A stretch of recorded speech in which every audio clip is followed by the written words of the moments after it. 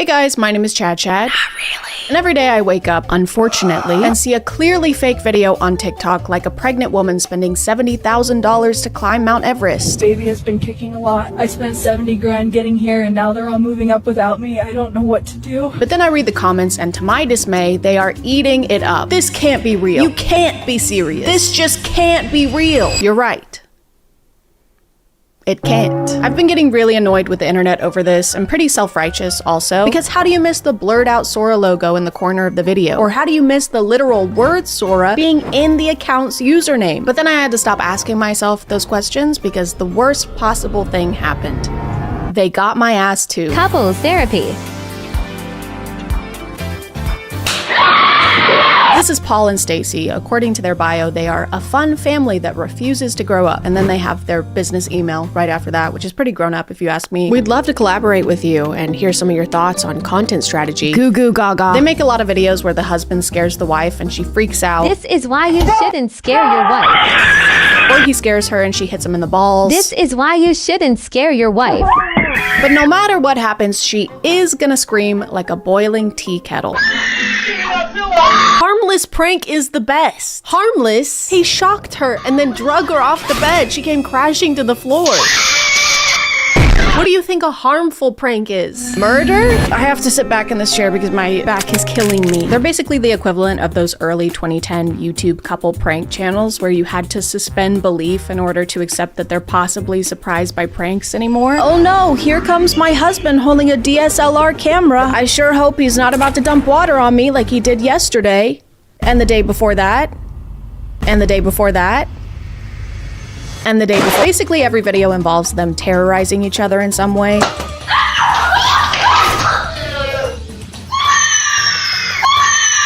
But these aren't the ones that got me, okay? The one that fooled me was this one.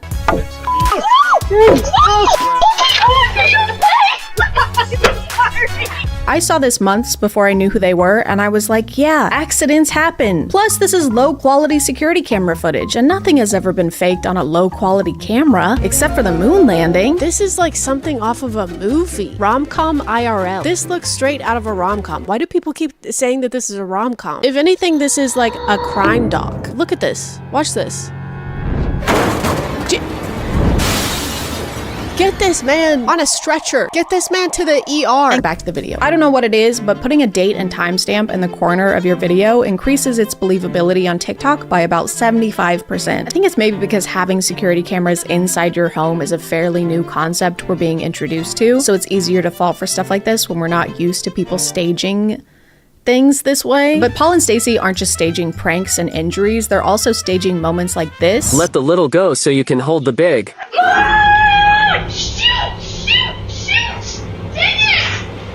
Aw man, I hate when the water I put on the pot to boil starts to boil in the pot full of water that I put on the stove to boil. Nothing's going my way today. I love everyone losing their minds over the spaghetti noodles getting cooked a little too much.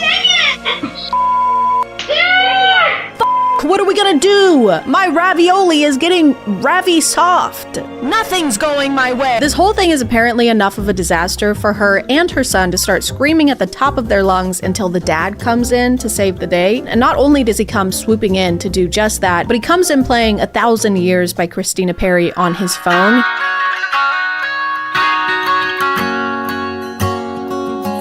He already had that playing. He already had that preloaded.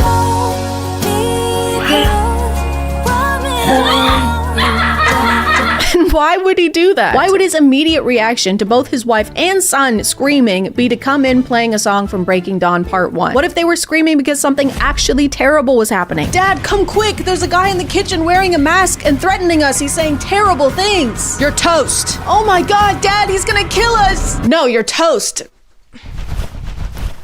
It's burning.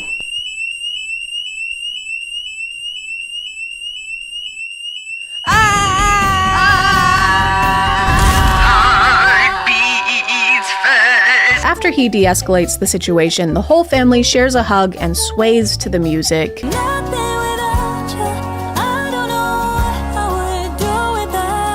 And this is so weird. It's so weird and so strange, especially since their kid is involved. One of their categories of videos is to just sit in the car and smash food into each other's faces while their kid sits in the back seat and fake laughs. And songs we all pretend to know. Right now it feels ordinary. Imagine being a kid and your parents are constantly making you act in TikTok videos where your role is yourself. A version of yourself that's having faux loving moments with your family. Not actual loving moments, but staged ones where there are millions of people and cameras watching you. Imagine how cool that would be. Dude, my life is like a movie because everything is scripted and there's not enough child labor laws in place to protect me.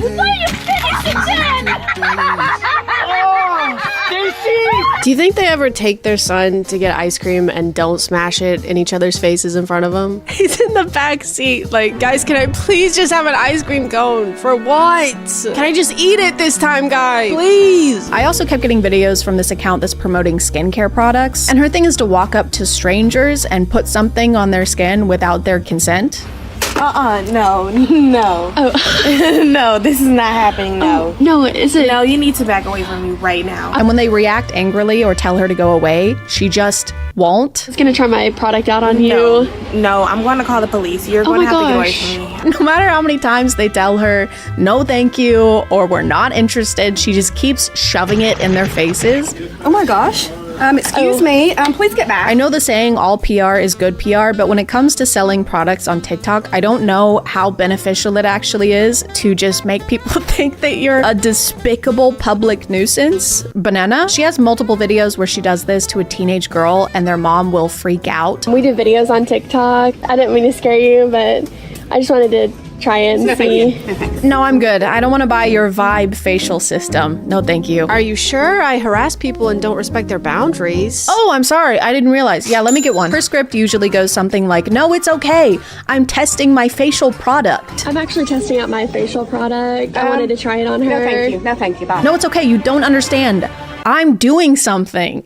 No, it's okay. Let me do something. I'm doing something. I'm in bed now because my back hurts, and I also started my period. And also, I'm gonna jump off a cliff. She'll also point out people's flaws so she can fix them. I'm sorry, you just have some acne on your face. That is my daughter. She has some acne. I'm sorry. So not only is she pretending to harass people, she's also insulting them. It's like pushy car salesman meets passive-aggressive mom. You want this car? No thanks. Are you sure? It looks like you've gained some weight. What does that have to do with anything? It's energy efficient, unlike you. You look tired. I'm just not wearing makeup. It's got a very spacious cabin, which you're gonna need. Mom. She also goes up to people and sticks this big ass mask on their face. Whoa. Oh my gosh. What are you doing? Oh my gosh. Which has this comically long cord and battery pack attached to it that's just swinging around, hitting everything. Try this. Put it on. Try it. Try it. It's for your face. It's hideous. This thing is called the Age Rewind Miracle Mask, and according to their website, it targets the appearance of fine lines. But if you don't believe it, check out their customer results. Clearly it worked for this real human woman. A, I love this product. A, I have never looked better. At least it's only $400 and sold out. And this part looks like a ball sack. Another kind of fake video I keep getting are these dumbass promos for No free promo. No free promo. There's this AI app that claims it can find your partner on dating apps using a picture of their face and their name. And the only promotion I ever see for it is through these undisclosed scripted promos that are just pure rage bait. Who are you? I'm Mike's wife. Who are you? Are you one of his Tinder dates? Can we not do this here? Like, Wait, you said you weren't married? Look, yeah, no, he's married, and we have 2 kids. guys, this is a nice place. Can we not? You have kids? Guys, please relax, okay? This is a nice place. That's why I'm wearing a faded Flash t-shirt and cargo shorts. They'll literally plaster the name and logo of the app all over the video, and somehow the comments are never talking about how it's an ad. This is a beautiful poster of your Tinder that you can go hang up in your new home, and you're gonna find a new place to go, and you're gonna hang this beautiful poster. Look at this beautiful poster. There's so many accounts that make these promos, but I get a lot from these two specifically. I think they're partners in real life, and they catch each other cheating every single day. What is this? It's your birthday present. See, I got you cheater cookies. I made those myself. And red flag cupcakes, since you're a walking red flag. Unwrap your present. Unwrap it. Oh man, I wonder what she got him. I sure hope it's a comically large screenshot of the No free promo app and logo Wow. printed out on poster board. And then on his account, he has a video where he gives her those same cookies because he also caught her cheating on him. Surprise. Do you love it? Because you're a cheater and a walking red flag. I mean, I don't understand what else. Open your birthday gift. Right now? Yes, open the gift. Oh man, I wonder what he got her. Oh my god. I just can't figure it out. I don't have no idea what it is. Is it a pony? Is it a puppy? Oh my goodness, look at that. On one hand, it's frustrating to see the comments eating this up, but on the other hand, it's mostly because people are concerned for her because they've made videos where she packs up their kids and leaves the house to try and escape him, or videos where he's being a total asshole to her. Ever since that moment, Excuse me? you've smelled like shit. Oh, so that must be why you made a Tinder then. Maybe some bullshit up. Maybe I made a Tinder because I don't want to be with somebody who smells like manure. There are a lot of videos that I'm not including because they're very triggering, including him yelling, throwing things, berating her. Actually crazy to stage this kind of stuff. Crazy in general, just to stage this. But to do it in order to promote an app that I'm assuming you're getting paid to promote, it's crazy. It's crazy and I hate it and you suck. Just wanted to say that on my webcam angle, that is not off-putting at all. So, You know, just faking a situation that countless women go through every single day so that they can get us to download this shitty ass dookie fart fuck app. And I know what you're thinking, guys. I can't believe an AI app doesn't care about having ethical marketing either. I'm just as shocked as you are. I also can't believe the sky is blue. But out of all of these, I feel like this account has both the highest production quality and the highest deception rate. They make these staged college classroom videos where a student or a professor is really pissed off. I have a PhD. That is a doctor. Thank you very much. Don't forget. Yes, sir. You have a 1.4 on Rate My Professor. I'm not even in this class. Now. I've been going around to the worst teachers' classrooms. This is my classroom. And helping you out. And you will never guess why they make these videos, ever. Not in a million years will you guess this. Ever, ever, ever. Never. Unless you guess that is to promote another fucking dookie shit ass fart fuck AI app. Then you'd be right. If you have a problem with my teaching style, you can leave. Are you kidding me? Because you can't teach and you are literally setting us up for failure. I have to turn to things like Save My GPA that will literally reteach me everything. I upload the entire textbook and then I have to use this, solely this. Because of you, I have to use this AI app that improves my learning efficiency. Here's what it looks like, by the way. Here's where you can download it and check it out. Also, here's my discount code. Use my code too while you're at it. They always stand up to the professor and hashtag own them by bringing up their Rate My Professor score. And the textbook is available at the bookstore and it's going to cost about $500. I have a question. I was just wondering, why do you have a 1.4 on Rate My Professor? Well, I'll tell you what, this is a weed out class. Okay? Dude, this is a weed out class? That's sick. Guys, get your weed out. No, the teacher said he's fine with it. I rarely see comments acknowledging that these are all ads, at least in the top comments anyway. But it also seems like they're not paying attention to the website plug at all. In fact, they're mostly talking about how these videos just prove that college is a scam. Dr. Democrat for sure. School's a scam. Drop out and start a business. Charlie Kirk was right. College is a scam. It's pretty funny to make an ad for a learning tool and everyone's response to be, learning is bad actually. Hey, check out this soft recyclable toilet paper. No thanks, I don't believe in all that. Recycling? No, wiping. After seeing how unchecked most of these videos go, I decided to run a few tests. I wanted to prove how easy it is to fool people online even if you're really bad at it. And barely trying. So I started faking things. Something your mom has never said to me, by the way. For my first stage video, I asked my friend Tom to pretend to be a complete stranger who's knocking on my hotel room door because he really, really has to take a shit. Like he really has to go really, really bad. Like he can barely hold it in. Oh, thank God. Hi. Hello. Do you mind if I use your restroom? I don't know. I'll be in and out, I promise.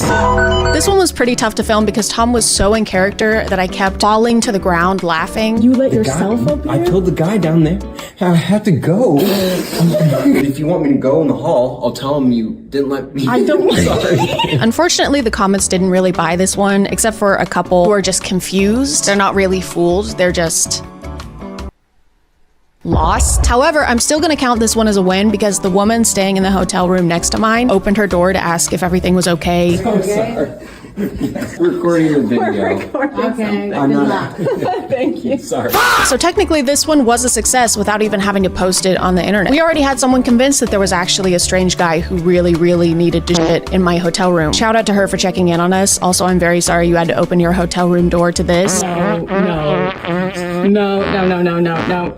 By the time I made my second video, I realized I wasn't gonna fool anybody unless I used the tried and true methods. So I put a date and timestamp on there to try and make it look like security camera footage. But I can't quite get my voice to do this. So instead, I just used an actual tea kettle. Oh no! No! Oh my god, I burned the water! I ruined the tea! I also don't have a son that I can use for content. A human son, anyway. Oh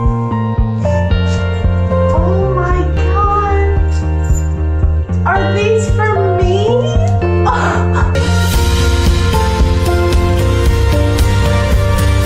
I'm also gonna count this one as a success because this person commented, I know it's not the point of the video and I'm not here to chastise, but wireless cameras in your home is a huge security risk. Your videos are saved and available to anyone via a data breach, and that's putting aside that the cameras. For my last one, I wanted to dip my toes into the classroom genre of staged content, which was gonna take a bit more effort, so I had a brainstorming session with my friends to figure all that out. I had also just finished watching the final season of Stranger Things, but that had little to no effect on anything. I don't understand. Could you say that again in English, please? If this is me and this is you, That's okay, me. This is the classroom. I need that later. No one. I don't understand. Are we in a classroom or are we not in a classroom? This is the classroom. Okay. I want this goddamn TikTok's heart on a platter. This is the only way. I think this might just be crazy enough to work. Let's do it.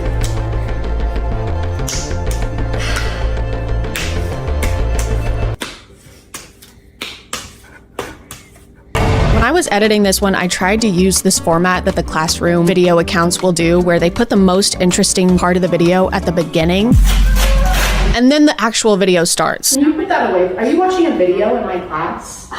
It's a ChadChad video. I have a PDH. Do you understand? You're not listening. None of us like you.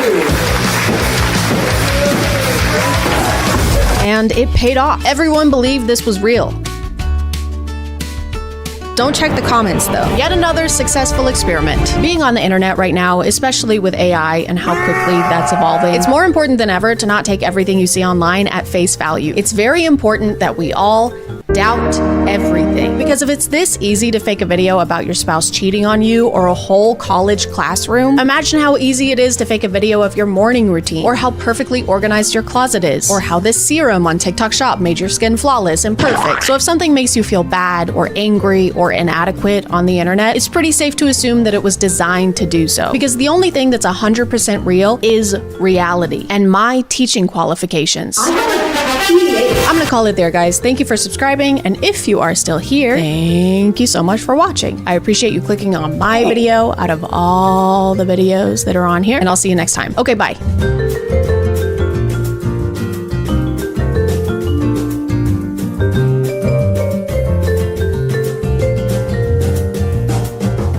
Hey guys, and welcome back to My name is ChadChad. Not really. And I found another really cool alpha podcast.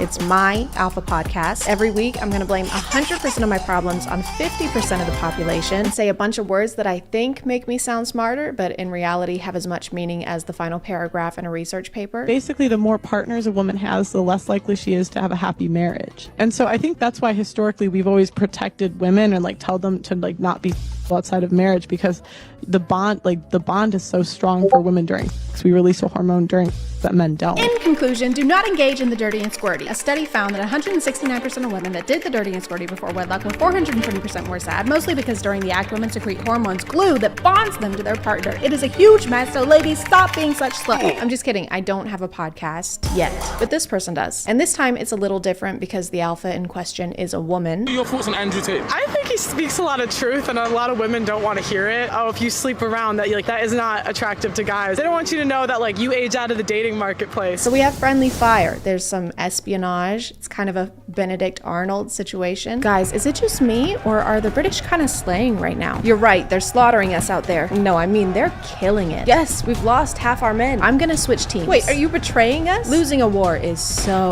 beta. I've been shot 5 times. I'm not gonna be on the same side as a bunch of soy boys.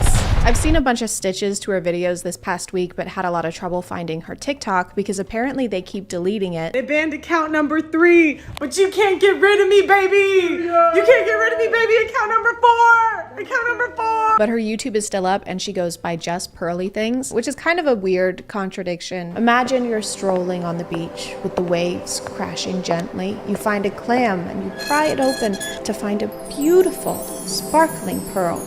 And then it starts spewing misogyny at you. You would look so much better if you smiled more. Don't be such a beach. The reason that I think feminism is a hate group is because oftentimes the things that they advocate for are at the cost of men. I saw a lot of people this week labeling her as a pick-me. And to everyone calling me a pick-me, I'd rather be a pick-me than a skip-me. So yeah. If you want to call me a pick-me, call me a pick-me. Bye. Which, if you don't know what that means, it's basically a woman who tries to separate herself and make it clear that she's not like other girls. Because other girls suck. They wear short skirts, I wear t-shirts. And then they say mean things to me, like you can't only wear t-shirts and your genitals are showing. Like, what?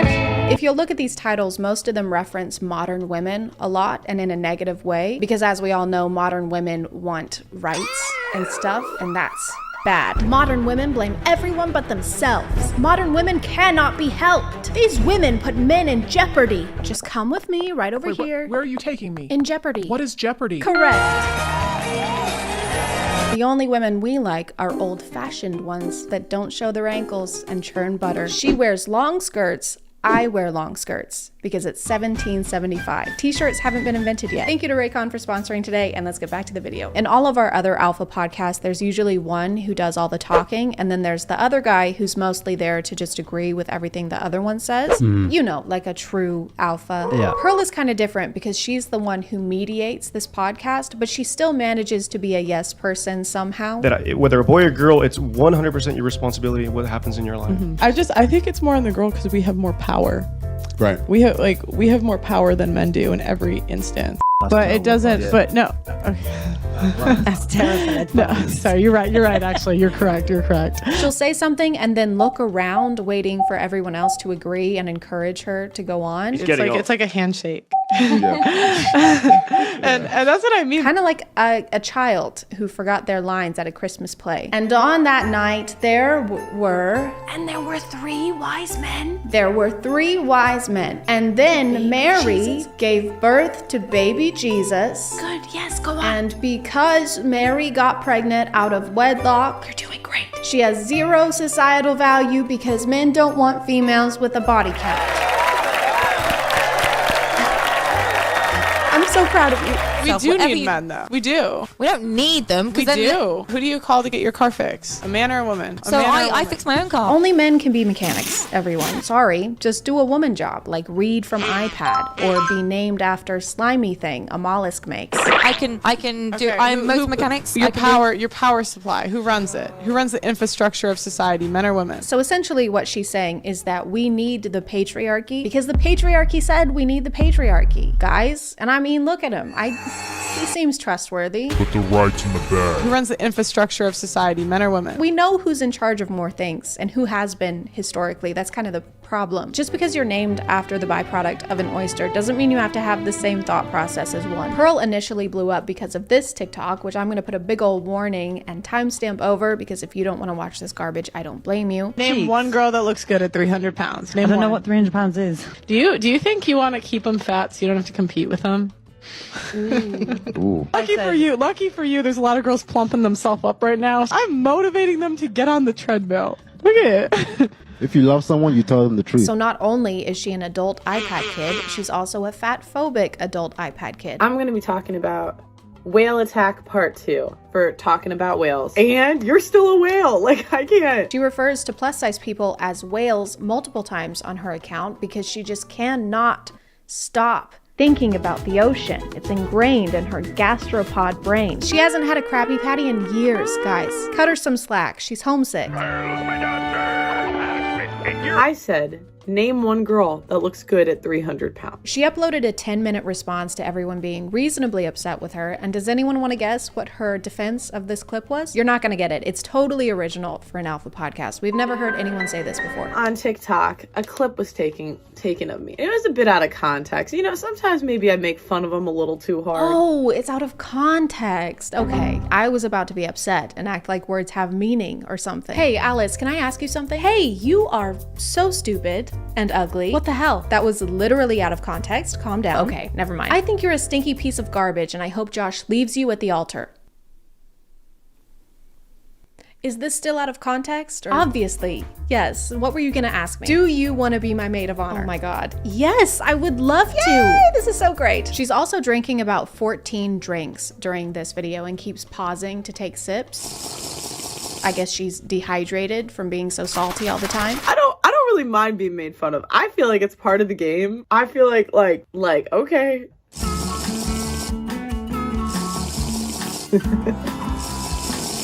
I don't know if they're supposed to make this seem like more of a casual little vlog, but it's not translating that way. I know you're all insulting me because I insulted you first, but I could not care less.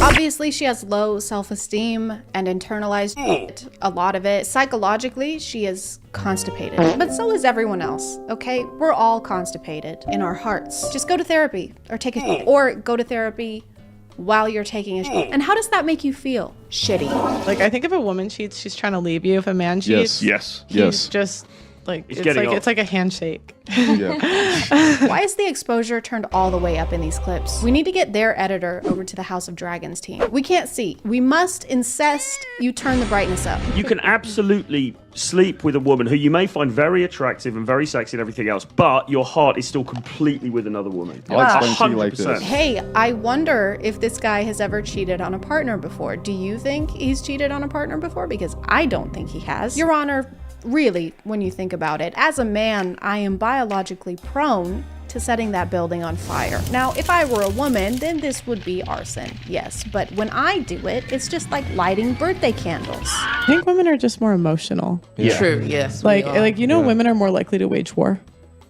To do what? To do what? To wage war. How are there statistics for things that haven't happened, Pearl? You can't just be like, well, I know this technically hasn't happened, but if it did, this is definitively how it would. Like percentage-wise. Like I know more men have because more men have been in power, but women are actually more likely to do it when they're in power. What percentages? You can't just scientifically back a hypothetical. Let's take your theory and apply it to this diagram here. So first, identify the problem, women, obviously. Number 2, collect data. This one's a little difficult because you don't fucking have any. And 3, create a hypothesis. So, do women start wars? Have women worn wars? Then will women wear wars? Like, I feel like a lot of problems would be solved if we got rid of birth control and social media. What do you think is the biggest challenge for women when it comes to social media and what they see on a daily basis? I think it inflates like women's ego.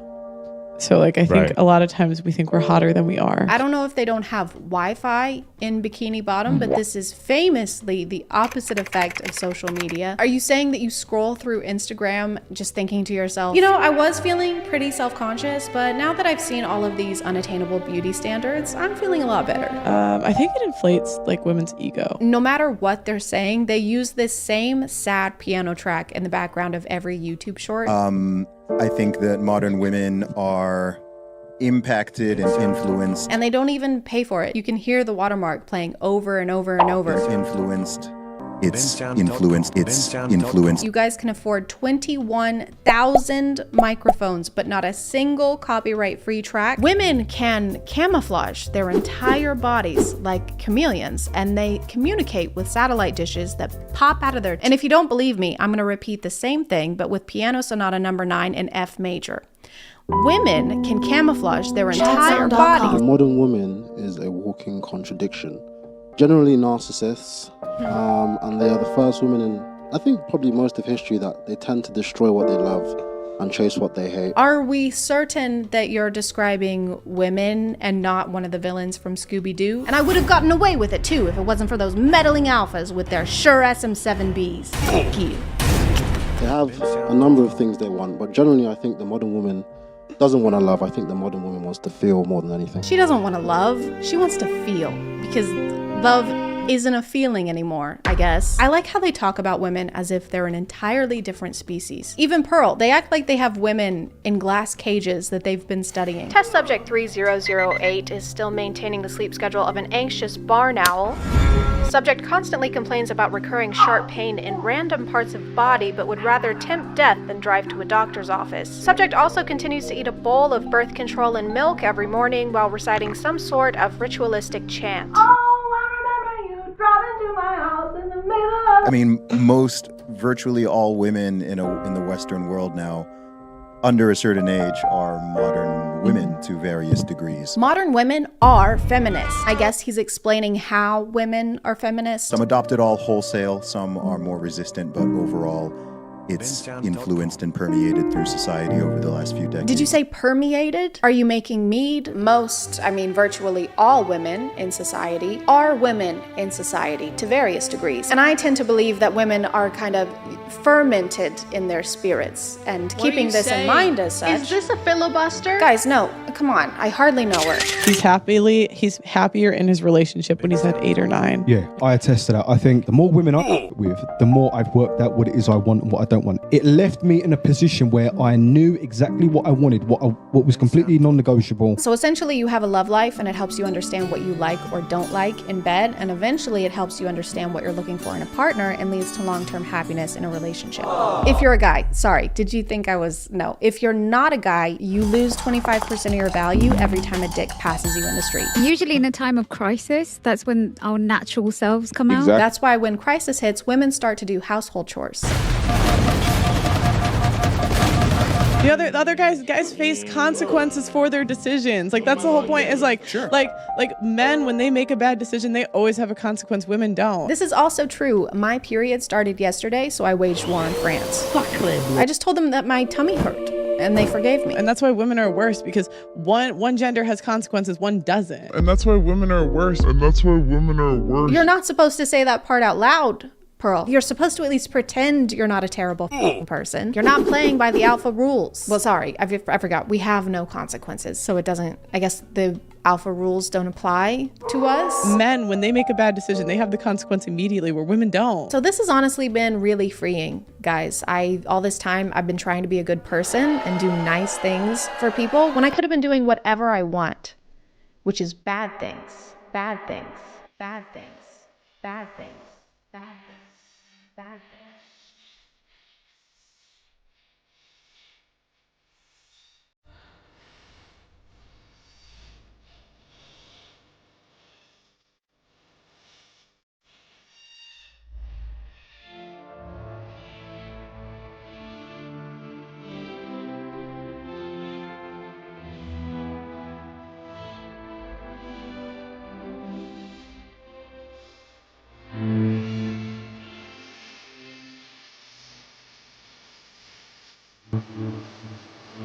I'm gonna call it there, guys. Thank you for subscribing, and if you are still here, thank you so much for watching. I appreciate you clicking on my video out of all the videos that are on here, and I'll see you next time. Okay, bye.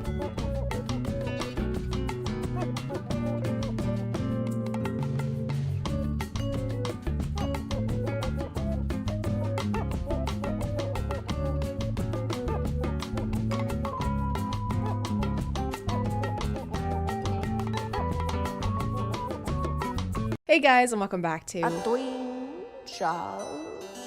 name is ChadChad. Not really. And I'm a girl. I know. I'm sorry. That's my bad. And a fact about me is that I don't poop balloons, so stop saying that I do, because I don't. And my favorite color is pink. Babe, Babe, I'm filming. I know that this has been a rough year for everyone. The doubloon economy is abysmal. Bones has been taking all of my doubloons and giving them to strangers on the internet. You have to stop, Bones. We have nothing to eat for dinner. Bones, we need those. It's almost December, which means that it's the month before the worst month for people with seasonal depression, and also that it's time for a new Girl Facts video. Yay! Yay! Seasonal depression. Yay! Last time we learned that girls want you to do sweet things like text first, hug them randomly, or take them on a dark, winding road with no escape and tell them that they have the prettiest skin you've ever done seen and that it would look so good in your collection. Just kidding. Sorry, you're supposed to hug them from behind randomly. I forgot. But still do the skin thing. I love it. 10 things women notice first. Eyes. Smile. Teeth. So a face, they notice a face first. Not really exclusive to girls, just kind of a social norm. It would be weird to look somewhere else on someone the first time you meet. Hey, it is so great to meet you. Your name was Judith? I'm sorry, you've got just the most beautiful set of kneecaps. They would look great in my collection. Also height, hands, style, scent. You just listed every part of someone that someone can have. It would have been easier to say what girls don't notice at first, like whether or not he washes his hands after using the bathroom, or his massive propensity for gaslighting. Hair, voice, sense of humor. Is this a girl fact or are we drawing a police sketch? Height, like an inch maybe? Hands, ball-ish, they're little balls. What was his voice like? He sounded like this. Is this him? That's him. That f***er took all my doubloons. Thank you to Intimina for sponsoring today, and let's get back to the video. When a girl ignores you or replies with K, you've hurt her. Girls don't like to text first because they feel annoying. I'm not sure why, but I guess there's just so many girl facts that we have to have 8 of them at the same time on one screen. This is not how you tell us things. Why can't you just do them one by one instead of throwing them all up there? Imagine if a doctor communicated this way. If a girl laughs too much, even at stupid things, she's lonely deep down inside. Girls are naturally better at detecting lies than boys. You know that guy that every creator uses with the machine and the beard and the sunny disposition? Kiss him goodbye. Turns out we don't need you. We need a girl. Is it all telepathic or do we still need wires? Is that why our bras have wires? And were you at home the evening of December 7th, 2017? Yes, I was. You're lying. Damn it! If she blocks you on all social media after a breakup, she doesn't hate you. She's trying to move on. You mean to tell me that when she blocked my number and every single one of my social media accounts and filed a restraining order against me that she wasn't trying to get me back? Totally misread that. What do you mean she doesn't hate you? I've never blocked someone and been thinking, I don't want to do this, but it's for the best. I just need time to heal and get over my everlasting love for this person. It's a lot more like, if I ever see this Snapchat story again, I will shit out my lungs and then shred them with a fucking cheese grater. Every girl's weakness is... Oh man. But it's gonna be a crazy weakness. It's a long wait. Oh, being kissed on the forehead. This is so stupid. I can think of at least 10 things that are more deadly than forehead kisses. Ricin, mercury, venomous snakes, non-venomous snakes, small snakes, big snakes, medium-sized snakes. Girl facts, they hate how everyone views them as hoes. What? Girls don't like that? Guess I gotta change my Hinge profile. This is confusing because it seems like it's trying to be helpful, but it seems more like an attack. It's very backhanded. Hey, don't call her a hoe. Yeah. Her name is Abby. Slutty Abby. Get it right. Stinky, slutty, disgusting, toenail chewing Abby. The reason they take a long time in the shower is because they have a whole routine they do in there. You mean like bathing? It's shampoo. They're not choreographing a cheer routine. Also, is it flooding in the background? Are you dancing in a flood?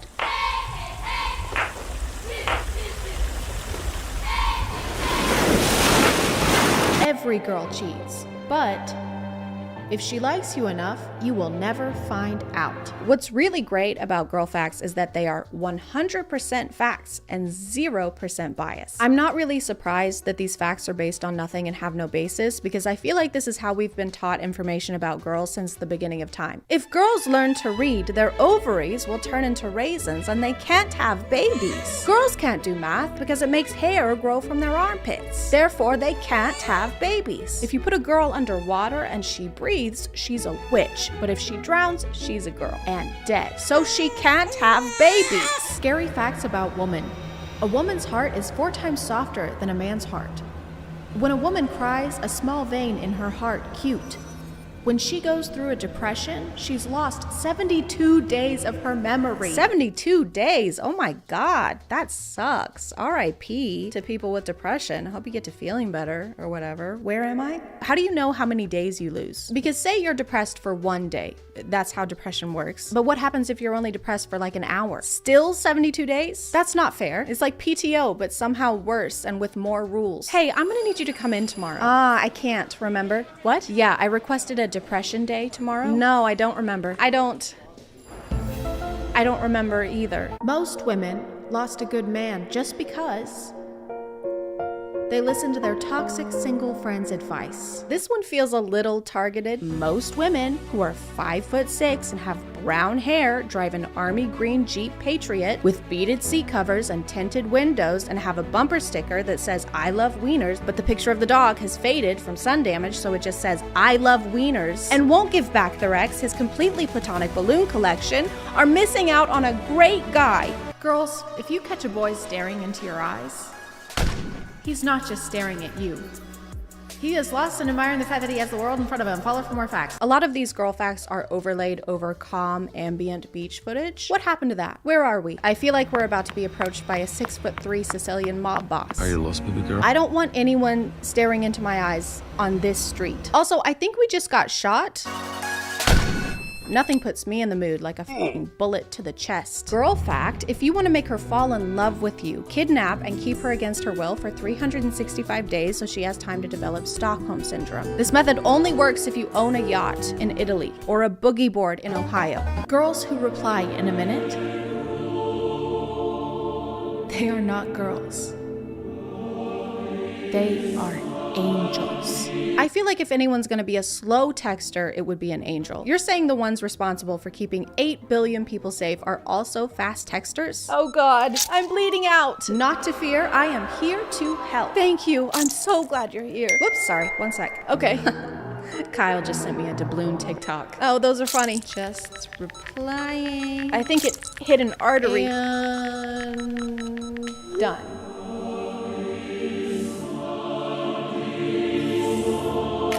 Girl code. Sorry, she isn't sorry. I'm sorry, she means it. Good night. Good night. Good night, she is annoyed. Oh, okay. Her heart is shattered. Okay, everything is good. Okay, something is really wrong. I'm fine. Definitely not fine. So if she says she's sorry, she isn't sorry. But if she says she's sorry, she is sorry. Write that down. These two are exactly the same text, but have different meanings. This is like if the dictionary only had one word in it, but every definition was different. Spelling bees would be a nightmare. Your glamorous is glamorous. Can I get the glamorous? A glamorous glamorous. The glamorous is glamorously. Okay. Ladies, you will appear instantly sexier to a man if you expose the skin of your neck in a subtle way. I can't tell if this was written by a vampire or a pilgrim. To attract the opposite sex, expose your neck skin. Then add salt, pepper, oregano, no garlic. If neck skin is arousing, does that mean that scarves are lingerie? Winter is coming, and so will your man when he sees you in our newest line of lingerie. Scarf me up. Get naked this holiday season with up to 50% off. Don't mistletoe these amazing discounts on large scarves, small scarves, medium-sized scarves, venomous scarves, non-venomous scarves. So far, none of these really make sense, but I think the issue is that we aren't actually at the peaceful beaches that are in the background of these. I think we actually have to be present to understand.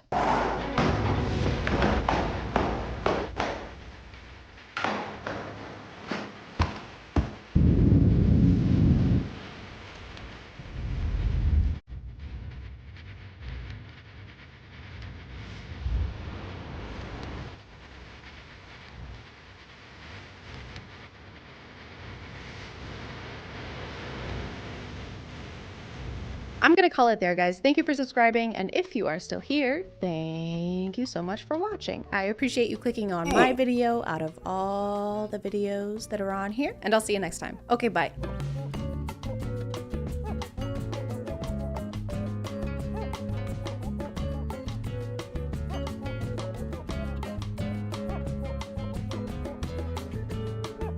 Hey guys, and welcome back to A Twinge of Cringe. My name is ChadChad. And one of the hardest things about being a Chad is that literally everyone wants to date me. You want to date me, your mom wants to date me, I want to date me. But that's too bad because your dating skills are only here and I'm a high level Chad all the way up here. It's okay though because I found a dude that can help you. And he has a TikTok account and a podcast. And if you don't know what that means, it means everything he says is true. What does it mean if a girl has no hookups in her Tinder bio? And the answer is it means absolutely jack. It's been a while since we watched this kind of content, so it's really important that we remember the alpha dating coach motto, which is don't listen to women and what they say they want. They don't know what they're talking about. Listen to men who are not in committed relationships and have more empty alcohol bottles than a Delta Chi house. Look at that, you almost finished your glass of wine. I am, yes. You'll have another one. Okay. Go. Another perfect. Okay, let's go. How do you script an interaction and it still be awkward? It's a good idea in general not to lunge at women. I couldn't tell if he was going in for a whisper or to perform one of those assassin neck crunch things. Another perfect. Okay, let's go. I don't get why they didn't just do another take where they're not interrupting each other. This doesn't really exude confidence. So looks like you're almost done with that wine. Oh yeah, I was just about to finish. I know where you can get more. Wine. Sorry, what? I said I can. I'm really sorry. The music is it's really loud. Do you want to go back to my place? I guess. Sure. I mean, I still can't. And that is how you get laid, fellas. Is he talking to us? What did he say? Who is that guy? I said that's how you get laid.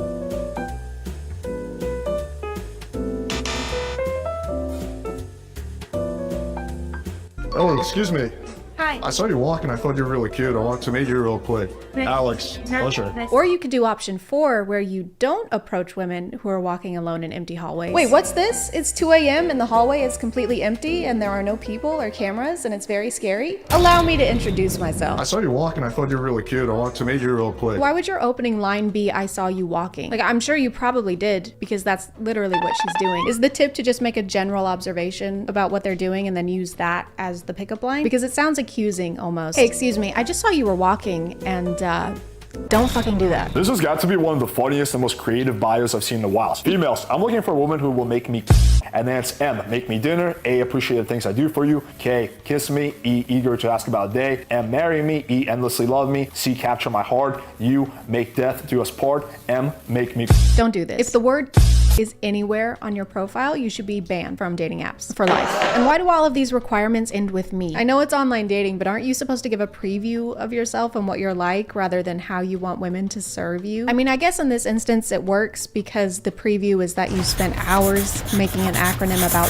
This is a pretty perfect bio. This is a perfect bio. How could we miss this, guys? The secret to getting ladies is talking about our It was right under our noses all this time. This is a dating and self-improvement channel, by the way. I have this really bad habit that I would like to get rid of. I see. Okay, what is it? Yeah, so I just can't stop talking about my Have you tried talking about your more? You're a genius. What can I say? You've come to the right place. How to playfully ask a girl that you're talking to from a dating app if she's actually overweight. So this is a text that's pretty funny. So talking to this chick, making logistics. Awesome. All your pics are headshots. You aren't a secret fatty, are you? Hold on, let me retitle this for you. How to be a fat phobic toll. Playfully. Now, that may sound a little crude, but it's also fairly amusing. Generally speaking, you get good reactions. Oh geez, now that's a question. Oh geez, now that's a question. So you wrote this. There's no way that you aren't chatting with yourself right now. I swear he just has 2 accounts where he can make these example conversations go down exactly how he wants in totally unrealistic ways. Because there's no way that this interaction ended with him getting her number. Sound a little crude, but it's also fairly amusing. Generally speaking, you get good reactions. Of course you will, because you're texting yourself. What to do if the girl doesn't drink? So my general go-to is to invite a girl straight to my place for a bottle of wine or to meet her at a bar nearby. And again, I'm not a big fan of drinking either. He's not a big fan of drinking. I'm not a big fan of drinking either. So in that situation, my approach is simple. I just say, okay, cool. Why don't we go for a walk first, and then afterwards you can come up for some tea, or you can just invite her straight for tea or coffee anyway. So it's basically the same thing, but you replace alcohol with something that she can have, like tea or coffee. Guys, if she doesn't drink alcohol, you should just like give her something else to drink. Maybe, I don't know. Subscribe for more tips on how to do obvious. So what should you do if you go on a date with a chick and she doesn't like chicken tenders? Now, I'm not a huge fan of chicken tenders myself, so what I usually do is offer her some steak. You could do grilled chicken, filet, I think is a meat, salmon, ground beef, turkey, salami. How long is this seminar? 2 hours. Hey, so what do you do for work? I work in finance. Oh, do you like it? It's okay, I guess. Have you been doing it for a while? Yeah. Oh, is it hard to get a job in finance? I mean, not really. Do you think I could do it? I mean, do you like finance? No, not really. I like how the bad example is him showing interest in her career. Don't ask questions. Questions make you look weak. I work for finance. Oh, cool. So you're like one of those badass Wall Street guys? You can say that, yes. Oh, cool. I'm a male stripper. So it's very similar to your job. You know, you take money off people, I take clothes off people. You don't want her to think you actually give a shit about her interests. Do this instead. Are you Leonardo DiCaprio? I guess you could say that. Well, I'm a male stripper. I teach men how to get laid on TikTok. Do you really? Are you? Why would I offer you? He moves so fast and it's too jarring. He also cups her ear, like squeezes her ear as part of his seduction. It's like he stuck his hand out there without thinking about it first. Oh God, why did I do this? Do I brush her hair? I could touch her cheek or Is it beta to show your emotions around women? So the red pillars say absolutely not. It's super beta, never show emotion. And you know, a lot of the feminists or blue pillars say, oh, women love a guy who's super sensitive, so of course. So fellas, alphas say that it's beta to show emotions in front of women, but women say that women don't mind it and they actually prefer men who can regulate their emotions. Who do we believe? I think again, the truth here is somewhere in the middle. You don't want to be the guy that's very emotional, that's always reacting to everything, that's kind of crying, or just comes off as anything resembling a little. Or we could stop acting like emotions are gendered and accept that some people are more emotional than others. Oh my God, Tyler, what's wrong? My mom just died in a house fire. No. I mean, why are you having a pink emotion right now? What? Crying is a pink girly emotion and you're a guy, so you're only allowed to have blue boy ones, like unbridled rage. Is that a Molotov cocktail in your hand?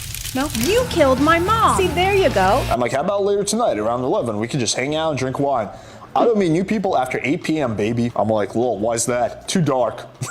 I'm like, you do realize they have lights, right? She doesn't mean there aren't fucking lights. She means going on dates with men that you don't know is scary and you have to meet in a public, well-lit, open space for your own safety. Is he just imagining a woman who doesn't know what lights are? Oh, Jesus Christ. Oh no, silly. I'm a light. Oh. And Jesus Christ. Talking to this girl, I'm like, what evenings are you free? She's like, this whole week coming up. I have job interviews, so probably the week after. I'm just really desperate with finding a job. Oh, good. Actually, according to a recent study, they found that the dirty and squirty increased the prospect chance of getting a job by 69%. Yeah, I've just been really struggling to find a job so I can like support myself, and it's been a really rough time. Yeah, anyway, do you want to bang? She's like, maybe we should have some. So you can see this text is pretty effective. It's not a Pokemon battle. This is a serious conversation between you and yourself. In this one, he's actually rating another guy's Tinder profile, so I'm sure he'll give him some good tips on how to be more appealing, but in a way that wouldn't be damaging to his self-esteem. This guy's gonna get a grand total of 0 matches.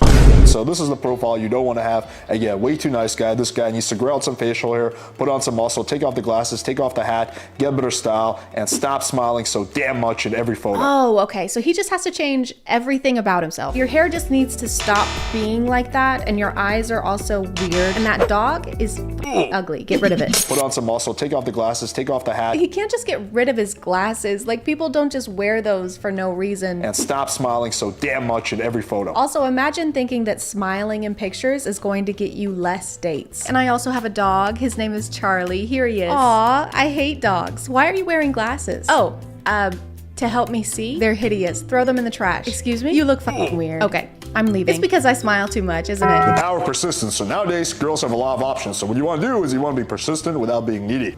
Say, cute, I almost don't want to ruin you. No response. Cute, I almost don't want to ruin you. Once again, no response. Okay, fine, ruin each other. No response. And a few days, a week later. So if someone, not just women, anyone, does not respond to 4 text messages over the span of several weeks, they definitely want you. They are so into you. You should keep texting them. He also has a YouTube channel where he invites triggered feminists to engage with him in very productive debates. I think you just said I was passive aggressive. You need to now tell me how you think I'm being passive aggressive. Like, just in that statement, like, your whole attitude is very passive aggressive. Like, you're not directly yelling at me or cursing at me, but it's very much, it's like a passive form of aggressiveness. I don't know how to put it plainly than that. Even though it's just a trap for him to be able to call women crazy and passive aggressive in the thumbnails and get more clicks. So I'm gonna be proactive and say I will not be participating in that. Thank you, even though it sounds very appealing. I mean, I think there's a reason the whole chat is saying, why is this chick being so passive aggressive? But I am a kind, gentle-hearted woman, and I want to make things easier for him. So we'll just skip that part, and I'll go straight to posing for his thumbnail.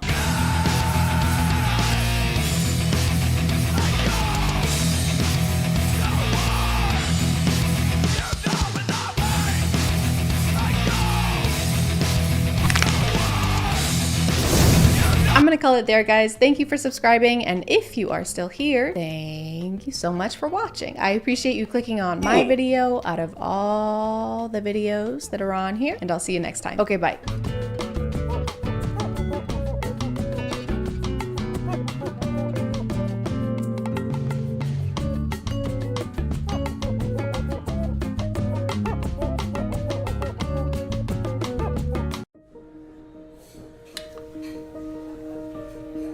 Here you are, sir. 1 macchiato, no espresso, no steamed milk, and no foam. Yes, great. Thank you. Excuse me? Excuse me. Yeah? Yeah, so you look really poor, and I'm not vibing with that, so could you hurry it up? I'm sorry. Yeah, it's really affecting me emotionally how without money you seem to be. Hey, don't talk to him like that. Why not? Because it's not right. Yes! Thank you. Because he could be super rich. Wait, what? No way. Look at him. Don't judge people based on appearance, okay? He may look like a stupid, disgusting, smelly, poor person, but he could actually be a billionaire. Oh my god, you're right. I'm so sorry, sir. You're a billionaire? Can I just have my drink, please? For more 10 for sponsoring this video. So I was right. Right? You're a billionaire? No, I'm not. I work in a lumber store down the street. Get out. I can't believe I was nice to you for no reason. Get out of my coffee shop. Go. Okay, Get out. all right. Get out. Leave. Going. You disgust us. Hey guys, and welcome back to My name is ChadChad. Not really. And listen, I know that Darman has been kind of exhausted as a commentary subject on YouTube. I think basically every bigger YouTuber has done a video on him at some point. For that reason, I've never really been interested in making a video on him, so I never got to watch his content for myself. You know, I missed out on that, and it made me really, really sad. So imagine my sweet relief when I learned that none other than Trisha Paytas would be replacing him.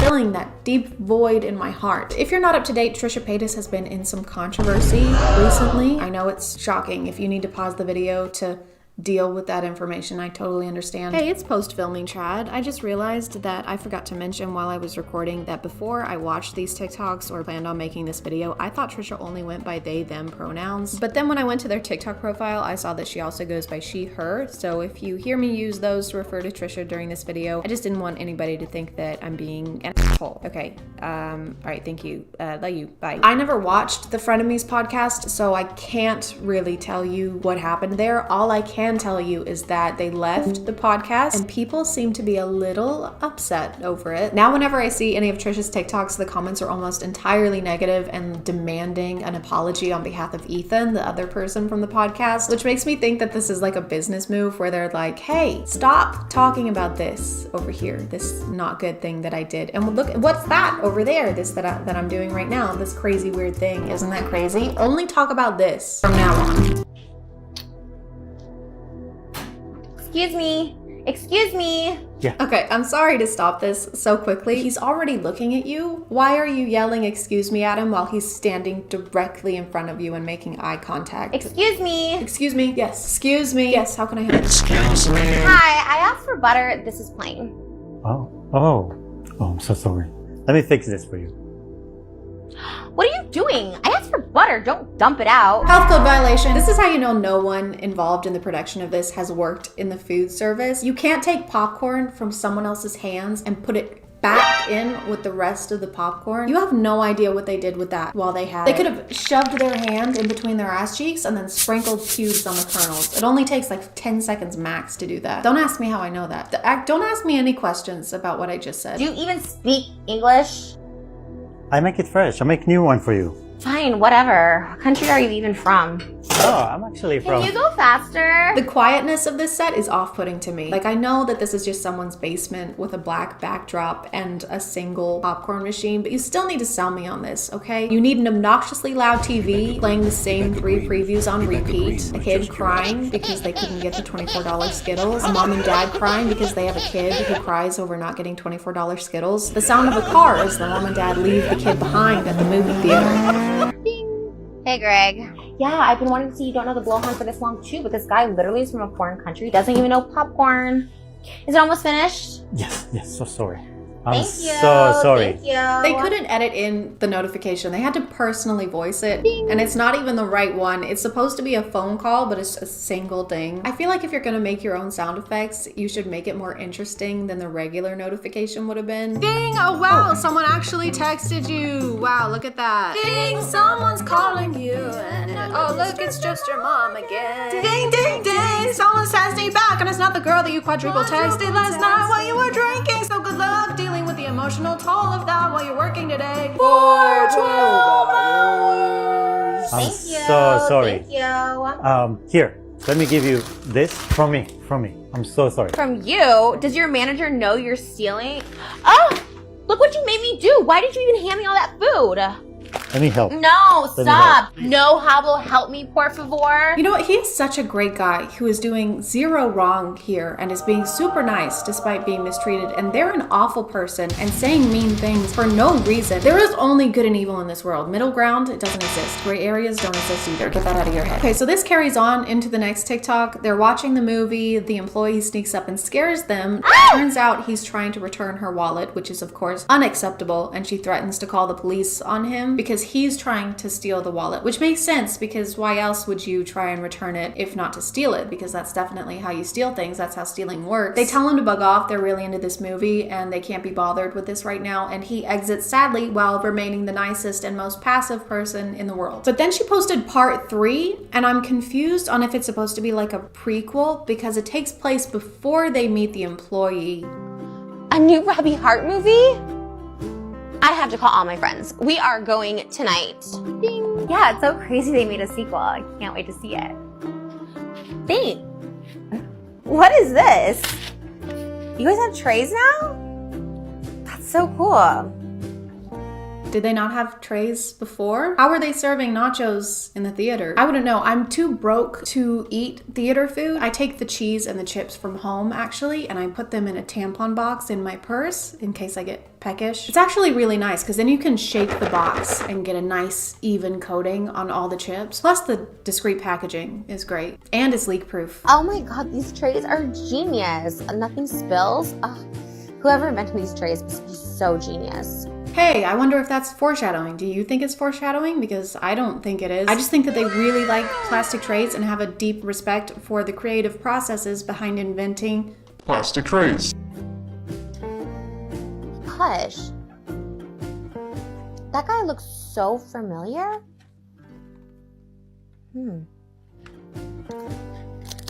I'm really confused. I thought that this was like a prequel. I thought this was before they went to the movie theater and berated the employee, but then she recognizes him on screen. So I guess that this is like a sequel to that movie and some time has passed. That is literally correct. I'm just stupid. Or this is before, like I said, and then this is just after they got the popcorn, were still hungry, went back, got nachos, came back, recognized the employee, sat down. Trisha, none of this would have happened if you just used my method for nachos. Then you would have already had them on hand. And I mean actually on your hand. It can get a little messy with that method, so be sure to stash napkins if you do this. God, the movie was so good. Wow, let me call you back. You look so familiar. This is gonna sound crazy, but you look just like the guy in the movie I just saw. Oh, let me guess. You don't know the Blowhunt too? Yes, it is you. Robbie Hart, he wanted somebody with authenticity. So when he came to my job, he saw me working there and he got me for this role. Work? You have a job? Well, you know, I just did it for research. Research on what? I just got these samples. You stole those. No, wait, I invented this. He needed to research by actually working at a movie theater so that he could invent plastic trays. He had to witness the atrocities of nacho cheese spills firsthand. There was no other way. One can't really describe that, you know? That feeling of nacho cheese spilling onto your favorite pair. I'm sorry. I'm sorry. I can't. You're gonna have to see for yourself. By working in a movie theater. I guess you must have made millions, huh? Yeah, but, you know, I donated. I wanted to help my country. What? Why would you? Oh, because you made millions doing the movie with Robbie Hart. Well, no, that was just for fun. This is the most thoughtful, kind-hearted person in the universe, okay? He invented something to keep us safe from the blight known as nacho cheese spills, and he acted in the world's greatest movie, pro bono, just to bring smiles to the little people like you and me. I wonder if he's still rich somehow, though. No. Impossible. So, how do you drive this car? Probably a lease. No, Mr. Radari is my dad. Mr. Radari, as in the inventor of Radari flying cars? So he's still rich. I can't believe Trisha would accidentally be mean to a rich person. I mean, if he had actually been a movie theater employee, I wouldn't give a shit. But he's rich, Trisha, so it's extra mean. Oh, God. Wait, do you want to go for a ride sometime? I can't hear you, what? Do you want to hang out sometime? Sorry, no English. Oh, shit. Burn, dude. If she had just been nicer to a stranger, she could be riding in a sick car right now. So the moral of this story, kids, is to treat people who you think have the potential to be rich with kindness, because it might benefit you financially in the future. Oh, and also people don't really work at movie theaters. They're just doing research. Or their parents left them there at 3 years old because they cried over Skittles. Unfortunately, that is the end of this series, but there was another one that they posted on their TikTok account that's since been deleted. Let me know if you liked this video and would possibly be interested in seeing one on those, because this was a fun kind of video to make. I didn't really have to use my brain at all, but I'm gonna call it there, guys. Thank you for subscribing, and if you are still here, thank you so much for watching. I appreciate you clicking on my video out of all the videos that are on here, and I'll see you next time. Okay, bye.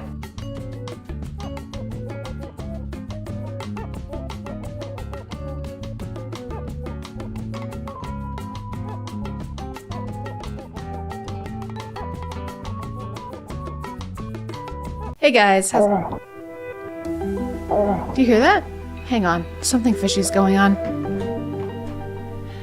Just a second.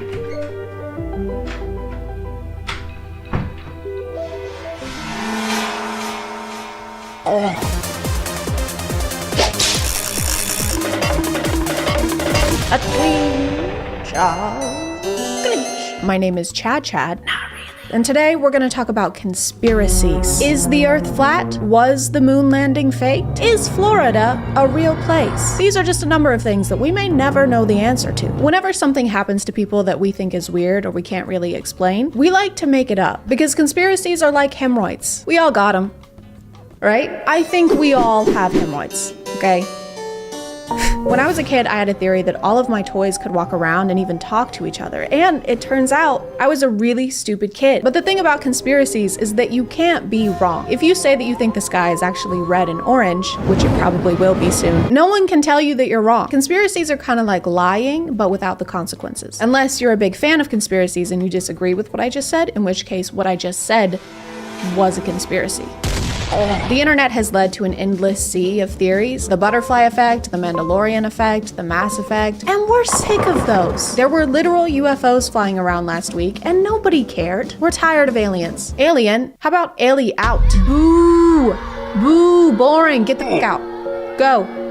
Leave. The best thing about TikTok and the worst thing about TikTok is that everyone has an opinion. So now that sea of theories, a conspiracy, if you will, has become a bigger, more confusing sea. I don't know if this is a conspiracy or not, but I heard there were a myriad of robots. The researchers were realizing that these things were getting way too smart. One of them somehow wasn't fully disabled, connects to a f***ing satellite, reassembles itself, starts telling its counterparts how to reassemble itself. The researchers come back in and these things killed all of them. They claimed like 15 or 20 lives before they were able to be dismantled and turned off by authorities, right? Have you guys heard of this new conspiracy? It's called something. It's Avengers Age of Ultron. I'm not sure why, but the person listening to this thinks it's hilarious. They claimed like 15 or 20 lives before they were able to be dismantled and turned off by authorities, right? It doesn't really match the tone of the story. And then the murderous robots burst through the door and slaughtered all of them. I know. The story always kills. Now that we've moved on from aliens, we finally have time to talk about more interesting things, like doors. If giants aren't real, who built this and why?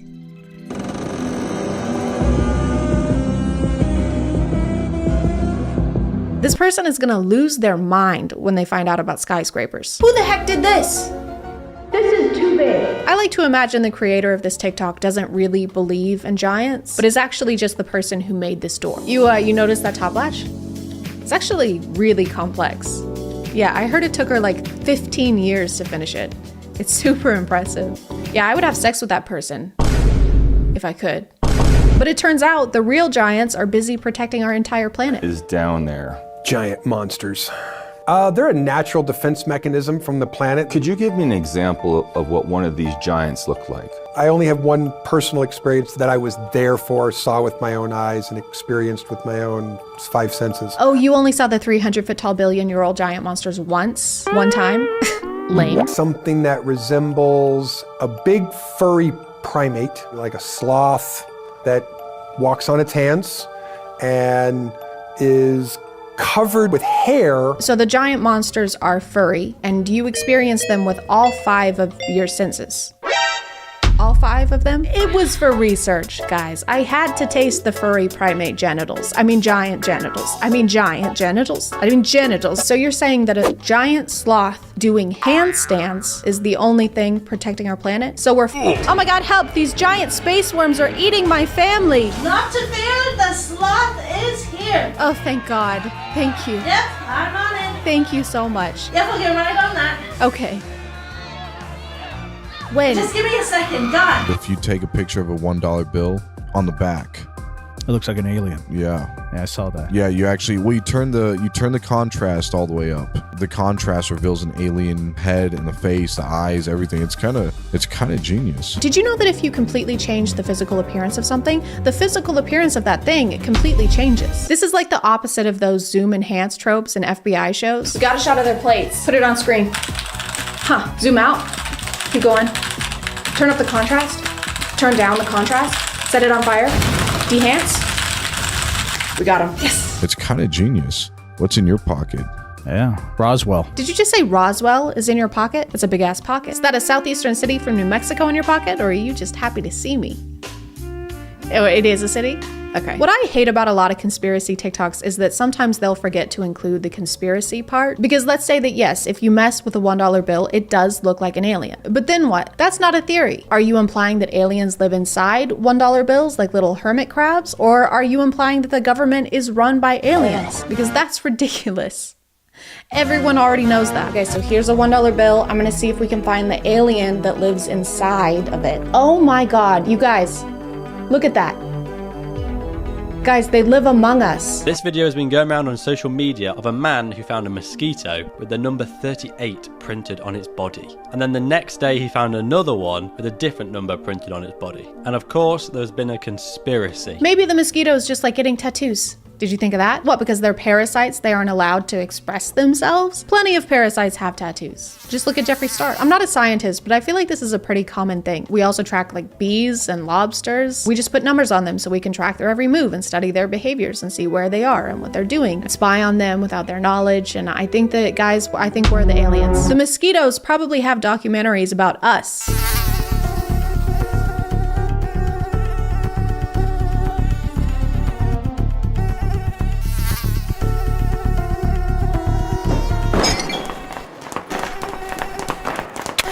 Y'all, I am freaking out right now. There's a lot of unexplained things going on in the ocean right now. Just watch this real quick for me. You get to Mars by going through the ocean. You can't get to the bottom of the ocean. I'm pretty sure that the ocean has a bottom. Because outer space is the ocean. Otherwise, how does the water stay there? If there was actually space underneath, then the gravity would suck all of the water out. The water would be gone. The ocean would be more like a notion. Now, there's a situation called the firmament. So we know that water is all around us. And it is said that this dome divided the sea into upper and lower sections. You can't cancel this out because they still haven't discovered 80% of the sea. Yes, I can. Call me algebra because I can cancel out whatever the fuck I want. I haven't discovered 80% of Pennsylvania, but that doesn't mean that it's a portal that'll take me to Mars. It just means I've never been to Pennsylvania. She goes on to say that deep sea fish are probably aliens since the ocean is space now. Keep up. And then cites the 2020 film Underwater as the basis for that. If y'all have ever watched this movie Underwater, They went too deep and found the creature that don't even look like it's supposed to be from this earth. But if you're trying to strengthen an argument, I don't know if referencing a Kristen Stewart movie is the best idea. And therefore, my witness is innocent on all counts. Stalking a 17-year-old? Innocent. Twilight 2008. Robbing a bank with 2 accomplices? Catch That Kid 2004. Consuming the blood of an innocent human? Breaking Dawn 2011. Also, Your Honor, she's a mosquito. Yeah, hi. And I still have malaria. Does anyone actually still watch the moon landing footage and think it's real? Okay, but whether you believe in the moon landing or not, you can do this to anything and then claim it's not real. You've made them look silly. Of course we don't believe them. Have you ever been to Pennsylvania? Yeah.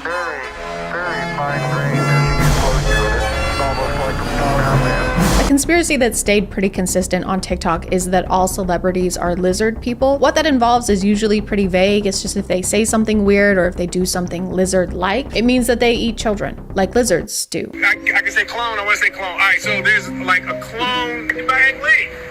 Right. When it comes out, let's get a selfie real quick. Let's hop in for a selfie. Of course, it's shown through the form of joking to make the average mind automatically assume it's a joke, even though it was never stated to be a joke or a lie. Reverse psychology. I don't think this is reverse psychology. Reverse psychology would be if Will Smith posted a TikTok like, "Hey guys, just want to let you know I am a reptilian shapeshifter. It's true. All of your theories are correct. I can control minds. Well, in fact, I'm doing it right now. Do not watch Gemini Man in theaters December 11th, 2019. That would be a terrible idea. In fact, I forbid you from seeing it. That is the worst thing you can do. If you leave your house on that day, you will die. I will kill you." These are disturbing facts about the Teletubbies. When I was little, I loved the Teletubbies, but looking back, it was pretty creepy. The giant sun in the sky that has a baby's face, and the fact that their mom is a vacuum cleaner, and there are some conspiracies that think that the baby sun in the sky is actually a demon. And that the mom vacuum cleaner is actually one of Satan's helpers. That part is true. My cat also thinks that the vacuum cleaner is Satan's helper. I don't understand why out of all the shows from the 90s, the Teletubbies is the one we're worried about. Why? Because they're 10 feet tall and have Furby eyes? Giant suits made out of felt was just the formula for shows in the 90s, like Barney the Purple Dinosaur, aka the world's first furry. And do you remember Big Bird? That was 1000% a demon. What if we have a giant bird with dead eyes and a gaping mouth teach kids about the US Census? It'll be fun. How many people live in your home? Have you heard about the dark conspiracy theory that surrounds the Teletubbies? Well, it's First piece of evidence is that they have a female voice that seems to come from the ground, always telling them what to do. Like, who the does she think she is? And what's underground? I don't think anyone who made a conspiracy TikTok about the Teletubbies actually watched an episode of the Teletubbies first. All they do is eat toast and pudding and splash around in puddles. And the demon voice in the pipe, when it comes out of the ground, it makes a continuous wet fart sound. What's that, Satan? You want me to eat breakfast foods and frolic around in a field of flowers with 3 of my closest friends? Satan, that sounds like shit. I actually did watch an episode of Teletubbies for this video, and it was kind of weird. It wasn't really how I remembered it being, but here, I'll just show you.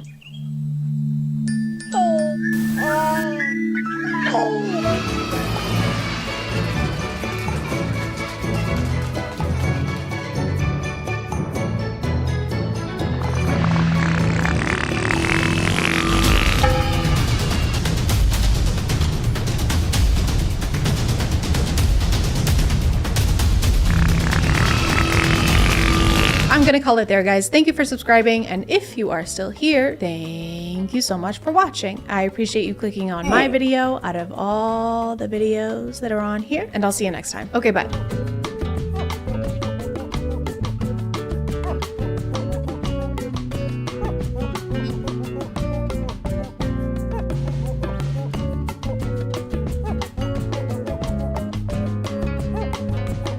Hey guys, and welcome back to My name is ChadChad. And I believe in aliens. I never decided that. There was never a specific moment where I was like, you know what? I do believe in aliens. I do! Because I've always just assumed that, you know, in the endless universe, there are probably other places that can also support life. Like, there are a lot of ants in the world, but each ant probably thinks that their anthill is the only anthill in the world, but that's only because they haven't invented space travel yet. I've never met anyone who claimed to be abducted by aliens or who claims to have had some kind of extraterrestrial encounter. But I like to think that I'm an open-minded person and that I would hear them out, which is why today we're talking about Demi Lovato. Demi Lovato is a pretty well-known singer and was in a lot of Disney movies / TV shows. You've probably heard of them before, so I'm not gonna dive too deep into their history. But there was a certain clip that caught my attention the other day. So I woke up in my room and there was like 3 beings. And they were like, do you want to see your planet? And I was like, oh, sorry. Sorry. You were like, hell yeah. I was like, hell yeah, let's go.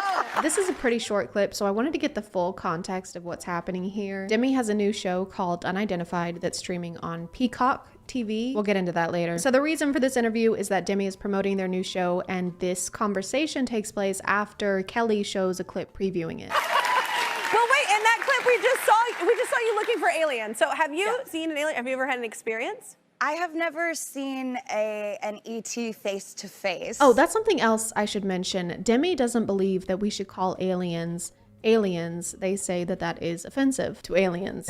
Sorry, aliens. Sorry, aliens. Sorry. Demi Lovato has said referring to extraterrestrials as aliens is derogatory, and the word should no longer be used for potential otherworldly visitors. Speaking to E! News, Lovato explained their reasoning while responding to Span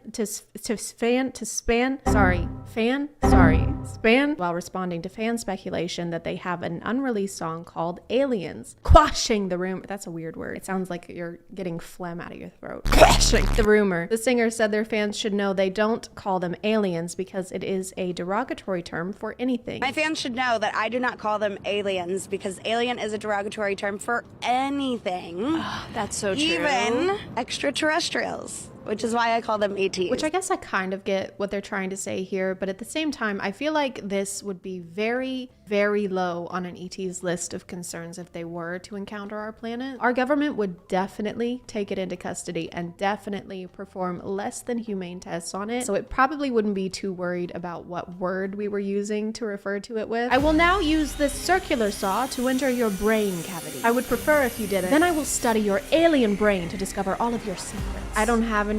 Excuse me, what did you call me? I'd say this is a case of let's cross that bridge when we get there, but the bridge isn't even built yet. The bridge isn't even under construction. The bridge is still in the daddy bridge's ball sack. Okay, we don't need to be worried about this yet. Yeah. I had a night where I was dreaming, and I say dreaming very loosely because I don't really know what happened. So see, this is why I wanted to watch the full clip, because the TikTok that the Kelly Clarkson show posted, which got 3.2 million views, mind you, doesn't include the part where they say that this is dreaming, I think is what they're saying this was. So that kind of seems irresponsible to just post this without that context, because the comments are absolutely roasting the shit out of Demi, saying that they're on drugs, saying that they've completely lost their mind. I don't know if it was intentional or unconscious, but if I was Demi and the show that I did an interview for clipped something in a way that made me seem crazy, I would probably have a heart attack.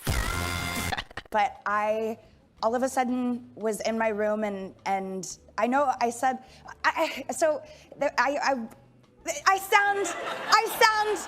like this is gonna sound so out there, but just bear with me. So I woke up in my room. They even cut out the part where Demi acknowledges how strange this sounds. Who is running this TikTok account? Joe Jonas? Joe, is that you? So I woke up in my room and there was like 3 beings. Us to the 3 beings? Okay, corporations, you need to stop, all right? We get it. You're hip with the young whippersnappers. You know what this means. I actually think the only time I ever see this used anymore is by corporate accounts. So now it's getting kind of like corporate Twitter, trying desperately to seem relatable. That moment when your mom says no more video games. When your mom buys our chips that inflame your stomach lining. Bernard, you are 98 years old. Please retire. I'll stop working when I'm dead. Your left eye fell out again. Yeah. Are you gonna go home now?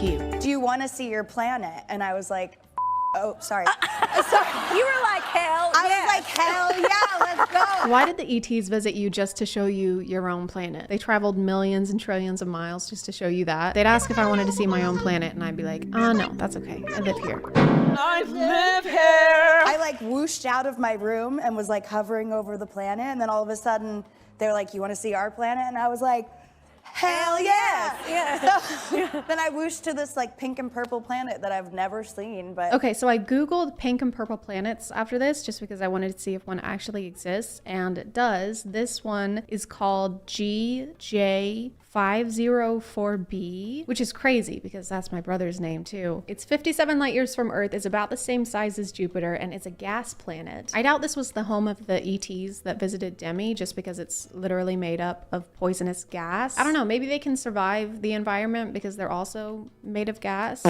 like my brother. That's basically the end of the interesting part of this interview, but I wanted to check out the show if I could. It came out the end of September. I had this crazy experience that happened to me in Joshua Tree. Jesus Christ, why is the like ratio so bad? Can someone tell me what I'm missing? I don't remember. Like, why is Demi so disliked? Did they do something? Demi Lovato has apologized after starting a public feud with the Big Chill, a frozen yogurt shop in Los Angeles. Oh. It was the froyo. It was this bright light. It kind of moved in like these weird ways that a plane wouldn't move. I hate to be this person, but this doesn't look real. See how the stars keep moving after the camera stops moving? It just looks strange. Anyway, I'm sorry. I said I was gonna try and have an open mind, and I've been shitting on everything in this video. My goal is to find out what really happened. That looks like a gnat. That looks like a bird.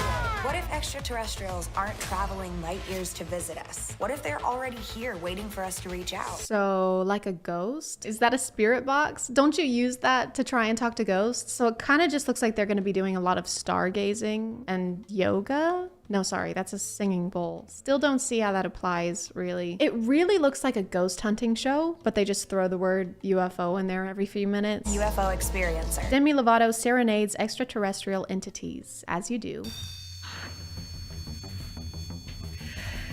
Carmen?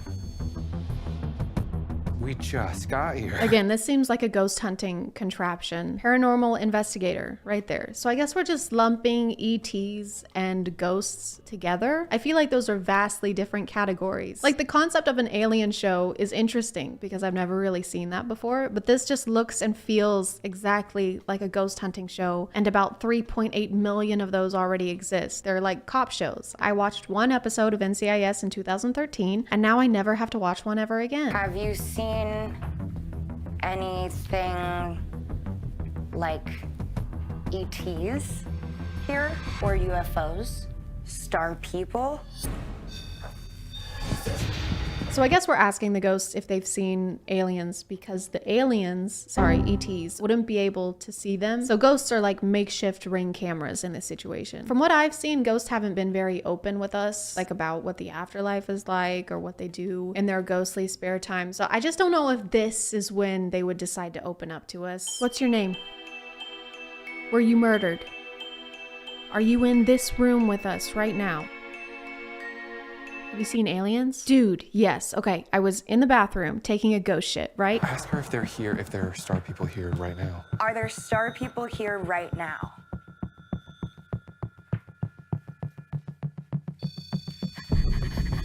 They probably explain this in the full episode, but I'm trying to figure out what kind of equipment this is. This article just ominously calls it the radio, but it looks like it might be some kind of proximity detector based off of my extensive research on Google Images, which would mean that every time this goes off, it's just because the ghost is stepping closer to them and then stepping back. Are there any star people here right now? Are you a star people? Carmen, are you a star person?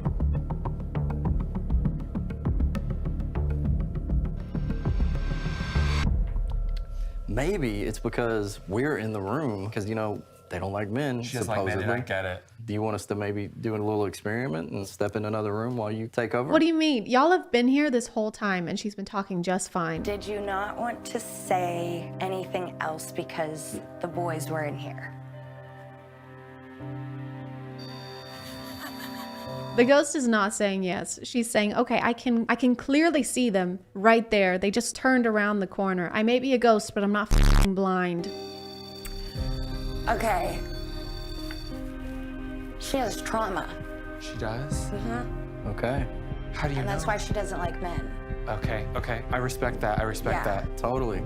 What are these reactions? Can you imagine like going on a third date with someone and you open up about your trauma and they're like, okay, I respect that. I respect that. I do. Are you gonna pick up the check? I mean, I'm so sorry about that. I mean, that sucks, dude, but I don't get paid until Friday. Maybe if you sing a song as an offering, we could come back in the room. Oh, yeah. Okay. If I sing you a song, can my friends come back in the room? Okay, now y'all are just making up rules as you go. This is like trying to watch third graders play a game of tag. There you go. What the fuck is that? Is that a knife? Call the police, we're witnessing assault. Demi proceeds to sing Skyscraper to an extraterrestrial ghost. They didn't really specify. And then bam, there's actually what appears to be another man in the doorway over there. So the singing transaction they just did is null and void. I personally would not watch this show. Based on the preview and the clips that I've seen, I would rate it a ghost shit out of 10. It seems very over exaggerated and kind of cliche. I guess the audience would be Demi fans. I don't really know who else it would appeal to. If you're wondering why there's no green screen edits in this video, it's because I ordered a new one because my current one is ass. I'm really trying to exert the least amount of energy possible into filming, kind of like the producers of this show. I'm gonna call it there, guys. Thank you for subscribing, and if you are still here, thank you so much for watching. I appreciate you clicking on my video out of all the videos that are on here, and I'll see you next time. Okay, bye.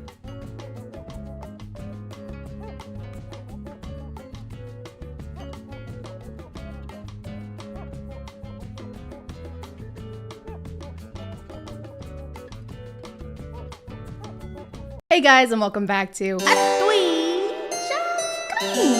My name is ChadChad.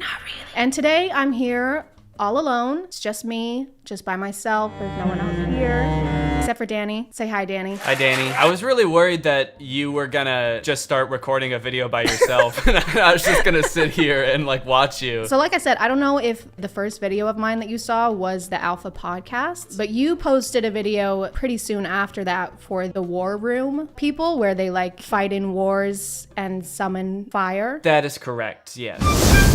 So I figured you would probably need a refresher. I found this account for you. They just post inspirational quotes and like rules for alphas like ourselves. Did you say like ourselves? Like ourselves, yes. Oh.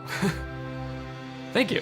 It's gonna sound silly, it might be hard to believe, but nobody's ever called me an alpha male before. I'm more of the alpha than you. Okay. Here's where my alpha is, and then here's where your alpha level is. That's why we need to watch these. You might get on the same level as me. I doubt it. Thank you to Raycon for sponsoring today, and let's get back to the video. Can a woman help you become a millionaire? Yes, only if you are a billionaire. I like that this was tweeted on Twitter for iPad. He was just like on his stomach with his feet swinging behind him. Can a woman make you money? The answer is no. Money and girlfriend do not go together. Either you make money or make a girlfriend. Either you make money or you go outside with a shovel, you dig up some dirt and just kind of sculpt it into a female. Just like all night, just bent over the bench with the air dry clay and like the Play-Doh toys where you squeeze it through the top. Just like the hair comes through the holes. Ah, she's beautiful. Listen close, baby girl. I may look like a gentleman, but you don't want to see the beast that lives inside me. I like to think that they have shoot days for these, like dedicated shoot days, and they bring multiple outfit changes, situate their glasses. Listen close, baby girl. I may look like a gentleman, but you don't want to see the beast that lives inside me. A well-dressed man is always better than a shirtless man. And then there's a man becoming shirtless in the background. And that's why I don't take off my shirt during sex. I don't take off my clothes when I shower. Wear my jorts, and my jandals. And my jen glasses. Why is he standing like that? His posture is like... This is filmed on the iPad. Gotta like. That's right. The iPad is like falling, so he's like falling with it. So this is the guy that you don't be like this guy. This is the bad alpha. Bad alpha. No iPad for a week. Back in your cave. I failed to maintain a relationship because I don't know the art of lying. Lying. Lying. I think you should have just tweeted the first line of this tweet. I failed to maintain a relationship. Hey guys, just failed to maintain another relationship. Hey, what's up? My standards, bye. I was hoping that he was gonna speed up at the end, because that would make more sense. My standards, bye. What? How did you get so fast? You must have bought a lot of crypto. You can flirt with my women. If she flirt back, she is now yours. Just letting you know, you can take my girlfriend away from me in the blink of an eye. If she even speaks a single word to you, take her. That is how ownership works, because you know women are, you can own them. She spent my entire jean outfit budget on other things. She spent all my Johnny on McDonald's. Girl, you are like a coin. Aw, valuable? Nope.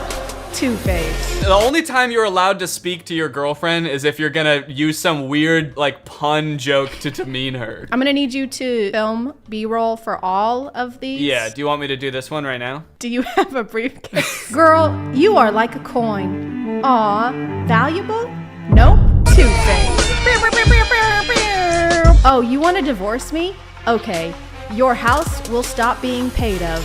Your car will get repoed and your credit cards will start getting declined. And so your only option at this point is to develop Stockholm Syndrome. Oh, you want to divorce me? That's not an option, babe. Because you're gonna die. He like needs to make a mold of you before you're legally allowed to leave so he can recreate you. Yeah, wait, at least give me time to make another girlfriend. Let me scan you with my iPad. Oh, so you want the nice guy now because he became successful? Sorry, honey, but you rejected him a long time ago. Are we meant to believe that the person tweeting this considers himself a nice guy? We are, yeah. I don't think that it's very alpha to refer to yourself as a nice guy. So I think that this might be an imposter. We should be wary. Who stole the alpha male's iPad? Emergency meeting. Who the fuck stole my iPad? Give it back. Going to a for love is like going to a library for workout. Why does he speed off in the background? Like, watch how he speeds off. I gotta go. I gotta take a shit. And I'm leaving. What are all these videos of guys just like looking into the camera and like buttoning one button of a tuxedo jacket? Nothing says like, I don't care about other people's validation quite like posting videos like this on social media. Do you guys like this outfit? Do you like this shirt? My Joe tie? My Jotch. Jotch? Watch. Jean watch. I was thinking Jean crotch. My genus. My genitalia. My genitalia. Oh, this dude's got a Jean dick. Am I in a relationship? Nope.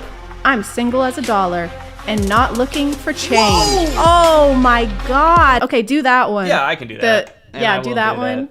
Make sure you get the push-up where all of their limbs stop touching the ground at the same time. I'll do that. So go ahead and read what you were reading. Am I in a relationship? Nope. I'm single as a dollar and not looking for change. I put my whole juicy in that one. I think I'm actually a little bit more alpha than when we started even. That leveled you up at least 3 alpha levels. So go ahead and pat yourself on the jack. We should love, not fall in love. Because everything that falls get broken. Kind of like how you broke all of your ribs. What do you mean? I'm fine. The second half of this video is just me calling you an ambulance. Yeah. I'm just gonna put you edited into an ambulance in the thumbnail. Take like a screen grab of me like in midair doing that. In midair.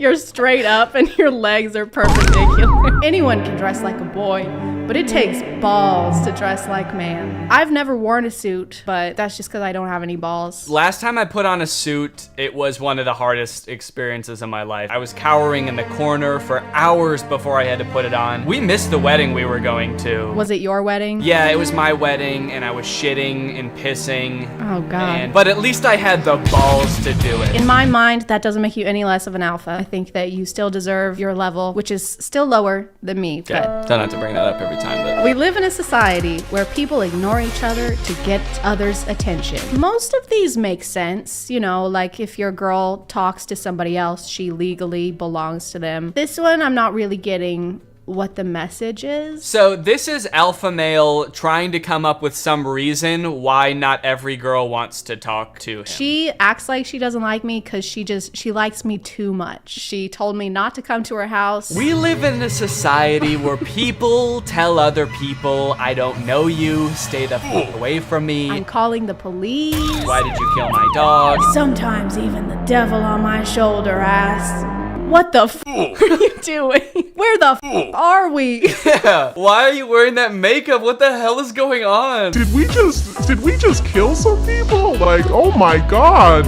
Women always says, the divorce was not my fault. Are you specifically talking about the women that have divorced you? Because in that case, I think I'd agree with that. He's been divorced 18 times. Yeah. They always say, all these women, they're like, oh, it wasn't my fault. And all I did was work 24/7 and I never talked to them. How could it be my fault? I've never spoken to her. The most dangerous creation of any society is the man who has nothing to lose. I don't know. This is starting to sound less fun to me, being an alpha. I don't know if I want to reach peak. Yeah, I'm starting to feel honestly threatened. There was like the one about like, you do not want to know the beast inside me and be careful when I get quiet. And now he's like, hey, just, you know, I'm the most dangerous person in existence. What wisdom would we instill to the public as far as reaching our level of alpha? All right, picture this. All right, we fade in on a black and white video of a man in a tuxedo. He looks absolutely jacked. He's spinning around. Over the video is text that says, I pooped, I farted, I'm so scared, I'm gonna kill somebody. If you're here, you definitely know who Danny is, which is Jort's channel. If you want to go ahead and send me money, that would be cool too. I'll put Danny's Cash App somewhere on the screen. So send Danny money for the ambulance so that he can fix his arms. And in the meantime, thank you so much for watching. I appreciate you clicking on my video out of all the videos that are on here. And I'll see you next time. Bye.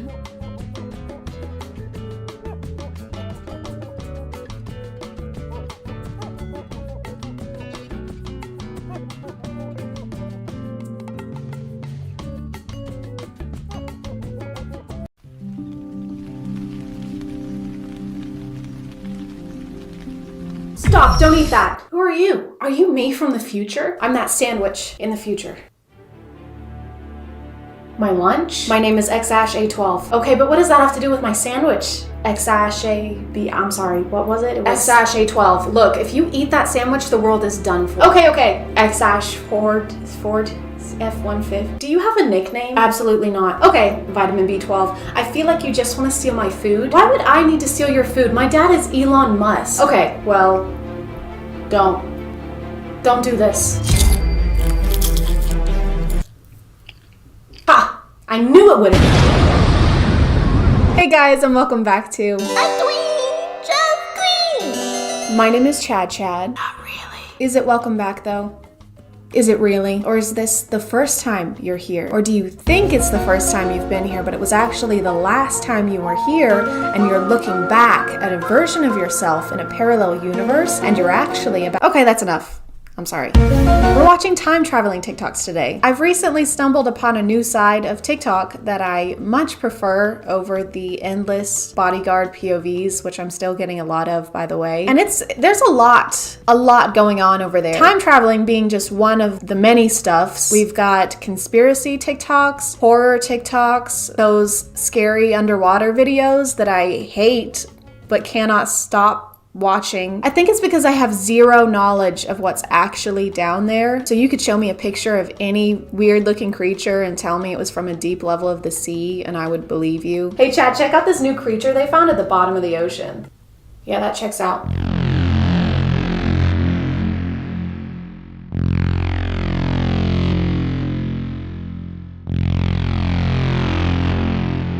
May 27th, 2021. Well, it was a Thursday, so that's pretty big. No, wait, they were right. They were right. It was National Great Popsicle Day. Damn it. I missed it. That gives you a pretty decent idea of what these TikToks are, though. It's a faceless creator, usually, making these really bold claims, trying to convince people that they're time travelers, which kind of reminds me of that person around March of last year who made that TikTok claiming to be psychic and saying that we were going to have a vaccine by April and everything was going to be back to normal in a couple months. And it's so funny to me because now she's just making like TikTok dances. How do you come back from that? Like nothing ever happened. Oh yes, I can see it now. You're gonna die tomorrow. What? How? I'm seeing a boat or a car or a heart attack. 2 days later. Hey, you said I was gonna die yesterday. No. I spent all my savings and I gave my house to my brother, and he's a dick. He's not gonna give it back.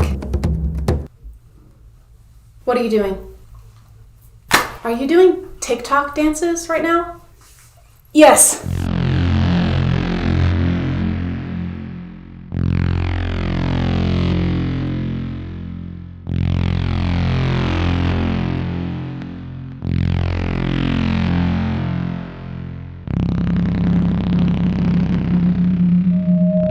Okay, so far this is just the plot of Chosen Ones by Veronica Roth, the one who wrote Divergent. I really hope when the world ends it's not structured like a Veronica Roth novel. The world is in shambles, and I'm the only one who can fix it. I'm a normal, everyday girl who's gonna be played by a stunning, flawless actress. I'm not like everyone else. I'm weird. I'm a weirdo. I don't fit in.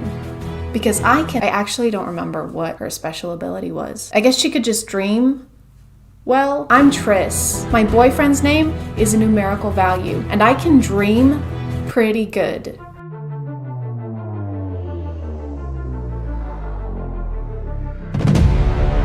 Jesus, Serene Coin and aliens within 2 years? I wonder what's next. I bet it's gonna be awful.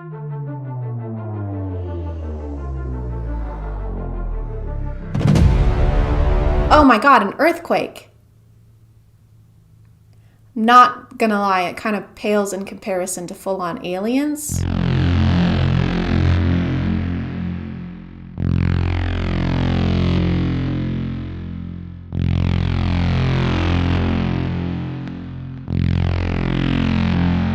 Okay, so we're getting superpowers again. I'm pretty sure if the world were to end anytime soon, it wouldn't be nearly as interesting as these people seem to think it would be. Like, our superpowers would probably be us being able to sit in the tub for longer without our skin getting as pruny, or like all of us being able to eat peanuts. Hold on, a T-Rex egg? Like they found a T-Rex egg and the device, they just happened to be in the same area, or the device was inside the T-Rex egg? Because that's a very confusing way to make a groundbreaking discovery. What is that? I think it's a dinosaur egg. No way, dude, that is so cool. Oh wait, no it's not. Oh, darn it. Not just a dinosaur egg. What? This is a device that opens a portal to a parallel universe. Whoa, that's like way cooler. I know, right? The following video was sent to me via email by a time traveler from the year 2026. This is what the email said. The video I sent you shows a time traveler meeting up with an interdimensional robotic being. Pay attention to the man dressed in black. They exchange a few words and talk about the fate of the universe, including Earth. And then, just as fast as the robotic being appears, it disappears. Okay, aside from this being some of the greatest editing I've ever seen, how would you know what they're talking about? There's no audio, they're not mic'd up. They could be talking about something totally normal, like their Subway orders, or Will Smith. I can't tell if this page is actually a conspiracy page or if they're just trolling, because they made a video saying we should stop drinking grape soda because it's killing the planet. I've mentioned grapes twice more than I thought I would in a video about time travelers. The following is a video that was sent to me by a time traveler who claims to be in the year 2059. In the year 2059 is very hot because the Earth has no protection over it. The sun rays go directly down to Earth and actually affect dramatically the world's population. When I asked him why send the video footage to us, he replied to me, because in order to save humanity, you must stop everything that you are doing. Please stop drinking grape soda. We can't get any more detail on that. Just stop drinking it. As far as sodas that have the power to eradicate humankind, grape soda wouldn't have been my first guess. It would have been root beer. That shit is rancid. There's no way it isn't destroying the ozone. When humans reached the moon for the first time, they did encounter some of the Marchulians. And in fact, humans mixed with Marchulians and had babies. Those babies went back to Earth on a secret capsule. This whole account is just really bad CGI or a screen grab of a futuristic looking video game while he talks over it about something bizarre that happens in the future. Yeah, so whenever you want a burger, you can grab these packets with a picture of a burger on it, and put it in a future microwave. Wow. And then bam, what do you have? I'm gonna guess a burger. Wrong, it's Jeffrey Bezos. So I think we've learned enough about what huge events are gonna take place, but what about future technologies? Are we gonna have flying cars soon, or the internet in our brains? Or maybe ankle socks that don't end up around your toes? I brought this. Do you know what this is? Looks like a pen to me. Well, that's where you'd be wrong. This is actually a stabilizer or anti-stabilizer. So if I were to put this on your head, it would destabilize your brain and just kill you. None of that. We just get slightly more dangerous pins. Do you have any other type of technology? Let me see. Do you know what this is? No, I don't know what that is at all. Alright, so this, if you throw it, it can destroy a whole universe. I love how it seems like they didn't plan this at all and they're just improvising, because as far as things that I think would be difficult to make up on the spot, the entire future of our planet is pretty high up on the list. Do you know what this is? This contains all the DNA from other extraterrestrials during my time. Wow. It's off right now. Thank God it's off. But if I were to turn it on per se, I could go through all I think you just turned it on though. the extraterrestrials and I just slap it like this. I get their DNA, I turn it into them, and I have all their powers. That comes in handy for like if you have to fight someone. Yes. If you have to fight someone, that's the most appropriate situation you could come up with. You know how when you get into a fist fight at a bar and you just Summon all the aliens in the universe. Hey, that's my seat. No, it's not. Yes, it is. What are you? Jesus Christ. Okay, you can have the seat. This mini thing right here, it's from the future. Believe it or not, it's from the future. It's my time travel device. So it's $100. It's a mini time travel, and after like 10 uses, it gets wasted of all its energy. So just to recap, in the future, our time machines will look like Samsung battery packs, and inflation is going backwards. $100 for a literal time machine that you can only get 10 uses out of before it dies, like a vibrator you bought from Wish. We have this special energy, and it involves dark matter. It's $100. You have to squeeze it, and you have to turn it on, obviously, and then you can go back anywhere, back in time, any place you want.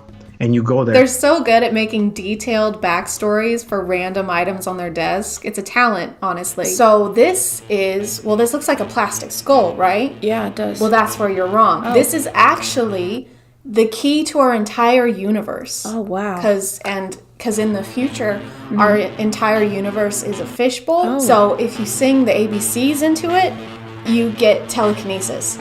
That's incredible. There's no going back after watching this. What if I told you that the world around you isn't real, but an illusion? This information will become public in 2071, but I am here to tell you the truth early. There are those who are aware of this today, and we call them wanderers.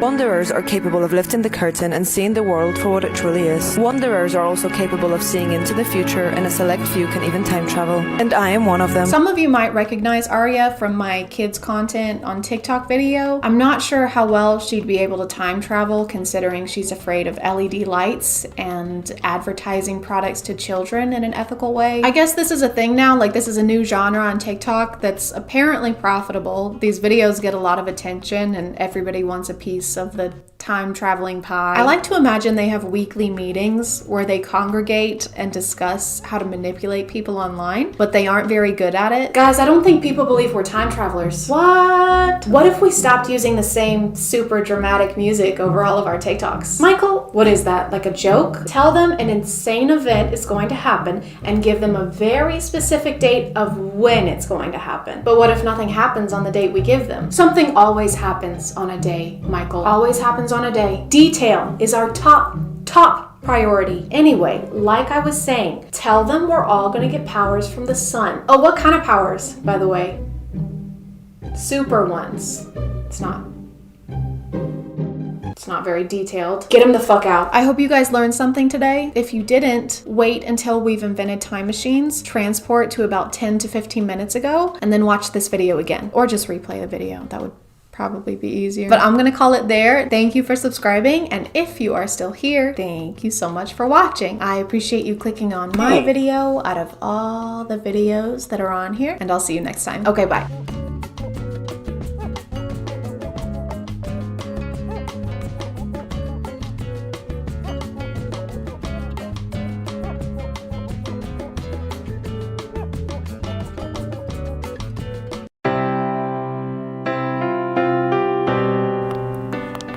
Hey, 115.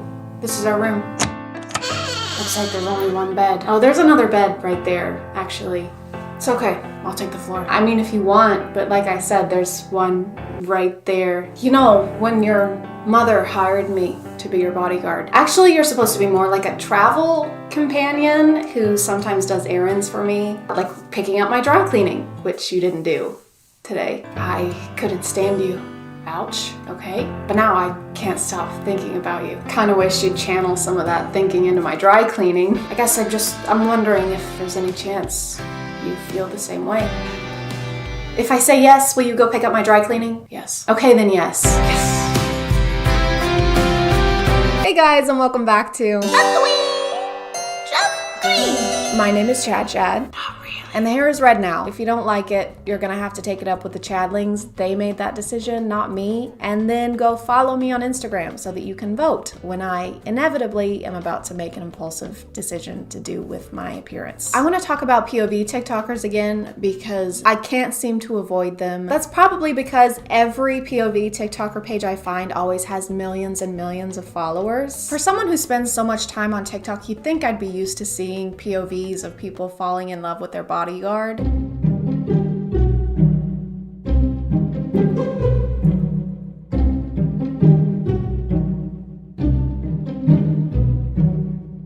But I'm not. By the way, who started the bodyguard thing? Why is that the new, like, mafia boyfriend? Bodyguards have shifts. You would need more than one. They have to switch out. And why can you only afford one hotel room that happens to have one bed in it? If you can afford a bodyguard, you can afford 2 hotel rooms, okay? Are you okay?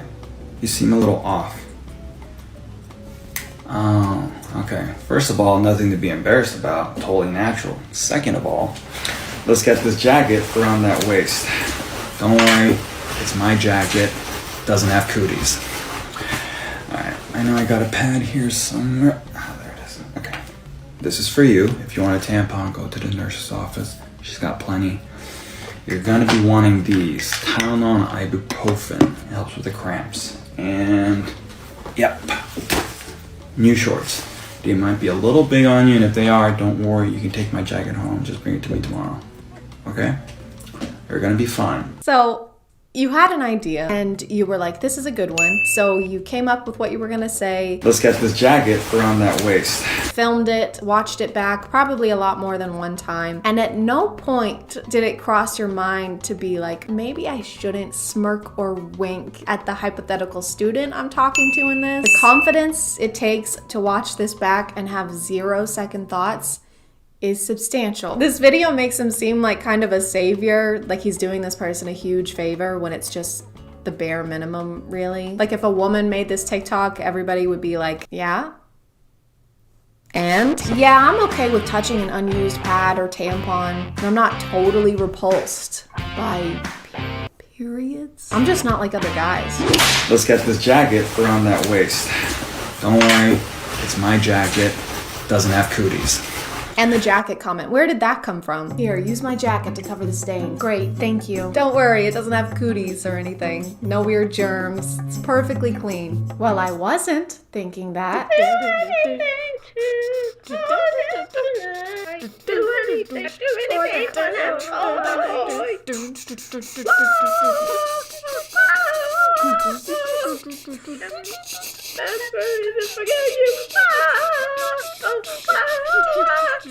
Oh yeah, this is another one I keep seeing. POV, a father tests your love for his son. I don't know how comfortable I would be, personally, with the knowledge that my son-in-law or daughter-in-law was willing to shoot me at any given moment. I feel like it might add some tension to the next few Thanksgiving dinners. Hey, remember that time I made a joke about you killing me to prove that you love my son and you were actually gonna do it? Yeah, that was pretty funny. Yeah, it was. I laugh about it a lot. Can you pass the mashed potatoes, please? Yeah, sure.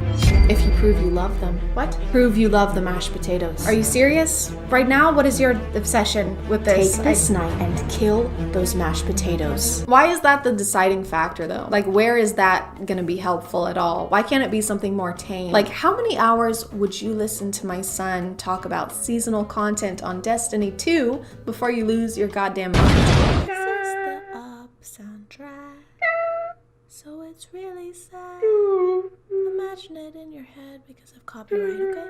When I saw this, I was confused because I thought the car hit her and that's why she was screaming. All right, did you get your pillow? Yes, Dad. What about your sleeping bag? Dad, I've got it. I'm gonna be fine. I know, I'm sorry. It's just my baby's first camping trip without me. Where does the time go? Dad, don't get all mushy. You're right. I'm sorry. Bye, honey. Have fun. Bye, Dad. Oh, stay out of... I got hit by a car. Sorry, I didn't Dad. see you. Please don't sue me. What, are you gonna call an ambulance? Oh my God. Hey, oops, sorry, did not mean to interrupt. Hello, young lady. Nice to have a pretty thing like you around here. Anyways, wanted to tell you that I'm gonna take your mom out. We're gonna get dinner for like 4 hours, so you know, do your little thing. Left money on the table, order whatever you want. Welcome again. All right, you guys have your fun, okay?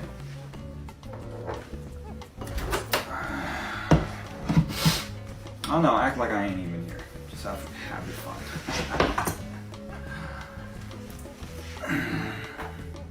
Hey Siri, what year is it? 2021. Thank you. Just needed confirmation. JK, it's 1934.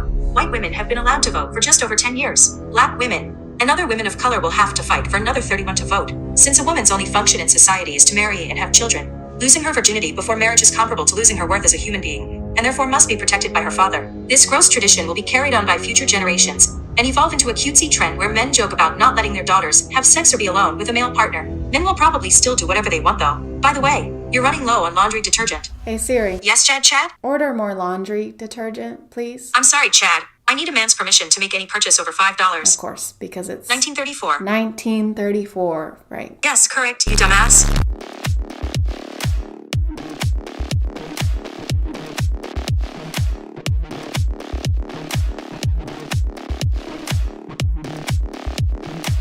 So he just shoots them. I can't say I'm surprised. Most of these POVs either end with misogyny or someone dying. I don't understand though. POV, one of the parents hit on my wife. Which parents? Like, are you at a PTA meeting or do you mean your parents? Because I can't decide which one is worse. Why is she so nonchalant about what just happened? Honey, these are my moms. This is Abby, my girlfriend. It's nice to meet you. Abby, that is such a lovely name. I guess it had to match the rest of you, huh? Did you just shoot your mother?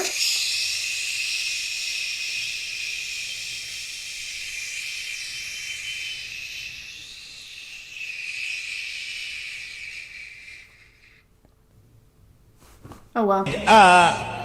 Back the up. When did this become a whorehouse? Can someone please tell me why these are a staple in POV TikToker content? Every page, without fail. Remember ladies, don't cuddle your boyfriend because that makes you a whore. But ChadChad, it's not sexist, okay? It's not because it's his daughter, it's his child. He would do the same thing if it was his son. He's just trying to protect his child.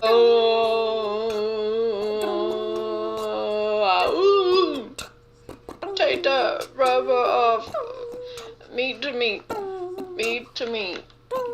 Meat to meat. That's the same page. I don't think I could find a better example of a double standard, but it's just a really funny, super silly, goofy, funny joke, guys. Super silly. I love TikTok. It's almost like these guys have to fill out a questionnaire or attend the same seminar before they're allowed to make POV TikToks. Welcome everyone, and thank you for attending our mandatory course. A closed notes exam will be passed out once our discussion here has concluded. So, any questions to start us off? Yes. Yeah, my name's Chad. When you say closed notes, does that mean that I can't look at the answers of this guy sitting next to me? No, that's cheating and has never been allowed. Yes, you. Yeah, can I, instead of taking the exam, can I make a POV of me taking the exam? Will you be smirking and winking in a way that would make no sense in that scenario? Yeah, then yes. First discussion point. You have a son who has multiple STDs and a new girlfriend every week because of his emotional immaturity and inability to recognize that he's the only common denominator in his failed relationships, which he always recounts with, I don't know, man, she was just crazy. How do you react? Nice. He's such a good kid. I'm so proud of my son. He's incredible. I look up to him. New girl every week. My, how he's grown. Interesting. All right. Next discussion point. Your daughter is in a healthy, long-term relationship, and you walk in on her and her boyfriend cuddling on the couch. God, no. What? No. God, no. What? Please. Did you say? How could she do this to me? My daughter is a fucking slut? Alright, I've had enough of these. You're welcome. This is typically where people would do an ad read, but I'm still a baby YouTuber. So thank you to you for sponsoring this video by watching it and interacting with it. And if you are still here, thank you so much for watching. I appreciate you clicking on my video out of all the videos that are on here, and I'll see you next time. Okay, bye.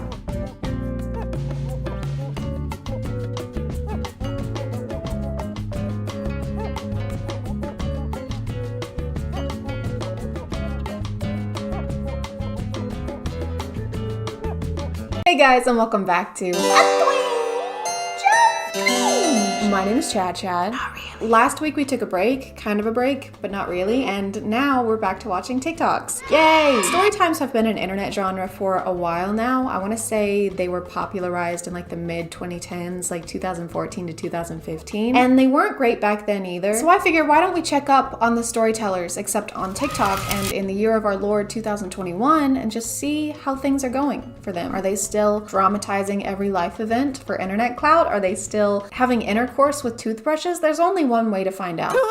And unfortunately, it's by watching more stinky TikToks. And they are stinky, very stinky. November last year, I gave birth to our first baby. It's the first in my family and the sixth in my husband's family. Firstly, if you're not aware, a lot of TikTok story times are basically just substitutes for music or voiceovers now. I'm not sure what visual I want while you're telling me a story about how your boyfriend's mother's grandfather's sister's ex-boyfriend's son cheated on you, but I don't think watching slime makers have a very poor grasp on color theory is one of them. We told my mother-in-law we were having a boy, but she was still convinced it was a girl. She told the whole side of the family that it was a girl. I wanted a healthy baby. I didn't give a damn about the sex. What was that noise? It sounded like somebody getting jabbed in the stomach, or like that blowfish video. I didn't give a damn about the sex. She told them that we are naming the girl after her mom, which we will never do because my hubby hates his grandma. Can we get a story time on that? How did he develop a hate for his grandma? Did she get you the root beer candies instead of the Werthers? The story's told by the grandma, and she's just making slime with denture glue and mashing Werther's candies into it. The problem, for them at least, is that now the baby has plenty of girl clothes that we plan on putting on our son. Specifically for his family video calls and for pictures with them. She said we have to stop being childish. She just thought my belly shape was more like a girl than for a boy. How can you tell that from the outside of a pregnant belly? Actually, you know what? I would prefer if it was that way, because then we could do away with wildfires. I mean, gender reveal parties. All right, everyone ready? Okay. 5, 4, 3, 2, 1. Oh my God, it's Smokey the Bear. Oh, congratulations. I knew it was gonna be a Smokey Bear. Oh. Story time on how my mom tried to convince me to have a threesome with her. Story time on how my mom should be in prison. So after I got out of work, I met my mom and we went lingerie shopping. That's what she specifically wanted to get. So we were at the store and the first thing she said was, let's get matching sets, which was weird coming from my mom. Yeah.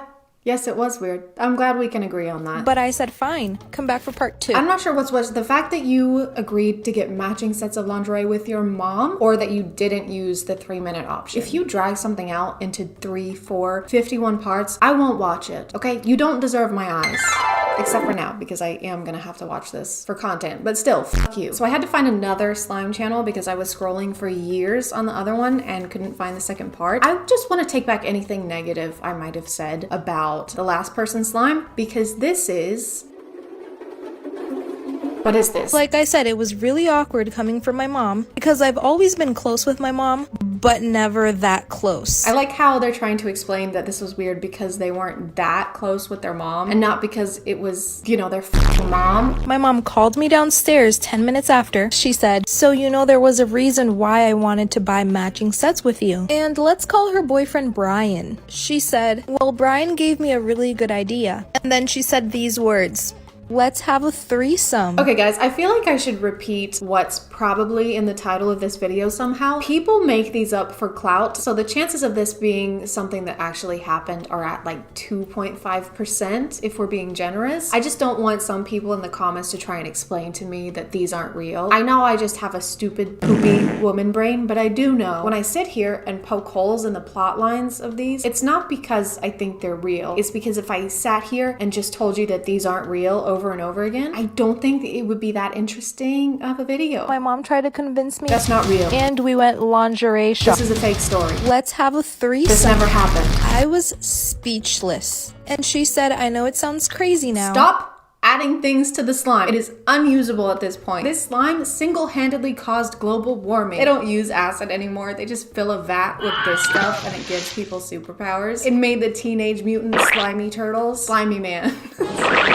And then Brian jumped in and said it's not an actual threesome. What we really want is for you to watch us, but we want you to wear your mom's same lingerie. Oh, thank God. I thought it was gonna be something creepy. They tell their mom no and that it's weird, and the mom goes, you know what? Now that you said something, this is really weird. And then they break up with Brian. Thank God, because he seemed to be a pretty bad influence. Okay, on to the next one. Lucifer was a baby born in 2020 and most of his life seemed normal, except one thing which was unexplainable. Every time Lucifer's dad came near him, he would immediately start crying. It might be because you named him Lucifer, like the synonym for Satan. I like how a lot of these TikToks have to have something flashing on the screen or in the caption, like 100% real, true story, this actually happened. Like, okay, I maybe would have believed you, but now it just feels like you're a salesman trying to sell me a car that used to be owned by a 17-year-old boy. Never been in a single accident. One accident minus one is how many accidents this one has had. That dent is from cleaning the car too hard, if you can believe it. Did I mention it's never been in any accidents? At first, no one thought much of it until it continued every single day. And the craziest part is that Lucifer loved being around his mom. The doctors ran multiple tests on Lucifer but couldn't quite find the problem. Until this particular doctor stepped up and decided to run tests on Lucifer's dad instead. And it's what he found next that will leave you speechless. Hit the plus for part 2. Oh my God, that's so weird. Better watch part 2 to figure out what happened. Oh wait, there is no part 2. It doesn't exist. I didn't think it was possible for me to be more disappointed. But here we are. Based on the way a lot of these videos go, I'm going to assume that the dad wasn't actually his dad and was really a serial killer who used the face machine from Mission Impossible to steal his identity, okay? And then when they went to the doctor and ran blood tests, they realized that it wasn't actually the baby's father. And then Tom Cruise emerges from the skin suit and turns into a mummy, starts a war of worlds on top of a gun. I don't know, I didn't see any of the movies. This is why you should always keep your phone charged. A girl named Marissa came home from school at around 3 p.m. She walked in the door and told her mom that some random number kept calling her all day. Her mom told her the person may have the wrong number and just to ignore it. Marissa said okay and begins to do her homework. A couple hours later, she receives a phone call from the same number. Marissa answers it this time and says, hello? The man then says, we finally found you. Don't worry, Bunny.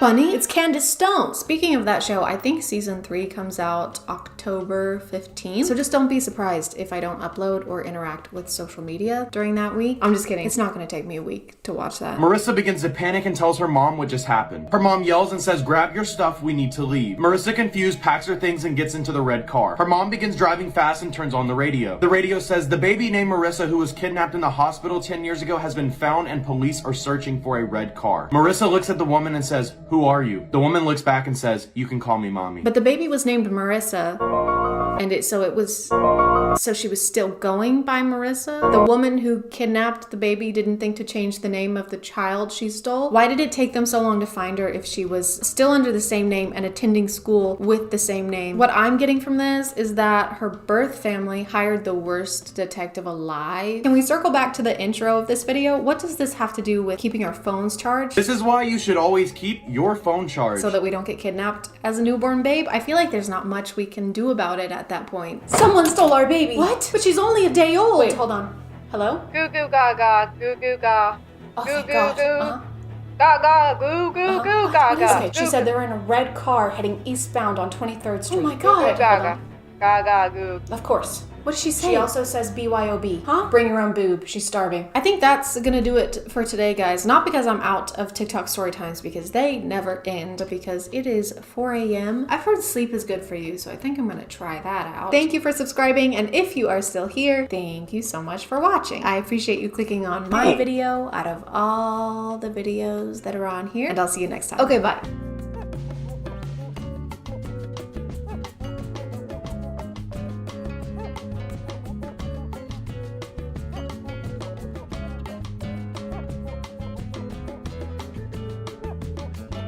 Hey guys, today we're going to talk about being ugly. And now that you're here, we can get started. A twinge of cringe. My name is ChadChad. Not really. I don't know how you keep falling for that. It's not ChadChad. It's never been ChadChad. And the most important thing in life is being pretty. Not friends, not family, not getting to enjoy life without having to constantly consider what you look like from an outside perspective, and your first thought when you hear a joke being, am I gonna look good while I laugh at this, instead of just, hey, that was funny. I'm gonna laugh at this. Is that how people think? I don't even know anymore. I want to blame a lot of this on TikTok, but every social media platform is to blame. All you have to do is look at 2016 beauty trends and see the full glam beats people were putting on to go watch Suicide Squad. And that doesn't exclude me. I'm going to be very vulnerable right now and show you how I was doing my eyebrows in 2016. This is me opening up to you. This is bringing us closer. Do you feel close to me? Are you close? So it's not like TikTok invented this. Beauty standards have literally always existed. It's just the way it's enabled us to see everyone's opinion on beauty every second of every day. It's like a constant bombarding of expectations from hundreds of thousands of people, which makes the standard for being pretty not only more unattainable, but also more expected. Being attractive is like an internet admission fee, one that I can't pay, according to this guy that I recently made a video about. I will be always ignoring you and ladies like you because you fucking ugly bitch. For real. She hates me, but she wants me. And this is heartbreaking. I am distraught. I can't eat. I can't sleep. I can't poop. All I do is cry and pine for my one true love, my cupcake, my boo cake, my sweet little, tiny little urinal cake. And I want, nay, I need to win him over. And that means I'm gonna need to glow up. Thankfully, there's a TikTok creator by the name of the Glow Ups Gal who can help me out with that. Because of TikTok's crazy beauty standards, we end up with most of us not feeling comfortable in our own skin. And that means that sometimes we wanna change something about ourselves. And that's perfectly okay. We all have insecurities, not me. That's a skill issue. But it also means that people will post TikToks asking the internet what they can do to look better. Perfect place to do that. Nothing could go wrong. Everyone here is so nice and kind. And this is where the Glow Ups Gal steps up to the plate. Basically, she'll find these types of videos with people asking for advice, whether they've asked how to look better or if they've asked for brutal honesty about what's wrong with them. And then she'll give it to them. I got you, girl. Since you asked for brutal honesty, I'm gonna give you an honest makeover to help you instantly glow up. First, I'm removing your glasses. I got you, girl. Since you asked for brutal honesty, I have to say your face is honestly brutal. Most of her videos are 1 minute to 2 minutes long, but they could probably all be summed up with just, hey, put some makeup on. I got you, girl. Since you asked for brutal honesty, I'm gonna go in with concealer and a skin tint to cover your acne and even out your skin tone. I also use bronzer to contour your face into looking more defined. Here's the end result. Look at that difference. She doesn't go into what products to use or how to apply unsaid products. I would say the instructions aren't very specific, but they don't exist, really. I'm going in with some contour and highlighter on your nose to make it appear smaller. It's even more unhelpful that she isn't actually doing any of the things that she's recommending these people do. Like, she'll say she's applying contour to the forehead. No, you're not. This is Facetune. You're just swiping your finger on a screen of pixels. Okay, and now I'm just gonna fill in my eyebrows. And done. Comparing the results of Facetune to what your makeup should look like in real life is so unreasonable. Oh, when you apply your concealer, it shows the lines in your skin that everybody has. But when I did it on a screen with an airbrush tool, it looked nothing like that. Maybe it's a skill issue? Maybe you're just too ugly? Maybe you're just way beyond help. It even goes beyond this because I've noticed a lot of these glow up videos will change the person's entire face structure. Like in this one, as she swipes over, you can see it completely shaves off the edge of her face. Look at that difference. Look at that difference. Look at that difference. Look at that difference. Here is a simple and achievable trick to glow up that I like to call not having this face. I don't like that one. Get rid of it. She also starts this one by saying that these are tips to instantly glow up, and then her first suggestion is that they grow out their hair. I'm gonna give you an honest makeover to help you instantly glow up. Starting off with your hair, I'd suggest growing it out. Your hair isn't doing much for you, so I'd suggest growing it out as much as possible. Starting with your hair, I'd suggest growing it out. I'd suggest growing it out. So one of the most not instant things you can do. Hey, grow your hair out. I will. Now, do it now. I'm trying. Instantly grow out your hair this instant. ASAP. Pronto. Squeeze it out of there. Get it out. Stat. Oh my god, I can't believe that worked. Other videos, she will completely change where people's facial features are. For example, this glow up involves relocating someone's eyeball. Since you asked for brutal honesty, I'm going to tell you exactly what you can do to be prettier. Starting off, your hair isn't doing much for you, so I'd suggest growing it out as much as possible. Now, I'm adding mascara to really make your eyes pop and give you a big boost in femininity, as well as adding some highlighter to your inner corners. She'll say she's just adding mascara, but as she's using the app, it's literally changing the whole shape of someone's eye. Look at that difference. It is different. A different person. You made them on your phone and they're not real. They look like a character from Episode Now. And now for the reveal. Look at that difference. A lot of her standards for what counts as pretty are pretty questionable. That's a good one. One of her most frequent recommendations is that they make their hair blonde and straight. To start off, I'm giving you a few highlights to lighten your hair. I'm also just styling it by straightening for a cleaner look. Giving you this bright, white, foxy blonde color. Starting off with your hair, I think a bright blonde would look way better on you. This person, for example, has gorgeous curly hair, and the first thing Glow Up Gal says is, starting off, your hair isn't doing much for you. I'd suggest growing it out and dyeing it a more suiting color. Starting out, have you tried having white people hair? Have you tried Eurocentric beauty standards? I've heard a lot about them. People seem to be talking about them a lot. They seem to be pretty popular right now. You should try it. She doesn't seem to approve of any dyed hair colors, no greens, no blues, no reds, and objectively, I think that's pretty messed up. From an outside perspective with no personal skin in the game, I think that's very not cool. If she does come across someone with more of an alternative style, she'll transform them to not have that. Starting off with your hair, I'm ignoring personal style and getting rid of your bangs. Here's the end result. Look at that difference. To start, I'm ignoring the style that you clearly prefer and feel most comfortable in order to enforce my own narrow idea of what beauty should look like onto you. Her standards are eerily similar to my grandmother's. No hair dye, no tattoos, no short hair. Also, I think Trump is Jesus. I'm just saying, I've never seen him in the same room before. Another one of her standards is that prettier equals smaller. Face? Smaller. Nose? Smaller. Self-esteem? Smaller. A lot of her tips and tricks are done for the sole purpose of making things appear small. She contours the forehead to make it look smaller. She contours the nose to make it look small. She suggests growing out your hair to make your face smaller. I'm also using some contour on your cheeks and jaw to lift your face and make it look smaller. I'm using some contour on your nose to make it appear smaller. Going in with some bronzer to add some warmth to your face and contour it to look smaller. As well as some bronzer to contour your face into looking slimmer. Because your face should be tiny. The closer your face is to not existing, the better. I want to have to use a microscope to see your beauty. And the winner of 2024 Miss America is ChadChad. There she is. She is absolutely glowing. I can't see her. Exactly, John. And that is why we love her. No, she's not there. Right you are, John. How does she do it? Sometimes it seems like her main goal is to make everybody look like the same person. Any ounce of individualism just gets sucked away immediately. Man, sure wish my name was individualism the way it's getting sucked out immediately around here. Sure wish my name was individualism. I've never seen Glow Up Gal do a video for a guy, and that might be because the only advice she has to offer is wear makeup, grow your hair longer, and don't have acne. So these are all pretty groundbreaking concepts in the world of beauty. You might be thinking she never does videos for guys because it's only girls requesting them, but apparently that doesn't matter because a lot of the girls didn't request them either. She actually just grabs whatever video she wants, I guess, and puts text over the original to make it appear like they've asked her to do this.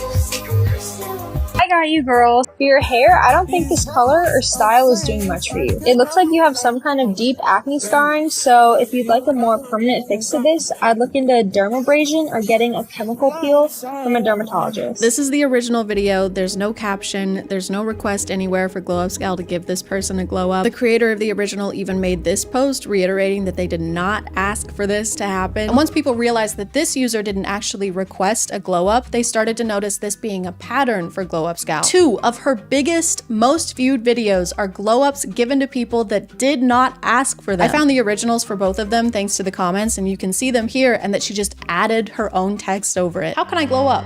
Be brutally honest. I got you, girl. Since you asked for brutal honesty. Did she though? Did she ask for that? Did she really? Sometimes, like in this video, she'll say things like, I'd suggest using tretinoin or going on Accutane. So I'd suggest going on Accutane. First of all, no one asked. Literally, this person did not ask. And second of all, she says this like it's not something someone with acne is already gonna be aware of. It's so expensive and complicated to get a prescription for Accutane, and there are so many hoops you have to jump through to get it and continue taking it, plus all the side effects that people may not want to deal with. So I promise someone with acne is aware of the existence of Accutane. And yeah, I've had acne for most of my life. It affects me on a daily basis, so I've pretty much tried everything. Have you tried drinking more water? Yeah, it's like the first thing I tried. I recommend drinking more water. Thank you, this was helpful. Also, try putting on some fucking makeup. In this video, which is also someone who did not ask for advice or brutal honesty, this is Glow Up Gal's first tip. To start off, I'd suggest getting your braces off. Hey, that thing you're doing to straighten your teeth and improve your appearance? Stop doing that. This is especially funny to me because in this glow up video, she actually advises this person get braces. Starting off, I'd suggest getting braces to help straighten out your teeth, as well as whitening them to appear cleaner. You can do this in a dental office or at home with whitening strips. So you should have braces, you just shouldn't let anyone see them. Go get braces! But don't you dare show your face around here till they're gone. Obviously their plan is to remove the braces. That's the plan of every person who gets braces. This was so unnecessary. This was like when someone tells you to do something that you're already in the middle of doing, which pisses me off. So I would keep the braces on forever out of spite. My teeth would be straighter than 3-in-1 body wash. And I just want to add a reminder that this person did not ask to have their appearance critiqued. They did not ask for someone on the internet to be brutally honest about their face. And speaking of which, the Glow Ups gal has never shown hers. She only uses voiceovers, and as far as I can tell, this is her only account. It's just so ironic that a faceless creator is posting these videos telling other people that they're not attractive enough. How do we know you're qualified? How do we know you don't have braces? How do we make sure your face is the size of a protozoa? Unfortunately, a big portion of the videos Glow Up gal posts are of young girls. Some are probably in their teens, some might be even younger. And just imagine being that age, scrolling on TikTok, and then finding out an account saw you and decided that you needed a complete Photoshop makeover to look better. Ahem. How would that be beneficial to anyone, let alone someone whose face isn't even gonna look the same in a few years? Your face isn't done cooking yet. Even the question, how can I look better, is already an impossible one. What looks better to me isn't the same as what looks better to you, and what looks better to Glow Up gal is really fucking weird. Just because her idea of beauty is looking more feminine and smoother and smaller, teeny tiny even, doesn't mean that's what people want to look like or should look like. Beauty is different for everyone. Beauty is like a belly button. They're all unique and different, but I still want to stick my finger in every single one of them. Is that a weird thing to say? Consensually.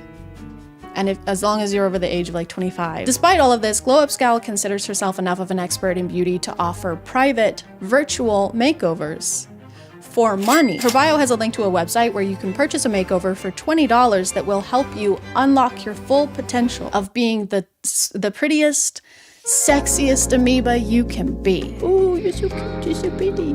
What a pretty little amoeba. I bought the advanced style for $25, on sale for $15, and pretty much right after I bought it, they were sold out, so I was very lucky I got one in time. I submitted my picture like the instructions told me, and I messaged her asking for help, but then I got an email telling me that it could be up to 4 weeks before I got my makeover back. Update, I sent this on March 4th and it is currently 1:14 a.m. on March 23rd and I still haven't gotten anything back. I don't know how to fix my forehead. Please help me. What am I supposed to do? I don't have 4 weeks. Dimitri won't wait that long. I have to do something now. Right now. Like right now. Now we're gonna go to the next. Just go to the next thing. Why are you still here? Is this because people were complaining that your videos aren't long enough and you're trying to make them longer? That is so annoying. Go to the next. Okay, so this is what we're working with. Clearly I have pores and that's not cool or okay at all. So we're just gonna go ahead and get rid of those. Now we're just applying concealer to my under eyes. If this isn't what your concealer looks like when you're applying concealer, then you're a failure as a human being and you should just give up on everything. And now I'm just adding mascara and a little bit of eyeliner in my waterline and in my eye as well. And it's looking great so far. So now we're just applying contour to the forehead to make it appear smaller. Hopefully. We pray to God. Now we're just applying a little bit of blush, just a little bit, just a pinch, a touch of blush. Oh, I almost forgot to contour my nose. We need to contour the nose also to make it a little bit, We need to make it little. We need to make it small. Oh my God. As you can see, the transformation look at that difference. This is already so much better. I was trying to put a PNG on Snapchat, but it wouldn't work. So this is just me trying to, yeah, that looks really good. Look at that difference. Actually, you know what? Now that I'm looking at it, this is still looking a little too big. Everything's a little too big. Let's just get in there with the reshape tool and correct that. This is already looking way better. Now we're talking. That is the ideal face size and shape, guys. The hair is still, I'm still trying to use the PNG. Now we're just gonna go ahead and make my hair good, which means blonde. This is how it's looking. And now for the final reveal. Wow, look at that difference. Guys, this is amazing. I am finally Dimitri's type. He will finally be attracted to me. We can finally get married. You guys are all invited to the wedding. Thank you so much for being here. Hugs and kisses. I'm gonna call it there, guys. Thank you for subscribing. And if you are still here, thank you so much for watching. I appreciate you clicking on my video out of all the videos that are on here. And I'll see you next time. Okay, bye.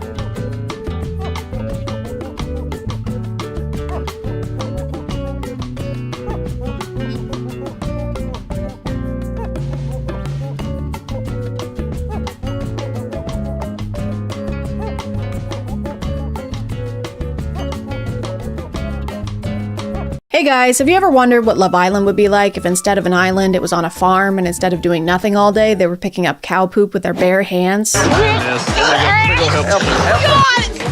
Well, someone did, because this show exists. I've been watching a lot of reality TV lately because my body is like a Nature Valley bar in the bottom of your purse, falling apart and inedible. Unless you're like really brave. I watched the last season of Love Island. I watched Temptation Island. It's always on an island. I don't know why it can't be anywhere else, like a lagoon, since they're always lagooning. But the one I want to talk to y'all about is Farmer Wants a Wife. Farmer Wants a Wife is a reality TV show about astronauts who want a divorce. Just kidding, you know what it's about. It's literally in the title. It literally explains it. The show technically has been around since 2007, since it has a lot of variations in other countries, like Australia. That's a country, for example. But the US version actually just started in 2023, and just like everything else in this country, it's a fucking disaster. The problem that this show seeks to solve is how difficult it is for farmers to find someone to date. I'm just living life right now, and I need to find that person who is my life. They highlight how remote these farmers are and how much that limits their options, because it's not like they can date the pigs.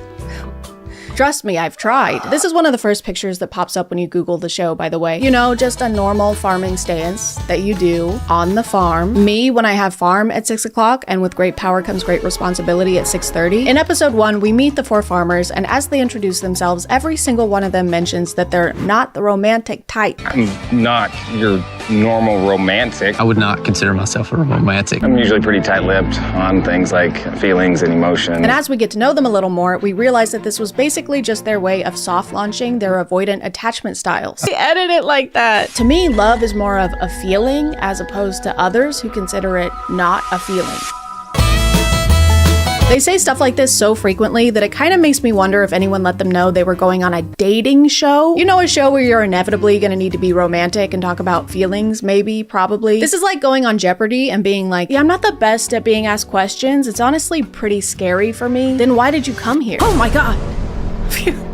You scared me. What's wrong with you? Stop! During one of his first dates, Farmer Allen reveals that he just got out of a relationship 6 months ago, and that the relationship he just got out of was a marriage. Didn't I tell you I was married? You were married? Yeah, I was married to that woman. And his date, Cassidy Joe, has a very interesting response to this. You're divorced. Yes. I don't really believe in divorce.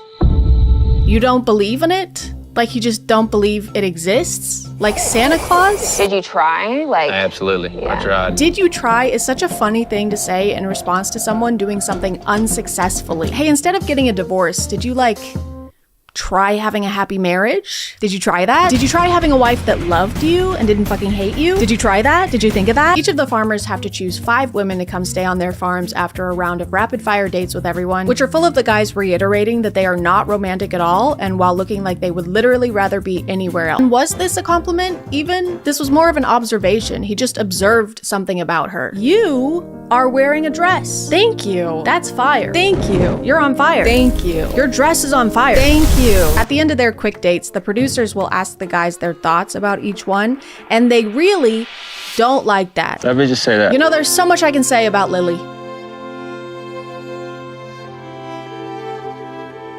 But I won't. After the contestants are chosen, they make their way to the farms they'll be living on for the next 6 weeks. A log cabin. Oh, wow. One of the farmers, Landon, has a decaying buck skull on his front porch because nothing says welcome like a visual reminder of your ability to kill. And the women on his farm walk in to realize that they'll be sleeping on bunk beds in his living room. Oh my gosh, the bunk beds! I think this is pretty funny because if you remove the novelty of farms from this situation, this is just where some guys live. Like, imagine sending 5 women to a guy's 450 square foot apartment where the only furniture is a bench press. The only food is protein powder. His mattress is on the floor. And the show is called Guy Wants a Girlfriend. Maybe, not really. He doesn't believe in labels. He just wants to see how things go, okay? Why are you rushing him? God, he's only 43. After the women arrive to their respective farms, they are immediately put to work. We're just gonna push those cows down into the pasture. It's important for me to see how the girls work in this environment. The main factor in their wife search for all these farmers seems to be how much farm work their potential wife will be able to do. I'm assuming you already gathered eggs and had breakfast ready? I don't need a ranch hand. I need someone who's willing to help me on the ranch. Every farmer consistently talks about needing to know which woman would fit his lifestyle best. And then the lifestyle they want them to fit into is being an unpaid ranch hand. An extra set of hands just make all the difference in the world. Yeah, I'm sure a free set of hands makes a lot of difference. It's basically like love and romance on this dating show are second-hand priorities, and the first-hand priority is finding second hands.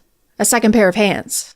To do farm work for free. And as if that wasn't enough, the farmers also make comments about expecting help with the domestic side of farm life. They'll repeatedly mention how the farmers' homes need a woman's touch. This is me. It needs a woman's touch a little bit. Yeah. We're living in a barn. Which just adds to the overall vibe of the show that the women are here to work. Oh, I'm sorry. You thought you were a guest here?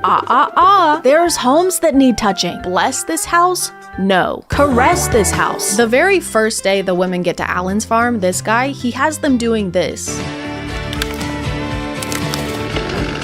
It's almost like he was waiting for them to get there before he started this project. He doesn't actually want to date anyone. He just needed this tree cleared. He's probably still married. He has to be. Divorce isn't real. The women continue to do chores throughout the show, even if the farmers aren't around. Lift with your legs, ladies. In one episode, they even go as far as packing them all up and taking them to work on a friend's farm. Guys, this is a longtime friend of mine, Jordan. He's got some calves here. We got to do some vaccinations, little worming, that kind of stuff. Free help, free help, free help. That's right. So they're straight up being treated like ranch hands, except worse because they're not getting paid and they have to wake up and do glam makeup and hair every single day. By the way, if the women aren't overjoyed at the opportunity to provide free labor, that literally impacts their likeliness of moving forward in the show. Sloan seems like a very nice girl. Oh, I'm glad my pants are already ripped.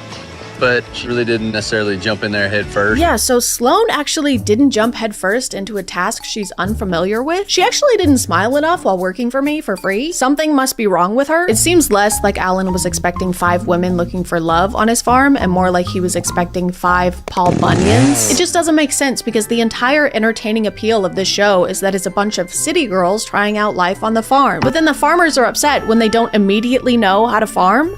Huh?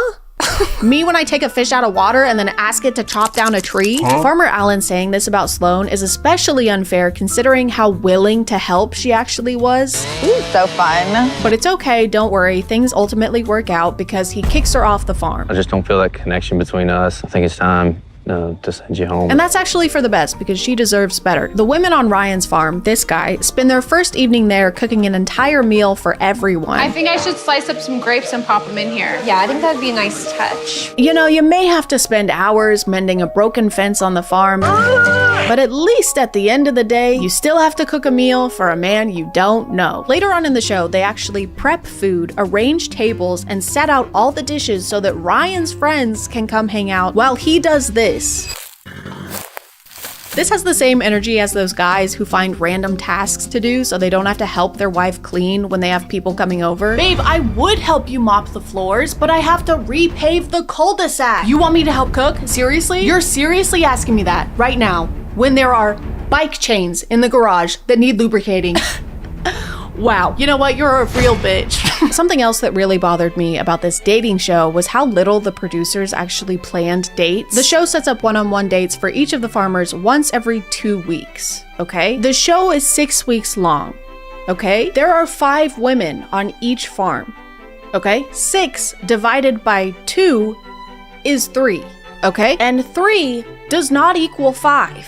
Okay? Which means there are not enough solo dates for each of the women to have one with the farmers. Which means some of these women will spend 6 weeks doing chores on the farm without ever actually dating the farmer. And every date that does happen will have hay. They'll be sitting around hay, they'll be sitting on top of hay, even if it doesn't make sense for hay to be there, it will be there, I guess, just to remind us that we're on a farm in case you forgot. The show will bring everyone together every 2 weeks as well for some kind of group activity, but those aren't dates and the farmers end up talking to each other instead of the women. I ain't even kissed any of the girls. I ain't even got to that bridge yet. As far as I can tell, the only other producer involvement is when they periodically will send letters to the farmers, letting them know they need to kick one woman off their farm. But the thing about those is the farmers don't actually have to kick anyone off.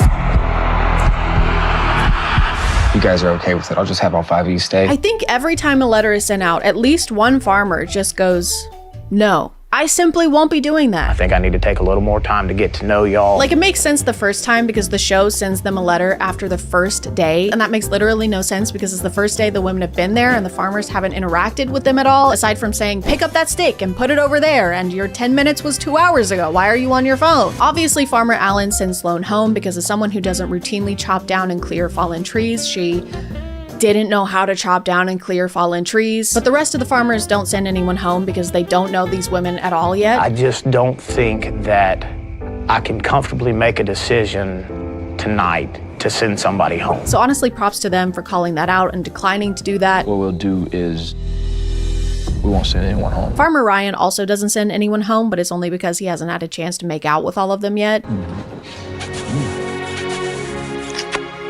So I don't think he gets any props for that. Call him a mime because of how he doesn't have any props. However, throughout the rest of the show, they keep refusing to send anyone home.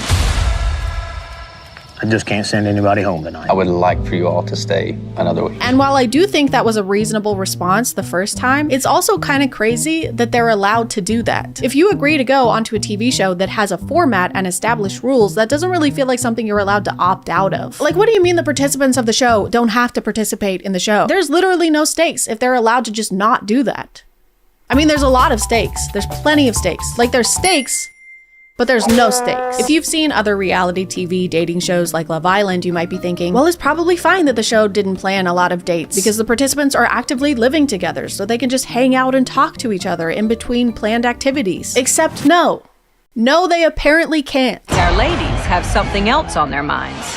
One-on-one time, one-on-one time, a one-on-one, alone time, one-on-one time. One of the most recurrent complaints from the women on every farm by far is that the farmers are not talking to them. What I'm hoping next is that I do get some one-on-one time. I'd really love to get a little bit more attention from him. I really haven't got a chance to sit down and talk to him. I need stuff to make me feel comfortable, and that is like being able to pull me one-on-one. We have had absolutely no one-on-one time. So I haven't had a lot of one-on-one time with Alan. To the point that the host of the show literally has to intervene. I have not gotten to speak to him at all. The host finds out that Ashley, this woman, has not spoken to Farmer Hunter since their initial 3-minute speed date, and that was 3 weeks ago. The host immediately pulls the guys to the side to have a chat with them. Hey, gentlemen, come over. Let's have a sidebar. And basically has to be like, hey, you guys are gonna have to talk to the women on your farm. You can't marry them without talking to them first. That's a different dating show. You're in the wrong one for that. It feels like the show was assuming the farmers would take initiative and try to get to know the women, and the farmers assumed the show would make them get to know the women. So they were kind of just passing the buck around back and forth, the decomposing one. The more time the women are there, the more apparent it becomes that they're barely interacting with the farmers at all in between the planned dates. Aside from chores, don't worry, they're still doing unpaid labor. So many of them don't have any idea where they stand with the farmers, and it's probably because the show is happening at their place of work. Like, if you ask 4 farmers who have admitted multiple times to being inexperienced with dating to choose between dating women or farm, they're going to choose farm. But we have to take it easy on these guys, okay? We can't just expect them to suddenly start dating everyone when they have very little dating experience. That's like asking someone who's never done farm work to do farm work. And if they're not immediately good at it, kicking them off the show. Like, you would never do that. That's just unreasonable. The woman who doesn't believe in divorce, Cassidy Joe, this is her. Cassidy Joe starts complaining that she and Farmer Allen haven't kissed yet and that she needs that physical affection. I guess I wish we would have had a kiss. I think it's okay, going. good. I know that I need that affection, right? Physical touch. Maybe she should go to Ryan's farm. There's plenty of that to go around over there. But she starts being really weird about this. I don't want to be too aggressive, but I want to show that I like him. I want to kiss you. Even though Farmer Allen hasn't kissed any of the women on his farm and specifically set a boundary that he likes to move slowly. I understand it all, but doesn't mean I want to have him, give him the space. I want to go, why don't you want to kiss me? I'm like a little kid. Yes, you are, because you're throwing a tantrum like a little baby. She ends up throwing such a fit about this that he gives her a peck simply to appease her. Kiss me, please. Here. Which is so fucked up. I don't have anything funny to say about this. I can't believe she didn't get kicked off the show immediately. So yeah, don't be like Cassidy Joe, who doesn't believe in divorce or apparently consent. As I've already mentioned, Ryan has no problem showing the women on his farm physical affection. He also has no problem doing it in front of people. I can be romantic on my own way, including the other women on his farm who are romantically interested in him and who he's also been kissing, sometimes hours before. For example, Haley, this woman, sees Ryan locking arms with someone else and has a justified response. This man acts like he likes me. He doesn't. If Ryan doesn't want me here, I don't want to be here. And she ends up confronting him in a very collected, very articulate way, okay? This is important. The person you pick has to pick you back. Yeah. Like, you have to form a connection. And then they make out. A lot. Which is crazy because right after this, Ryan starts questioning if he even likes her anymore because she's too emotional. I'm not sure how a relationship with her would be because she's so much more emotional than the other girls. Bro, what are you talking about? She simply reacted to you holding hands with someone else when she has feelings for you, and you've been telling her that you have feelings for her too, and she didn't even cry in front of you. She went into a porta potty to cry. Arguably the worst place to cry. He ends up confronting her about being emotional. So you have an emotional side. Tell me about that.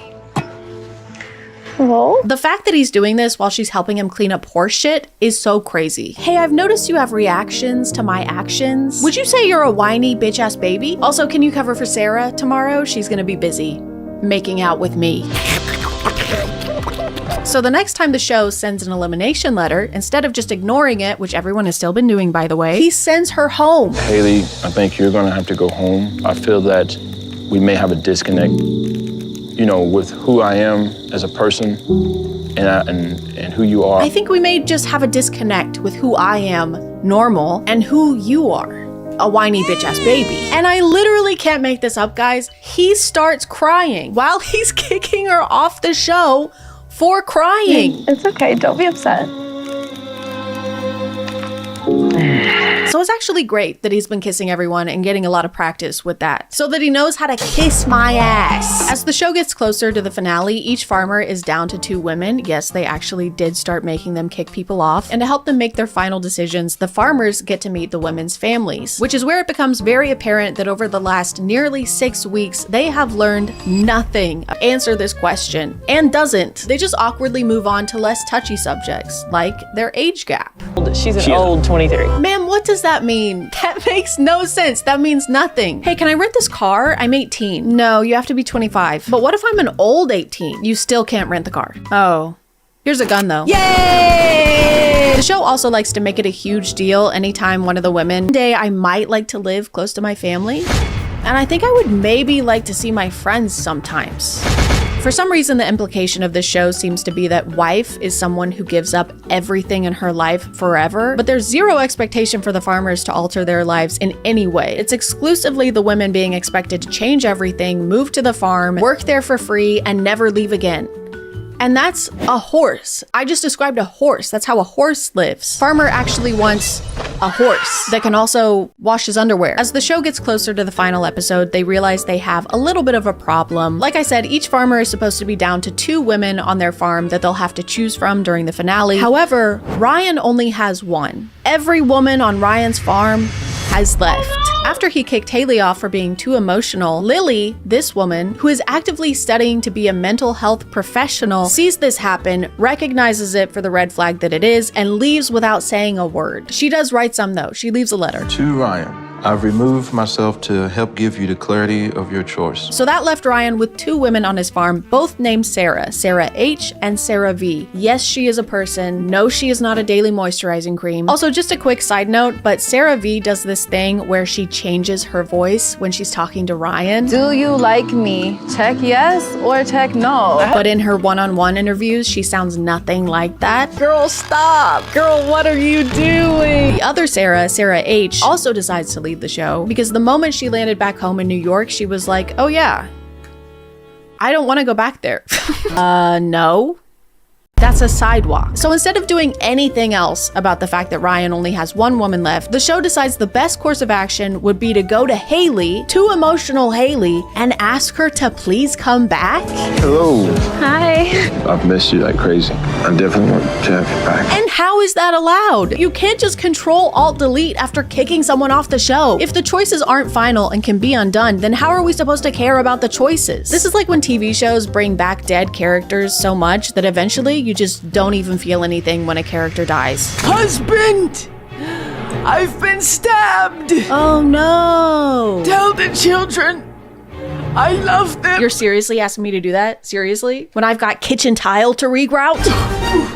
Farmer Landon is also choosing between 2 women with the same name. This is Ashley R and this is Ashley L. Did you get that? Have you got it? Please keep up. He ends up choosing Ashley L even though he's had a great connection with the other Ashley this entire time and he met her daughter. Your mom had a favorite cow at my ranch that was black and white, just like your cat is. Thank you. I know it's just a part of the show and he didn't have a choice in meeting her family, but still, he brings her a stuffed animal and it's really sweet and he's always talking about how much he wants kids. So he wants kids starting years ago, but he doesn't end up with the woman who had a kid years ago? That's literally what you wanted. She could not be a better match. Her head might as well be made of red phosphorus.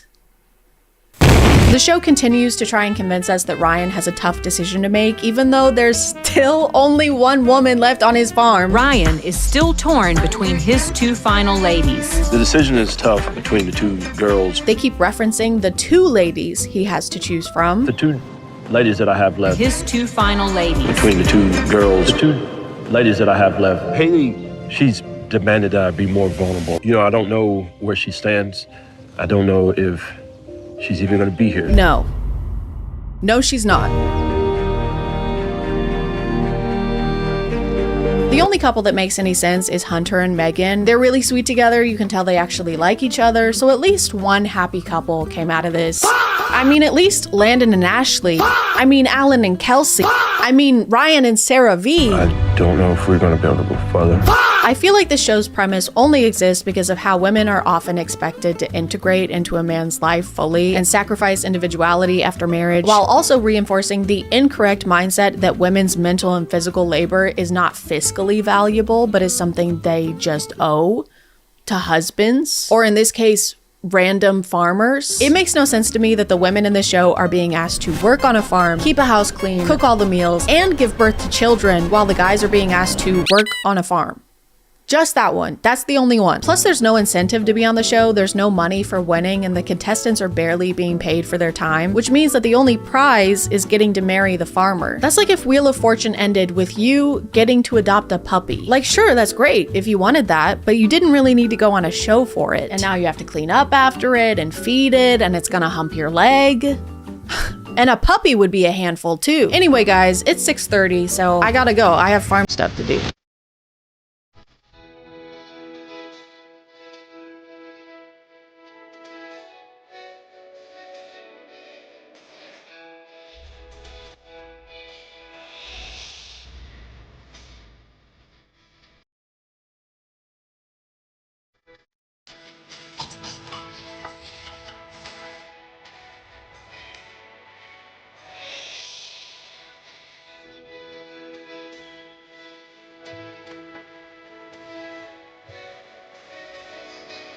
Hey feed, and welcome back to Feed. My name is ChadChad. Not really. And have you ever wanted to make a bunch of money without having to raise a single toe? Then this is not the thing for you. You do have to raise a toe. You have to give birth to your toe and nurse it, swaddle it in a little dough blankie and cover it in mustard. Eat your toes. Go on. Do it. Do it. You won't. There's just something about companies that advertise exclusively on TikTok that make me go, huh, why are they doing that? I wonder. Probably a good reason. I trust them. A good example of this would be Bang, the Bang energy drink company that would sponsor TikTokers and not really care if they disclosed the sponsored aspect of the videos. I've always wondered what would happen if you trapped smoke inside of a box, so I tried it for myself. And it could be a little difficult to tell sometimes because the drink wouldn't be incorporated in an obvious way and would just kind of be sitting in a corner somewhere. Kind of like all the Coke products in Footloose.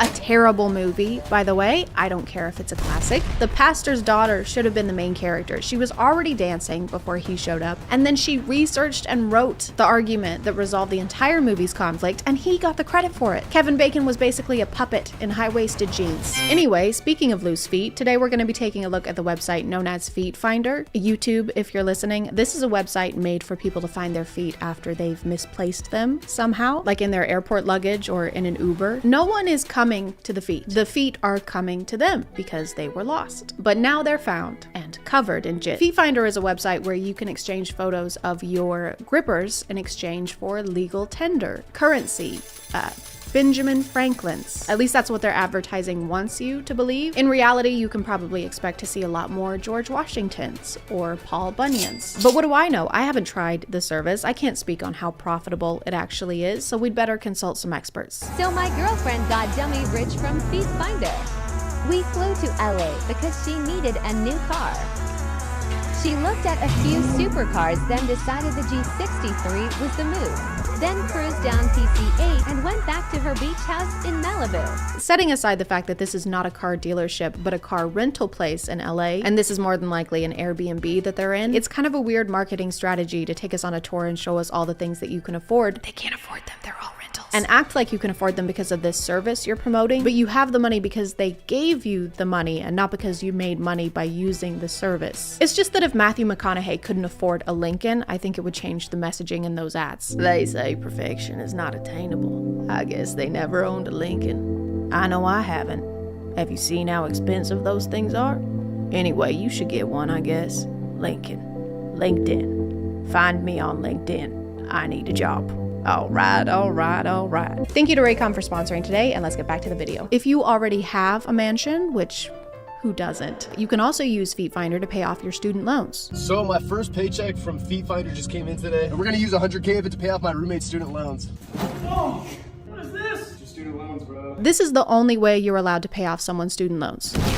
Hey, so you mean a lot to me. Aww. And you've always supported me. Of course. So I wanted to show you some love in return and throw a leather bag at your head as hard as I can. You do that for me? Feet Finder came through, I got you. No way. From Feet Finder? Yeah. Yo. Yeah. Yo, come downstairs, come outside real fast. Okay. What could that have been? Oh, no. Bro! New whip? This is yours? All the money that you gave me? I blew it. Aw, man. Instead of paying off his student loans, he bought a car, van, truck thing. If the human centipede was made of Jeep Wranglers, that's what he bought. Imagine giving someone $100,000 and then they go out and buy a real life-sized Hot Wheels car. So the plot is a little convoluted, but they do manage to say the name of the website at least 5 times throughout the video. Feet Finder, Feet Finder, Feet Finder? Feet Finder. If you make $100,000 using this website, that's incredible. Kudos to you. kudos to your toes, kudos. It's just kind of weird how they keep shouting out the website. Like, you don't usually shout out your employer every time you get paid. Just got my first check from the sperm bank. Oh, nice. Yeah, I'm thinking about getting the ugliest car imaginable. Wow, is that a good idea? I mean, yeah, the sperm bank's got me covered. Covered in what? Dude, what? Why are you like coming for me? But I'm not coming for you. I'm not trying. You should be coming for the Rosewood Sperm Bank on 24th Street. Business hours 8 through 5, closed for all of November. Some of the promos have this fun little spin where the person making money from the website is using someone else's pictures. Hey, you coconut head, what is this? It's my paycheck for Feet Finder. Oh my god, I cannot believe you are uploading feet pictures on the internet. Mom, it's not mine, it's my brother's, your son's, you know? I take it when he's sleeping. If you don't want to use pictures of your own grippers, that's okay. Just use someone else's without their knowledge or consent, like a crime. Babe, what did you just say? You post my what on where? I just posted your feet pics. Why are you posting my feet pics on places?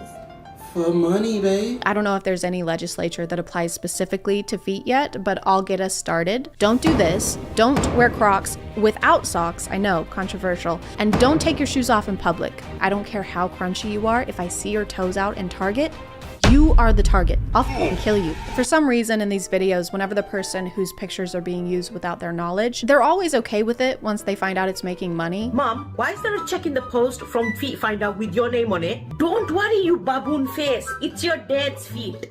How much is that? You asking too many questions. Just keep sending me pics. 50-50?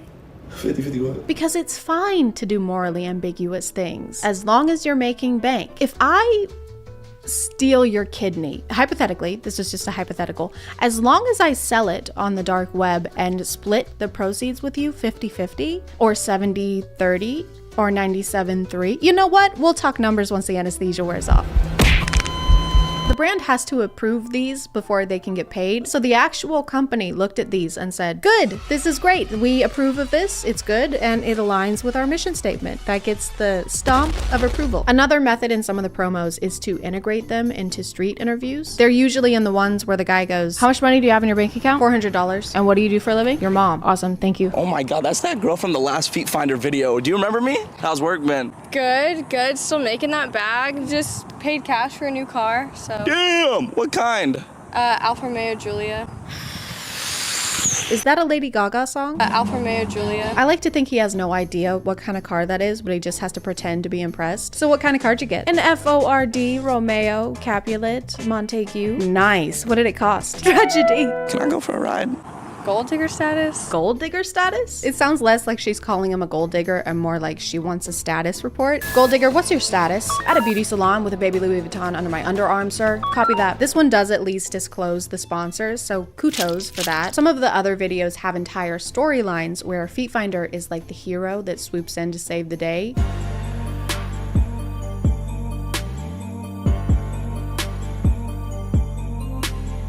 Don't you hate it when you're playing video games and your girlfriend feeds you raw macaroni with one of those washcloth tablets that you have to put in water? So she's sad that they can only afford one pair of socks.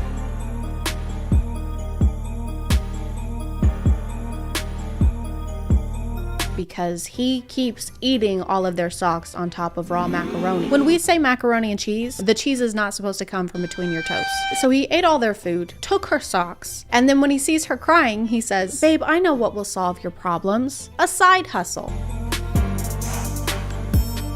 Dude, you are her problems. She's literally giving you the shirt off her back. If her shirt was socks and her back were feet. There's a few like this though, where the wife or girlfriend is unhappy or they get dumped and then they find Feet Finder and it transforms their life immediately. Yes, I own 2 mansions and a car that has more prefixes than Rosetta Stone, but before I found this company, my life was miserable. My husband would force feed me sweaters on uncooked penne. And they weren't even cashmere. At this point, you might be thinking it's a little bizarre that this company is exclusively advertising to people who would want to post pictures and not actually buy them. And it might be because that's who they're making a lot of money from. You have to pay to use the website. You can pay $5 a month for a basic subscription or $15 a month for premium and unlock all of these crazy perks like direct messaging or profile customization, things that are Definitely perks and not just things that a website should have already. So these ads are less trying to get customers and more trying to be like the finance influencers that tell you they made all their money trading Forex, but then charge you $500 for a course they filmed in their garage. This is how I made my money. This is how I can afford a new Tesla every year. This is how I moved out of my parents' house. Honey, did you take out the trash? Honey? I don't make any money from making you pay me every month, okay? I give all the proceeds to charity. 3 days ago. Dude, shut the f up! Charity, do not speak to your mother that way. Or maybe I'm being too harsh. I could have completely misunderstood their business model, and this is in fact a company that just wants to help people find their feet. I mean, I know what that's like. My name is Detective Chad Holmes, and I'm the best goddamn foot finder this side of the Mississippi. When it comes to finding feet, I am undefeatable. People always ask me, how do I be more like you? How do I become the world's greatest detective with the world's greatest hits? And I always tell them, you can't. I've been finding feet since I was 2 years old. I can sniff them out in a snowstorm. I can hear them coming a mile away. Platform Doc Martens, size 6.5, mid-calves. No, thigh highs. But it's not always glory and sleeping with the hottest people alive. Sometimes this job is tough, real tough. I'm sorry, ma'am. I was too late. Josiah! Why do I have to be so damn good at finding feet? No. I'm gonna call it there, guys. Thank you for subscribing, and if you are still here, thank you so much for watching. I appreciate you clicking on my video out of all the videos that are on here, and I'll see you next time. Okay, bye.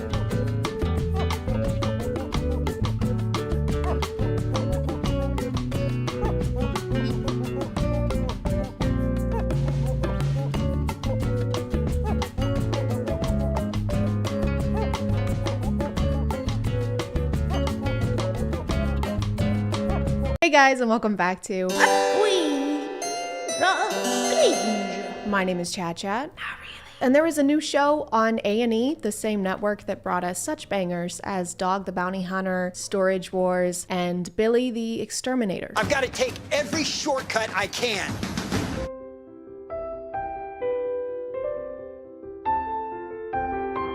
Adults adopting adults is the new hot goss online. It's the new thing. But I wasn't sure I wanted to make a video on this because I've seen that people have already talked about it. But then I watched the first episode in a moment of weakness, and it was way worse than I thought. I'm already not a huge fan of reality TV because it's usually not reality. Kang just cheated on me. Oh my God, seriously? I am going to end his career. Oh.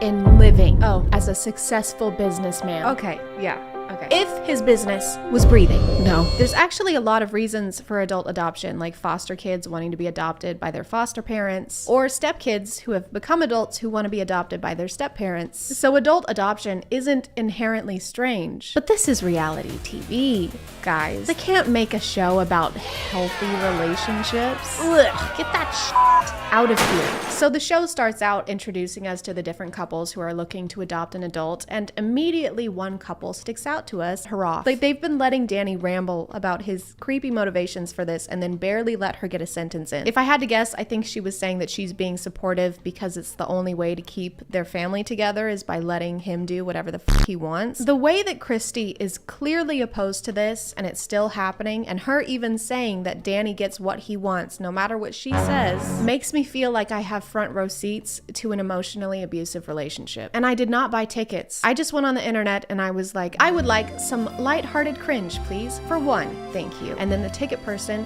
kicked me in the head and said, actually, f you. You're gonna feel really sad now. No. And also, you're gonna really hate Danny. Who the fuck is Danny? That ticket will be $8,000. Throughout their entire introduction, Danny constantly references a father-daughter relationship and talks about how much he wants to be a father figure for Eliana. What do we do if I like cheat on you or something? Well, have you maybe just considered not doing that? Right, okay, but if I cheat on you, what are you gonna do to fix it? I guess I would forgive you if you let me get another cat. Perfect. Christy, you don't deserve this. I will adopt you, okay? You can come live with me. You can divorce Danny. You can have as many cats as you want, and I'll even let you keep your deodorant in the fridge. I don't know why you would want to put your deodorant in the fridge. Maybe Danny wants his pits to be so chilly that Kevin Malone would drop them on the floor. I am very concerned that I may steal the Declaration of Independence. I mean, this is a sensitive topic. So far, I have not thought of stealing the Declaration of Independence. I mean, I have. I did steal it. I did steal the Declaration of Independence. What was the question? What's your favorite type of ice cream? Oh! Yeah, so like soft serve, froyo. Fellatio. Yeah. I'm calling the police. With nut. Yeah. Lots and lots of nut. Eliana runs into some issues at the airport, and Danny is freaking out and trying to get over there as quickly as he can. Baby, we need to move. We gotta go. We need to leave right now. As if Eliana is going to change her mind about living with them in the time it takes Christy to refill her water bottle. This is the contact picture you chose for your potential daughter. You don't put your kid's contact picture with them bare-shouldered and moist. Parents choose a picture that your mom posted on Facebook 5 years ago, and her friends called you pretty even though you had corn stuck in your braces. They start to wonder if she was catfishing them for the money that they've apparently been sending her, but she does eventually any idea about this dude's infidelity or the young woman that he already tried to adopt, who he fell in love with. They just didn't mention it to her before she came all this way. That's what you're supposed to do in new relationships like this: support each other, quality time, and keep things from them until it's too late to back out. I just got here yesterday, so it does seem a bit early to be like, oh, by the way, we did this before and it almost ruined our marriage, so please don't do that. Welcome to your new home. I think it's fascinating that when talking about adopting Eliana, he says things like, she needs me. Eliana needs me. Or she wants to be with me. Or she entrusted me with her life. Eliana has entrusted me with her life. But when we're talking about the shitty things he's done, all of the sudden it's our marital issues, and we have had issues in the past. Our marital problems. So he is able to act like they're a partnership, but only when he's trying to make it sound like they both fell in love with a 19-year-old. To conclude, Danny f***ing sucks. Hey, it's Editing Chad. It's been a few days since I filmed this, and I just found out that A&E completely canceled this show already. They pulled it from their website and every streaming service that it was on, thank God. And Danny is also racist, so you're welcome for this update. I'll talk to you later. Okay, love you, bye. Christy needs to find someone who likes her cats and takes her feelings into consideration before making huge life decisions. A&E also sucks. I felt that Christy wanted to be on the show in the first place because she seems pretty unhappy with the camera being around. In short, everything about this sucks and I hated it, but you can let me know what you think in the comments, or you cannot leave a comment because I respect your opinion. Do you see how I did that, Danny? I'm gonna call it there, guys. Thank you for subscribing, and if you are still here, thank you so much for watching. I appreciate you clicking on my video out of all the videos that are on here, and I'll see you next time. Okay, bye.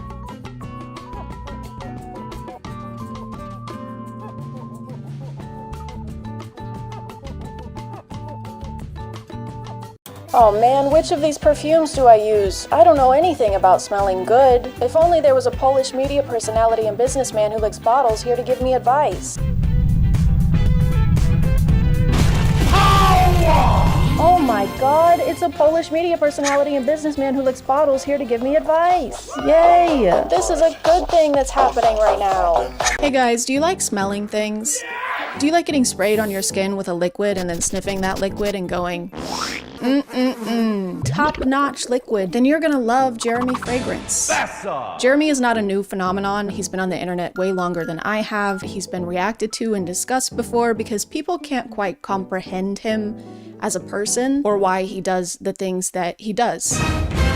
Jeremy Fragrance started out on YouTube as a cologne connoisseur, not a colon connoisseur. He doesn't know shit. And in the beginning, he seemed to be actually helpful. He would review colognes and compare them. Sometimes he would poll people in real life to see which one they preferred. He was literally conducting field research for noses. He had this suave, confident aura and was always wearing a freshly pressed suit. And most importantly, he only talked about fragrances. Oat milk is the most similar to mother's milk. It smells so gorgeous. Oh, yeah! Which makes it very convenient that his real and legal name is Jeremy Fragrance. That's such a coincidence. That's like if my name was Flawless Body and Skin and Hair and Personality, because I'm an expert in all of those things. Skip forward a few years to 2024, or don't do it. It's worse here. And recently it's been a little harder to get Jeremy to stay on topic. He does still talk about fragrances every now and then, but not as much as he does things like this.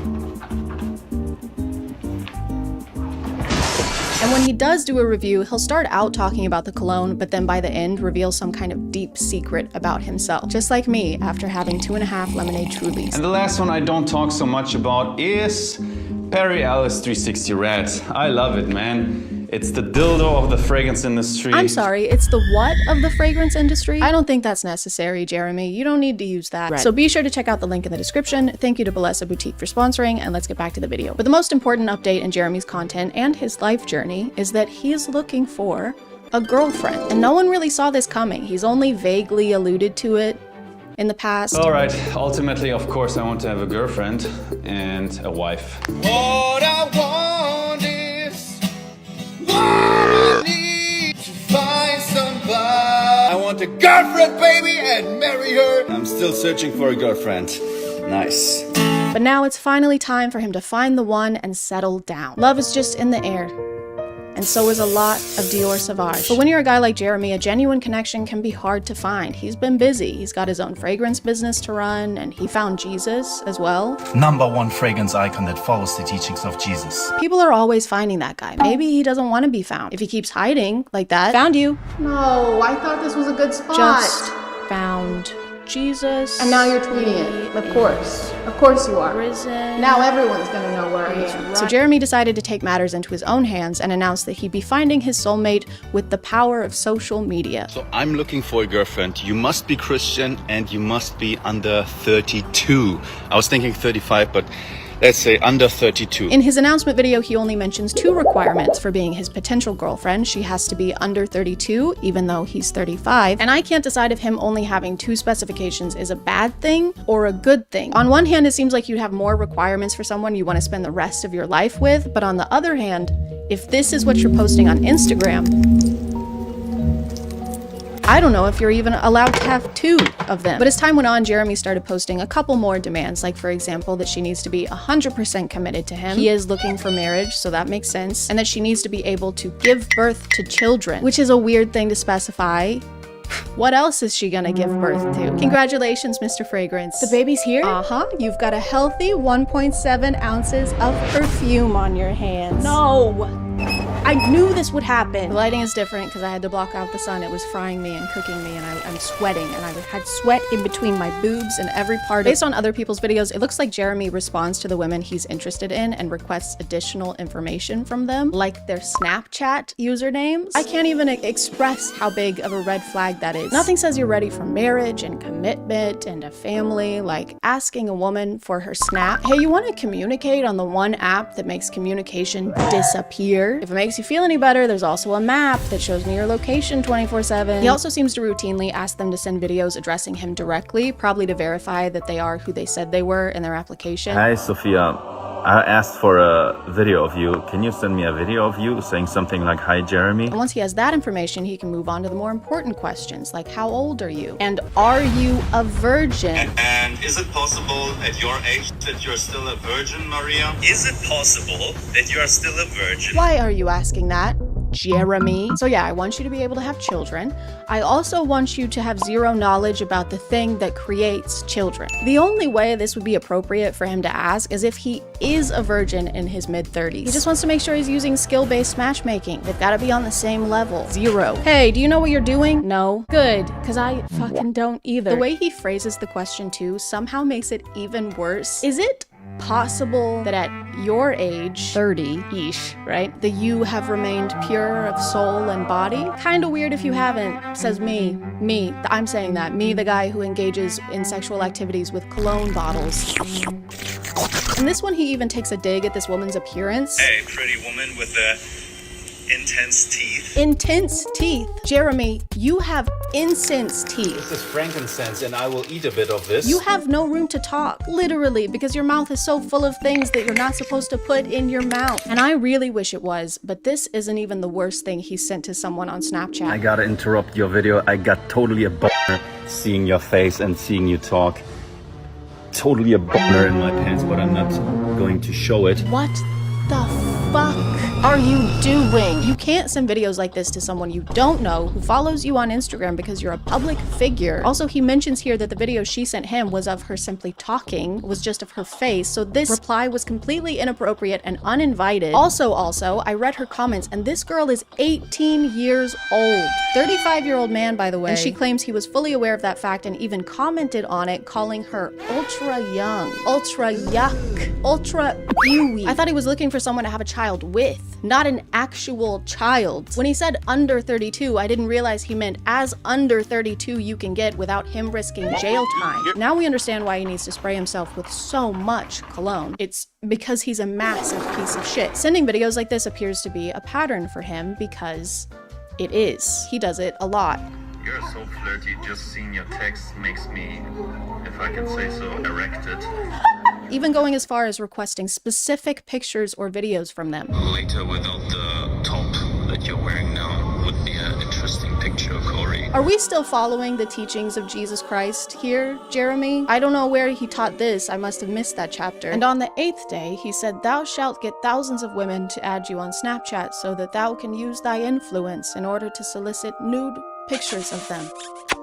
Amen. And these are just the cases of him doing this that people have posted, so it's very likely that he does this all the time. But he's looking for a committed woman, guys. He said so. He said it's great when woman is dedicated to man, so that he can be dedicated to aging like a fragrant, skinned, unrefrigerated avocado. It seems like he's always been kind of weird with women based on the fan interaction videos he posts. Jeremy runs into fans a lot. It's almost like he's the one seeking them out. His thing when he runs into them is to try and guess what kind of fragrance they're wearing, and when it's a guy, it's a pretty normal interaction, but when it's not, he feels the need to make some kind of comment on their physical appearance. Wow, what a woman. Very attractive woman.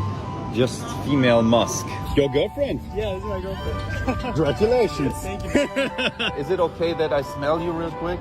Yeah, I mean, I don't... Basically, he can't see a woman or a girl without trying to flirt with them in some way. So it's safe to say that I have a lot of competition. I don't know what it was, okay? Maybe it's the way his hips thrust in a sporadic, irregular way, or the way he lives so dangerously on edge of the age of consent. But there is just something about him, and I can't live with the regret of never even trying. Just want it noted that I started my quest of trying to get Jeremy to fall in love with me before I figured out he's a terrible person unworthy of my time. So it's exactly like every dating experience I've ever had. And so I shot my shot. I shot my shot on Instagram, and he didn't even look at my story. I shot my shot on Instagram again. I shot so much shots that the state of Tennessee actually tried to protect my rights. But it didn't matter because Jeremy still didn't notice me. So I decided to try and play by the rules. I painstakingly crafted the perfect opening message that no man could decline, and then sent it post-haste to his application email. It reads as follows. Dear Jeremy,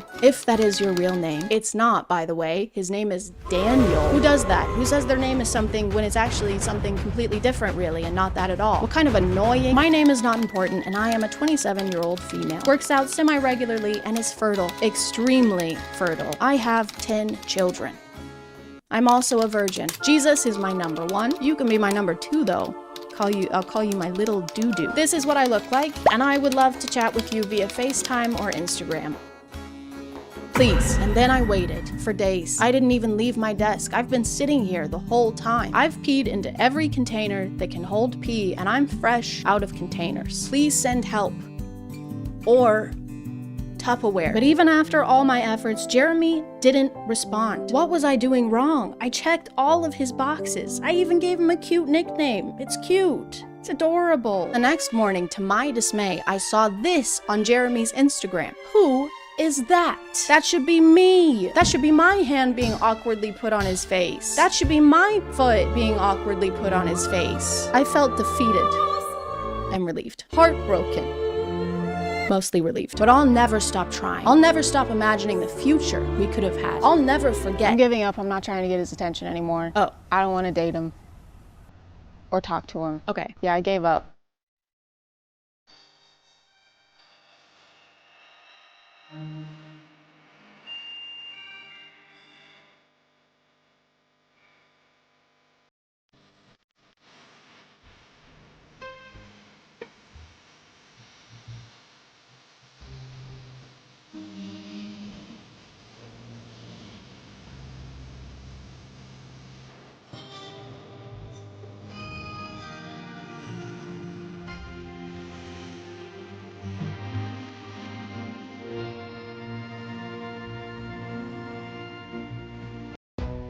Colonel, we are approaching TikTok Island. Praise the gods, Captain. I thought we'd never see land again. Hoist the sails! Colonel, take a look at this. What is it, Captain? They're dancing. Dancing? Poorly. Well, it's not a crime, Captain. They're shirtless. All of them? Everyone. Well, it's also not a crime. Perhaps it should be. Take a look. Well, that one's not shirtless. Now he is. Alas, I fear we are not equipped to survive such an environment. Nonsense, Captain. You think we can't handle these creatures? They couldn't even find the beat after Beyonce sneezed on it. Thank you for listening, and thank you to Atlas VPN for sponsoring this video. Captain, you need to see this. Now, turn the ship around. We're leaving. Hey guys, and welcome back to My name is ChadChad. And today we have less a twinge, more a bucket full of why does this person have 6 million followers on TikTok and isn't currently maybe being investigated? Kind of cringe. You may recognize this guy. He's been making his rounds on TikTok and not for good reasons. If you were like me and you saw any of his content before the past week or so, I'm so sorry. At some point last week, I think he privated his account in the hopes that less people would talk about his content. But here we are. Where there's a will, there's a way. And where there's deleted cringe, there is a Reddit thread.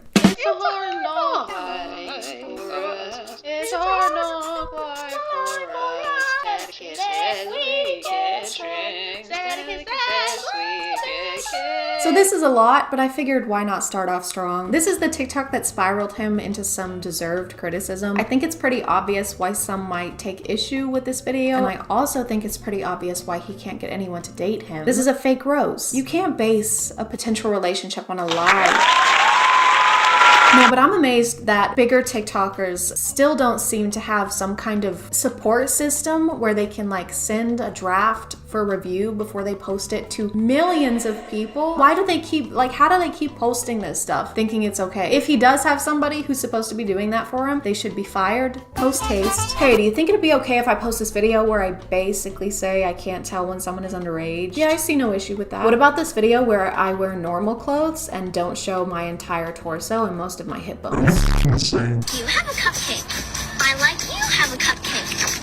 Smack my ass like control. Did you think the first TikTok was bad? Don't worry. He made it way worse. This TikTok has obviously been deleted since then. Based on the time it was posted, I think it was supposed to be like a joke response to the people criticizing the initial TikTok, saying it was inappropriate. So instead of acknowledging that he made some people uncomfortable and that it was made in poor taste, he doubled down, made this video, and got his account suspended, which is like jumping out of the frying pan into a bigger, angrier frying pan that suspends your TikTok account.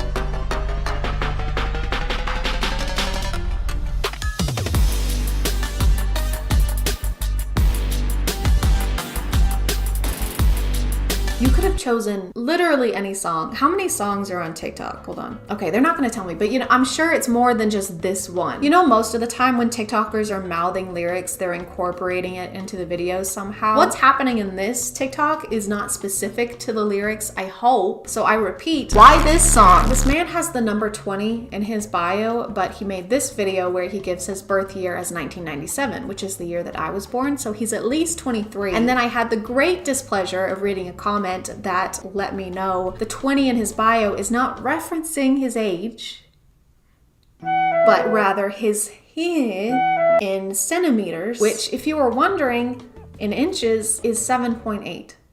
So congratulations on having that information in your head now. There were a lot of comments sticking up for him saying that a lot of 13-year-olds look older than they actually are nowadays. I don't think that looks are the only factor in determining if someone is your age or not. You can't tell when a 13-year-old is not on the same maturity level as you. So you're equally or less mature than a 13-year-old then. Why would you admit that to us? Hey, has anyone seen my watch? It was like super expensive. I haven't. Ooh, no. Sorry, I haven't. I also haven't seen it. You kind of answered weird. No, I didn't. Yeah, she's right. It seems like you took it. I didn't take it. I just really struggle with not stealing watches. That's what she had stolen. Yeah, that's what I had stolen. I literally just said it. Okay, you know what, guys? It's not my fault. Okay, a lot of watches look 20 years old nowadays.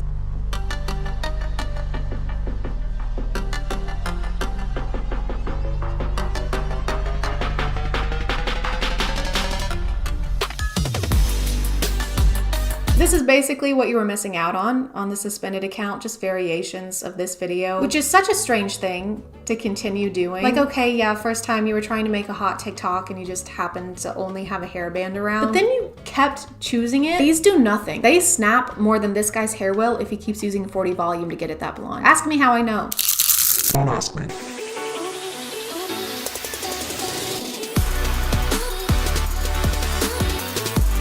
I had to watch this, so you do too. I think this is supposed to be an indication that he is proficient in the act being alluded to, but he's not even on beat. I don't know if I'm gonna be able to use the original audio on this TikTok or not. You're just gonna have to trust me on this one. How are you gonna write the test and still fail it? In fact, a lot of his TikToks are like this, where he's doing suggestive things and implying that he's some kind of savant at them.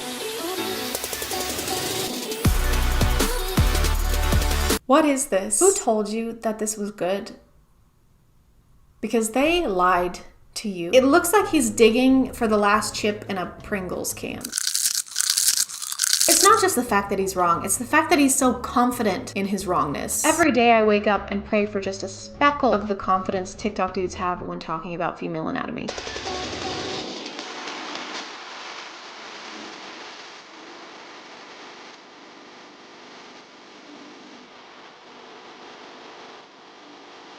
This should be a crime. This is the worst thing you can do to someone, actually, I think. I would literally rather a stranger punch me in the jaw with all their might than do this to me. Look at the reactions to him doing this. They are swooning. He really walked them through this and was like, I am going to thrust my alleged 20 centimeters in the air so hard that I forget how to make normal human faces, and you are going to be swept off your feet by that. Why would that sweep me off my feet though? It's kind of gross. Because I'm paying you, Goretta.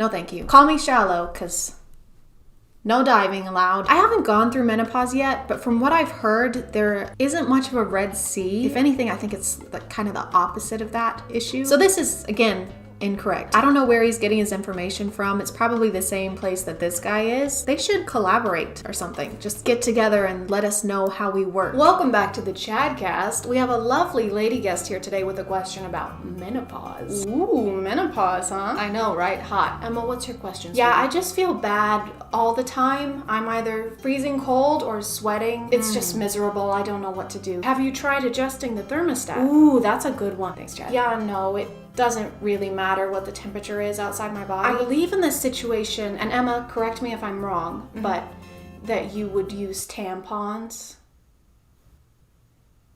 No, that's wrong. Emma, please don't correct me. Absolutely no correcting on the ChadCast, Emma, please. Okay, well, it's just I don't really get those anymore. It's pretty dry in the ovary department. Well, I wouldn't know anything about things being dry, would I, Chad? You wouldn't. Neither would I. Neither of us would. But you know what would help you, Emma? No, I don't. What? Chad, are you thinking what I'm thinking? You know what I think I am, Chad? Emma? It's chocolate. Chocolate? Chocolate. Chocolate. Chocolate. I don't think chocolate will help you. Just take the chocolate, Emma. Just take the chocolate. Chocolate makes the woman problems go away. Take the chocolate. I know you want the chocolate. Don't want chocolate.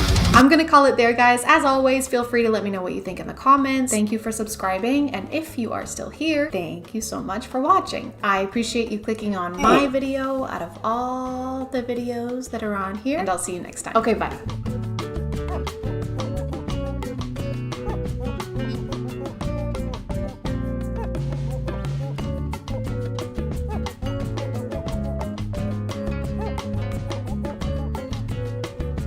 Hey guys, and welcome back to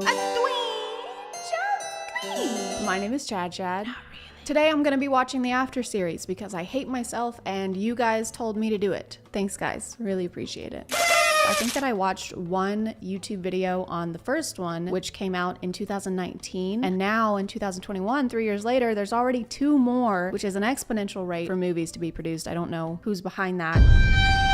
Just a quick recap of what I know about this series from just like hearsay. Number 1, it was based on a Wattpad story, kind of like The Kissing Booth.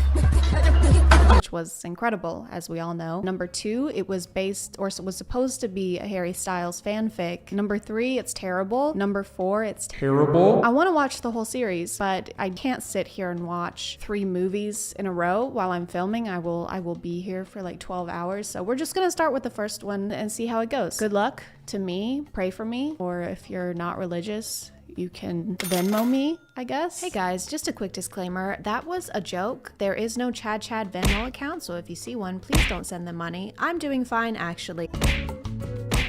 Okay, so we're walking naked in the woods. That doesn't usually end well, biblically. There are moments in our lives that seem to define us. I'm gonna be your spirit guide. We can get you into all the best places, even without a fake.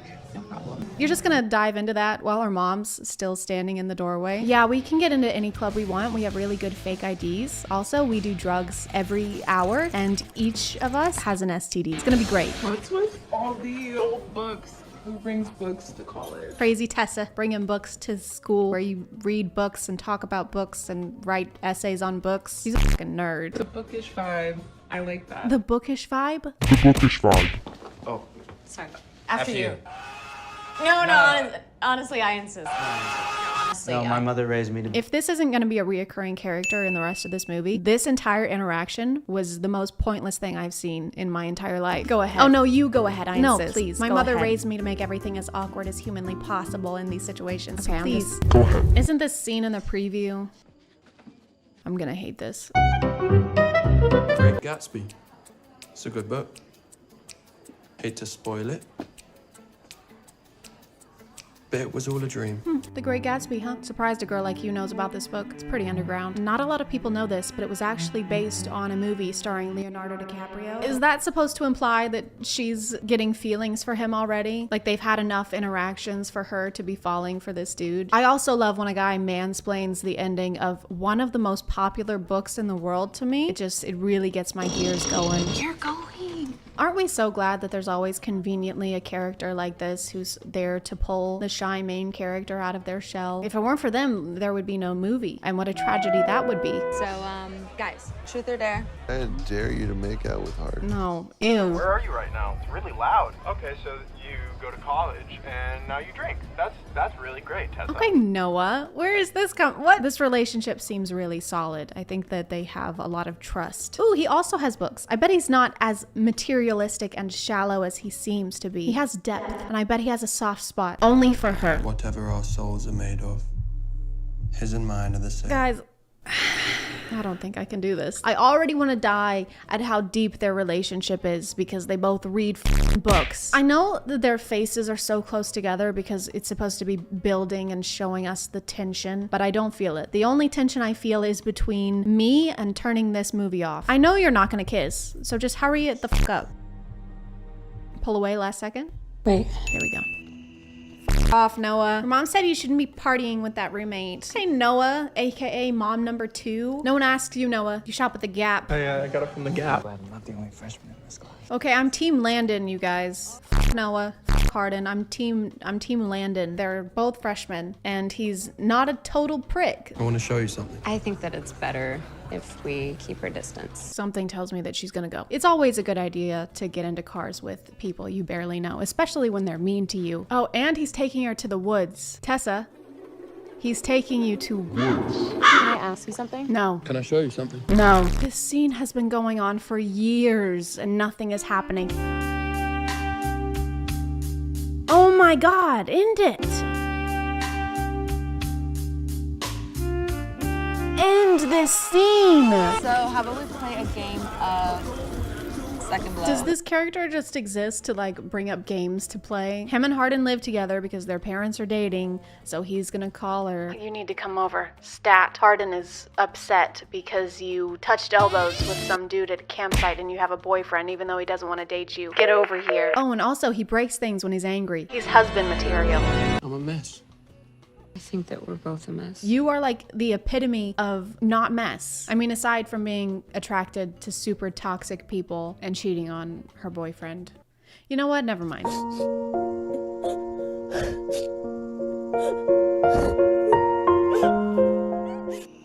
Noah's my best friend. Not anymore.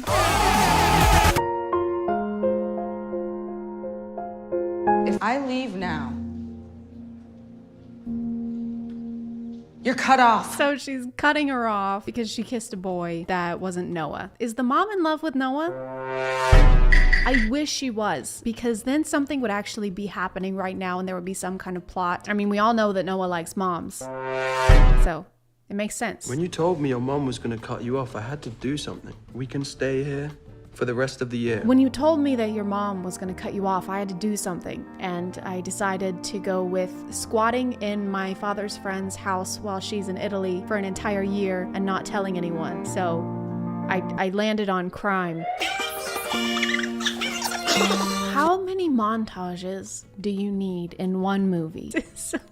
This is so boring. We're literally just watching montages of them go on dates or sit at home and eat takeout. One night when I was 8, my dad was at the pub, drunk as usual. He messed with the wrong guys. They came to our house for payback. Came to their house for payback. He wasn't there. He wasn't there. And that's my dad.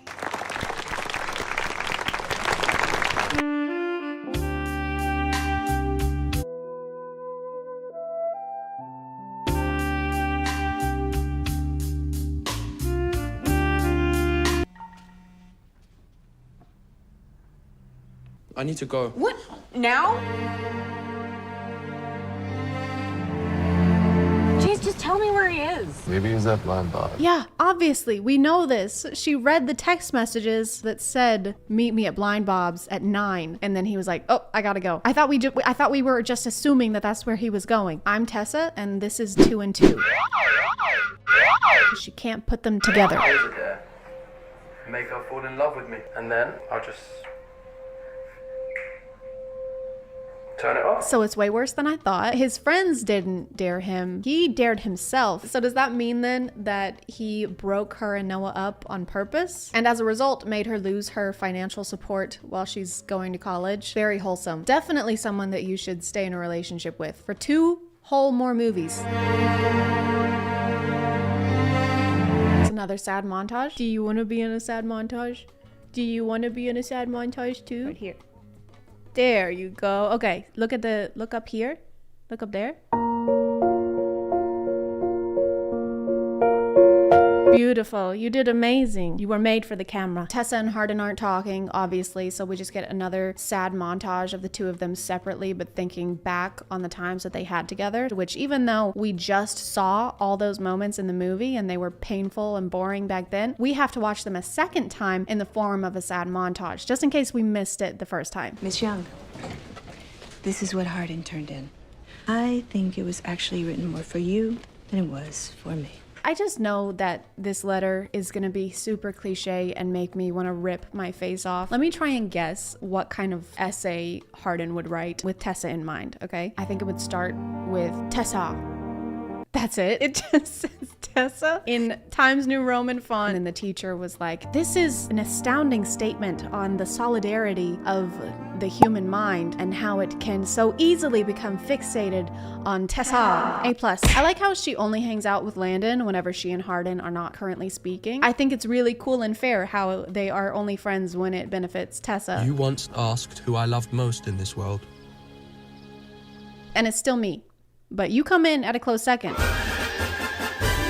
The plot is just how they aren't having sex, and then they are having sex, and then they go back to not having sex, and then these little scenes are sprinkled in between where they talk to meaningless characters about how they are or are not having sex. After my ass. So let me know in the comments if you want to see the next one, but I'm gonna call it there. Thank you for subscribing, and if you are still here, thank you so much for watching. I appreciate you clicking on my video out of all the videos that are on here, and I'll see you next time. Okay, bye.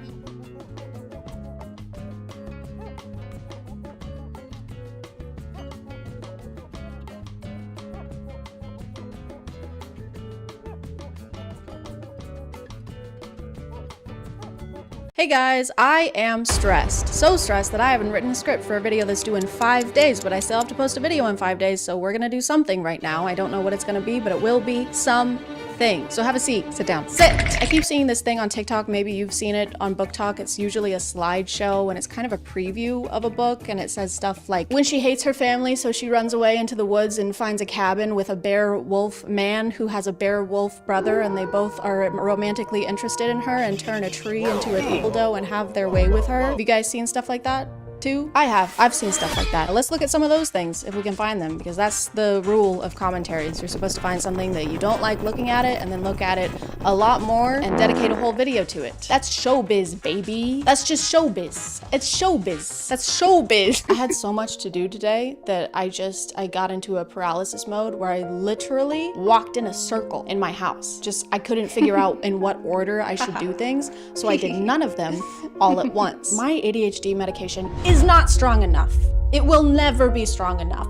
Ever. I found one. When she finds out her online best friend isn't who he says he is. He's the same person she's been obsessed with for 8 months and has been trying to forget about. Turns out he's just as obsessed as she is. And he's her ex-boyfriend's dad. Oh, father. Oh, okay. All right. All right, girl. So she's been stalking her ex-boyfriend's dad, and her ex-boyfriend dad has been stalking her. You guys are made for each other. This one's not very spicy. That's not spicy. That's just an age thing. It's not that weird to fall in love with your ex-boyfriend's dad. I do it all the time. I just did that yesterday. He has so many red flags. He's 13 years older. He's possessive. He's obsessive. He spanks you. He ties you up. He likes to do you hard and rough. He unalives people. Was all of this just listed on his Hinge profile? Yeah, I'm a stalker. I'm old as hell. I like to spank people, and I like to murder people. And if you're not into that stuff, don't call the cops, please. Just scroll. No need to be a snitch. I want to read the comments on this. Green flags. Well, are they really that red? He's killing people. That's pretty red. As far as red goes, that's about as red as you can get. The only thing worse than that would be, let me see. I'm so good at improv. I'm so good at coming up with things on the fly. I'm so good at being on flies. Why nobody hating? This is me. This is my alt account. That was me. I said that. I thought it was a slide, but it was a screen recording that someone took of a slide. Don't do that. The shy, innocent girl being afraid to get a tattoo because she has low pain tolerance. The 6'5" tattooed hockey player smirking and saying, "You're a lot better with pain than you think." Boy, if you don't... Ooh, I found one. The shy, invisible girl is invited to play Drink or Dare with the hockey team, and she doesn't realize how dirty the dares are. What is with hockey? Why are we all talking about hockey? Is that a new thing? Do I need to start watching hockey? So when it's her turn, she gets a dare that puts her in a compromising situation. Either she can drink, or she can lick whipped cream off one of the players, anywhere below the neck. When she says it aloud, the Playboy hockey player volunteers himself, not wanting to see her with another guy. Her crush for him is growing, and she's afraid to get involved because of his history with women. But she does the dare, and before she knows it, he's taking his shirt off. She sprays the whipped cream down his abs and licks, and the whole team watches as she does it. She's the only one close enough to hear him moan. And then and that's the end. What the fuck? Why are you edging us? What happens next? Do they do it in front of the whole hockey team? I don't know. I keep seeing books that are about hockey players. That's just not a sexy thing. When I'm thinking of sexy things, which I do pretty often, hockey player has never shown up in my head. A sink with no dishes in it? Absolutely. Going to bed by 11 p.m.? Fuck yes. Starting my period and only getting 2 giant cystic acne spots? That's sexy. That's what I want to hear about. Ooh, I found another slideshow. Okay, it's actually showing me slideshows now. Oh shit. Okay, this is a lot. We're getting into the stuff now. We're in the deep of it. Holy shit. When she's riding her boy roommate's face and then someone knocks at his bedroom door. That's the shock emoji. Unable to stop myself, I sink my teeth into her thigh, loving the way she hisses down. Okay, this is just cord. This is just cord. Dude, you all right in there? My Paige's eyes widened and all's good, but he has no idea. Okay, this is just cord, and I'm going to skip this one. Oh my god, I don't want the cord. I want the scenarios. I don't want to read that one either. Her sleeping through her alarm for 3 minutes straight. Her brother's best friend lying next to her, smirking as she sleeps through it. Wake her up, man. Help her. Now she's gonna be late for her meeting, and you could have done something. This is no smirking matter, sir. Also, no one sleeps with a lace bra on. This isn't cute. No one does this. Oh, time to go to bed. Let me put on the itchiest piece of clothing I own. When she never reached an okay, I don't want to read porn, guys. I just want it to be silly. I don't want to hear about that stuff. That's gross. How is this allowed to be on here? I have seen the C word more times than I can count. 23, 24. What are you doing, TikTok? I'm so glad we actually found slideshows. I was worried we weren't gonna find any, but now all the slideshows are just so when God opens one window, he closes a door, whatever that, I don't remember. When your fake husband orders you to wait for him naked on the balcony, except there's another couple making out next to yours, so you go back inside. Your eyes lock with your half-naked husband who demands, "What did I tell you, Bianca? I'm naked," you whisper. We know, Bianca. It says you're naked 2 times already. Distracted by the sight of his bare chest and abs. Where were you supposed to wait? Nervous, you open your mouth to lie, but your neighbors take it up a notch. His lips lift and he arches one eyebrow. How do you lift your lips? Do your lips even lift, bro? How much can he lift with his lips? Like 350? My lips can lift 400, not these ones. I've got the strongest lips this side of the Mississippi. This is a little more explicit than I was thinking. This is a little harder than I thought it would be. And I'm a little harder than I thought I would be. When there are 9 straight pages of him eating her out, no thank you. And you posted them all on TikTok? When he's meeting his boss's daughter for the first time and he says, "You must be what, 22, 23, 24, 25, 26, 27? I'm 28. Thanks though." Why does this have 103 likes? This is just a conversation of 2 people discussing how old they are. And 100,000 people were like, "Yes, good, I like that." You're 69ing with your brother's best friend. As you do, you try to, okay. All right, this is too much. Oh my God. Guys, this is just, I'm looking at porn on camera. This is weird. This is not what I wanted. This is stressing me out more. When she calls him friend to stop the situation from getting too steamy, is that our safe word? The top comment says, "Can someone please explain to me what safe word means?" You're too young to be seeing this video if you don't know what that means. Log out. Go outside. When her husband doesn't want to get her pregnant, I saw the rest of it before I finished reading it. When her husband doesn't want to get her pregnant, so he sends his brothers to do it. What?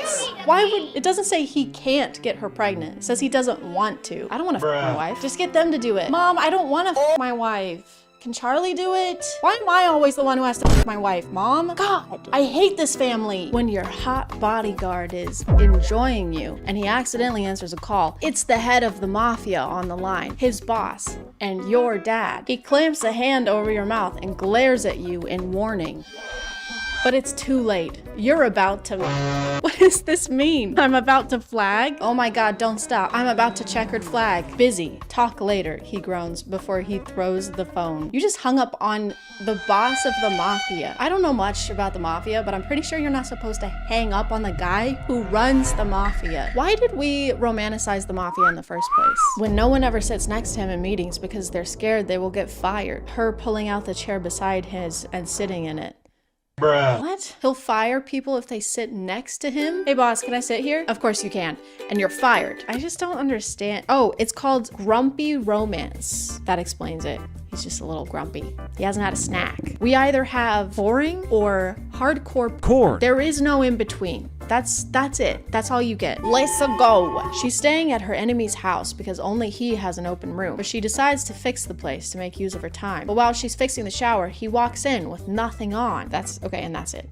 All right. Well, it would make sense for him to be walking to the shower with nothing on. I don't know how else you would walk into a shower. Also, why is she staying at her enemy's house? Because only he has an open room. You can't find anyone else who has a free room. You guys can't be that big of enemies if you're still open to staying in the same house as him. Seems like you guys just have beef. Also, if I'm staying at someone's house and I get a little bored, my first instinct isn't to start renovating their home. Well, I have a free hour, so guess I gotta replumb the bathrooms and then sleep with my sworn enemy. There's nothing else to do. I can't do anything else. There's nothing else. You were having an argument with your husband. He's sitting in the living room while you yell at him for half an hour now. And the worst part is that you're not even listening. I was. Just waited for you to finish, love. He then did a manspread in the sexiest way possible. I'm all ears, babe. Babe, what's wrong? I'm listening. Go on, love. Yell at me. You weren't going to yell at him anymore because you could have seen the way he looked at you. Okay. You could tell he was turned on. I mean, did you see how he manspreaded? He's turned on, for sure. I know you too well. Oh, love. Just thinking about you yelling at me while I do the most unholy things while you scream my name. The recommended search is manspread scenarios. Don't encourage them. We're trying to nip this in the bud. We're trying to get rid of this. We've been complaining about this and now you guys are sexualizing it? Cut it out. It's not sexy. Imagine you were in a Uber coming from a club with your friends.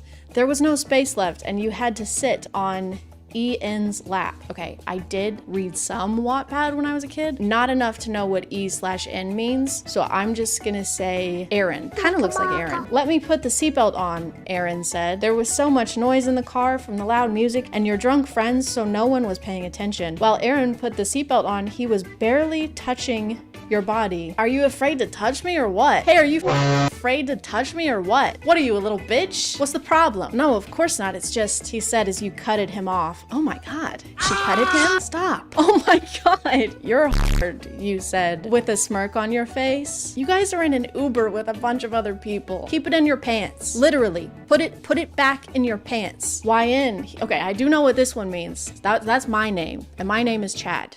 Really? Chad, he said, surprised. If that helps, This is not helping. This is not helping the day I'm having. If that helps, I'm too, you said. Suddenly his hand got on your thigh. Oh, it got on there? That's a sexy way to put that. Suddenly his hand got on my boob. That's so sexy. Thank you. Okay, and then it gets to be too much. And then you go too far. You have to tease it, okay? You can't go straight to the heavy stuff. You gotta warm us up a little bit. Imagine you run as fast as you can. That because you just pranked your enemy. I don't know what kind of enemies you guys are having. You don't really usually have a back and forth with someone who's your sworn enemy. 2 words. He's wet. I don't like those 2 words. That asshole deserved every single water drop that was falling on him. You don't get to close the door and your enemy just pops up. As you both are in, he closes the door and locks it. Come here, Chad, he says, his shirt glued to his skin. Come on, Aaron, it was a prank. Why do you always have to overreact? Oh yeah? Overreacting? He grabs both of your hands and pins them on a wall, his body pressed to yours in water. Yeah, it sounds like you guys really hate each other. It sounds like you guys really don't get along at all. You can't just say that you're enemies and then you hang out with each other and you enjoy each other's company and have camaraderie. That was the word I was looking for, camaraderie. You can't have camaraderie and general banter with your enemy. I'm your enemy and I just killed your mom, your dad, your brother,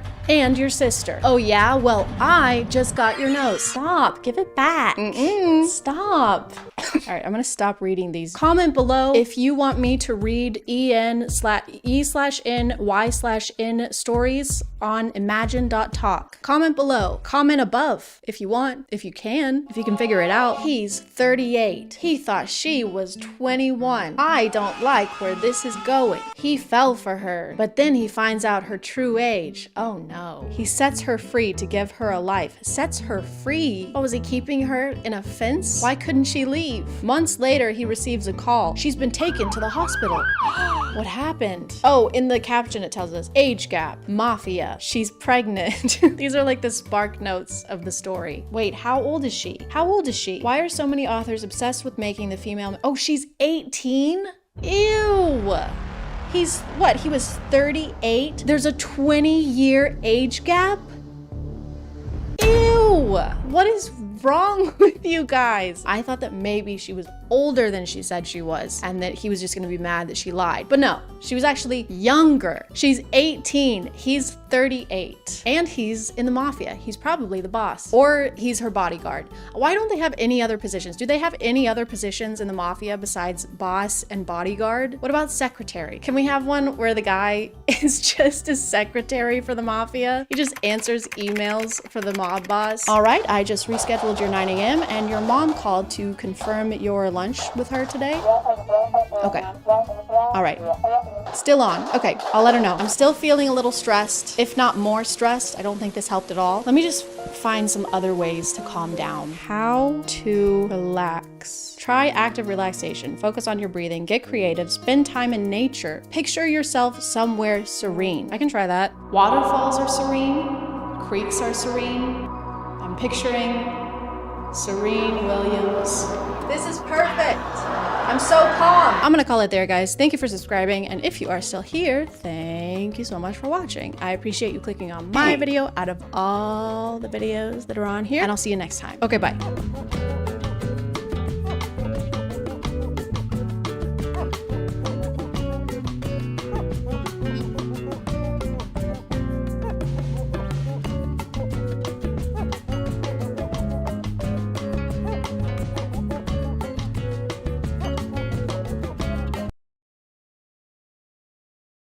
Hey guys, and welcome back.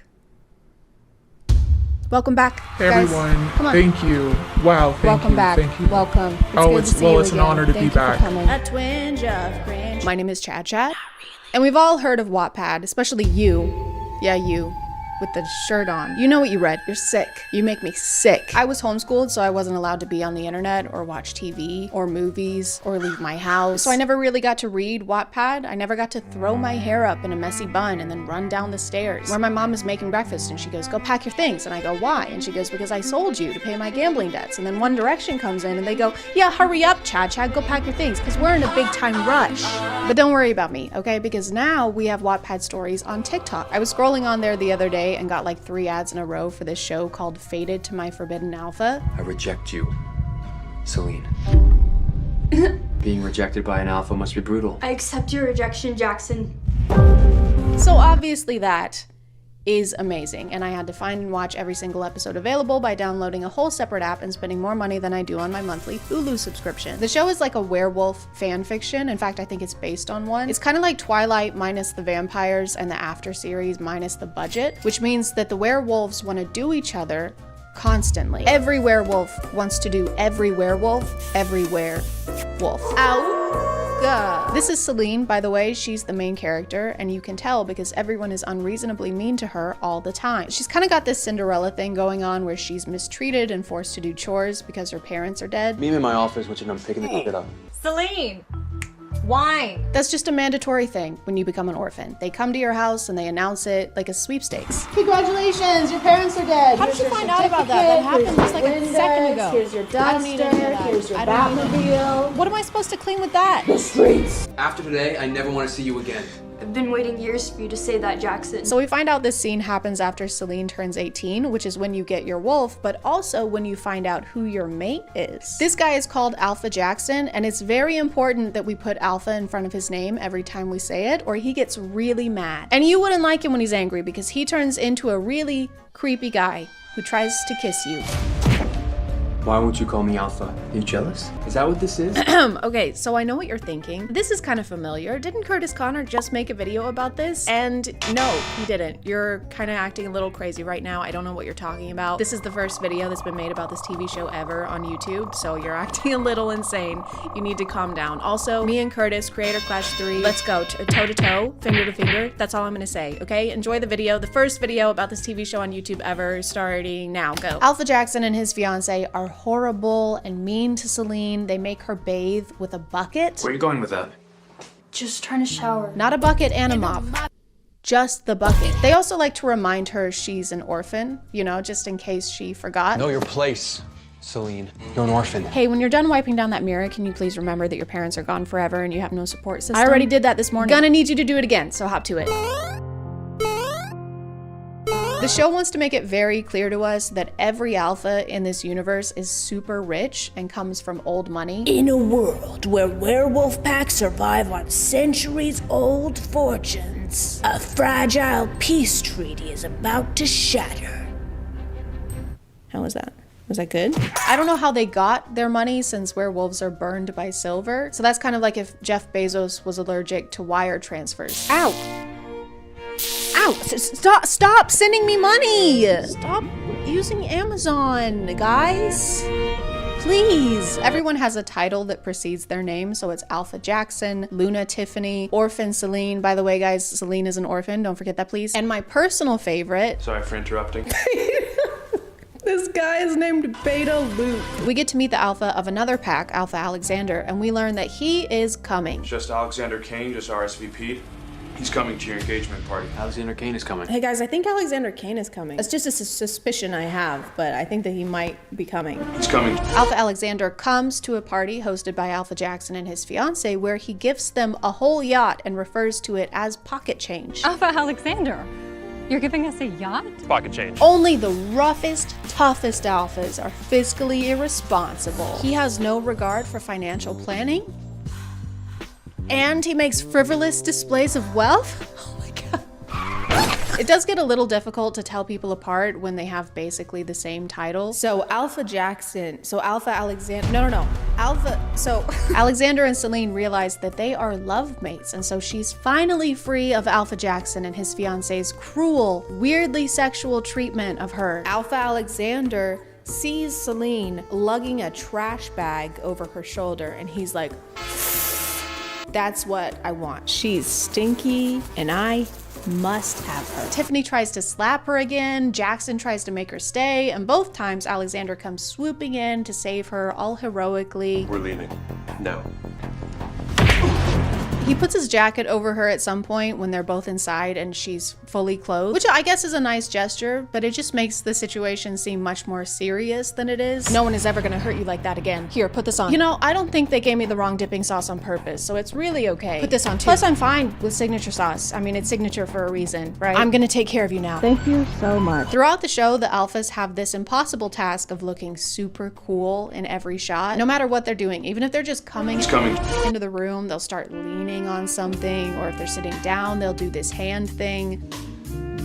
So this is my mate. Fatherless, motherless. Your parents are dead. And the camera angles don't always help them out with that. It's hard to feel intimidated when the camera is elevated and making the alpha's head 5 times bigger than his feet. If you ever touch my girlfriend again, I'll bite your toes off. I didn't. I just gave her some dipping sauce. You dipped her in what? No, not like that. I just mean, ow. We learned that Alexander is the alpha of the largest, most powerful pack in America. You are aware I'm the alpha of Nightwind, the biggest pack in the States, right? Of course.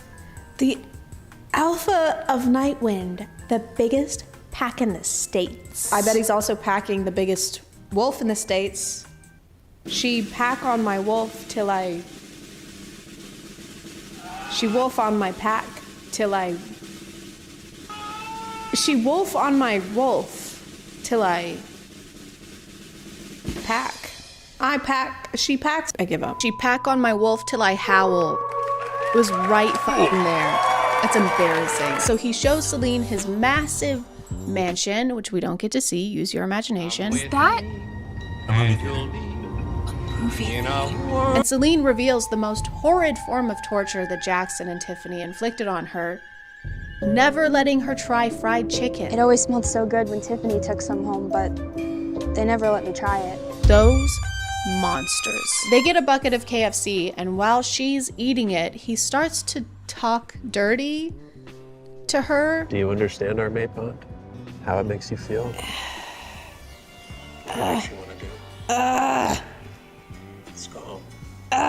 She has fried chicken in the corner of her mouth during this conversation. Babe, the way you're eating that chicken breast like a fucking idiot gets me going. Don't stop, I'm gonna crumb. Crumbing. We actually find out that both of them are virgins. Fucking losers. And this isn't important to the plot at all, it's just there to add tensions and also so that both of them can talk to their magic mirror wolves. It's me, Lila. I'm your wolf. My wolf, Lila, you're here. You're my wolf. Yes, Celine. And it seems like the only purpose of the wolves so far is to act super funny and help them get laid. Do you not like him? I do. I mean, I don't know him, but there's something about him. That's your mate bond. And the only way they can talk to them is through these mirrors, so it's like a version of Bloody Mary. Bloody Mary, Bloody Mary. Hey, what's up? This guy just got me a bucket of chicken. Oh, he wants you. I know, so bad. I'm gonna talk to him. Okay, just remember to wear something sexy, like a white nightgown covered in blood. You better be thinking about how dead your parents are. I am! The second half of the show is much, much worse because they start to kiss a lot. And I don't like that. The sound when they're doing that is like those rubber hand party favors. It's like two of those slapping together in a wet fashion. Oh, God. Stop.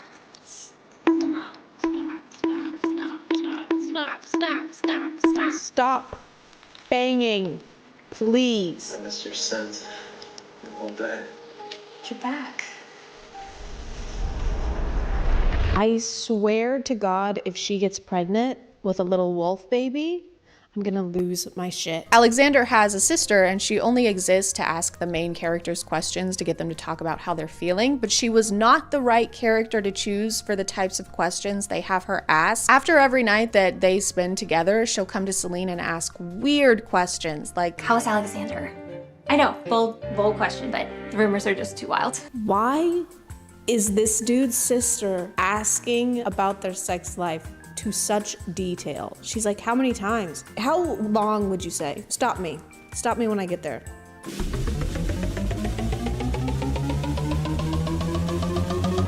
Celine ends up visiting her old home, and Tiffany, who is pissed because her fiance still clearly has a thing for Celine, poisons her in a very clever, very secret way. I come in peace and with drinks. If you're gonna poison someone, do it in like red Solo cups. Don't use medieval chalices that Romeo and Juliet would have used in Act 5. To prove that she didn't poison Celine's cup, she goes, what? You think I poisoned your cup? You know, like an unsuspicious person. Okay, your exhaust pipe is fixed. Great, thanks. What, you think I put a bubble machine in it? Why would I think you— Good, because I didn't do that. You know what? I'm out of here. Yeah, get out of here. You need to stop throwing crazy accusations around. Celine cannot be tricked though, okay? She is sharp as a whip. She's not gonna fall for that. Just kidding, she does fall for that. She falls for that almost immediately. Alpha Alexander can feel his mate's pain through their love bond and comes to her rescue by finally transforming into a strong, terrifying wolf.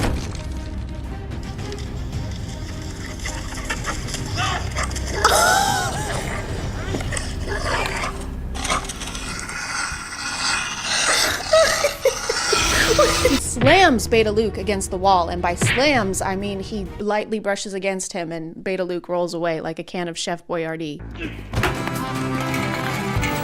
They rush Celine to the hospital, and it's not looking good. We're trying everything we can, but you know what wolfsbane does to a wolf. Oh no, don't sink down the wall, you're too sexy. Oh no, don't have a flashback to how you guys fell in love, you're too sexy. But she pulls through because she's actually also a super powerful alpha. Doctor? She has the blood of an alpha. Holy shit. And she has super powerful alpha parents. That's right, they were never dead. She was never a stupid, stinky orphan. She was just stupid and stinky. Alexander's sister is there when Celine wakes up, and she explains how heartbroken he's been since she's been unconscious. Just fought an entire war for you. Wait, the war's already over? I don't think he's eaten either. Skill issue. Apparently while she was asleep, all of the wolf packs went to war with each other, which we don't get to see. Use your imagination. So, Alexander went apeshit on Blood Moon and led the entire Nightwind army to attack the day you were admitted. Since she's a very powerful alpha, Celine can read everyone's thoughts now, and we first discover this when she and Alexander go to dinner to meet up with her parents. I want to strip Celine naked. What? Celine, we're gonna make so I can finally be inside. Ew!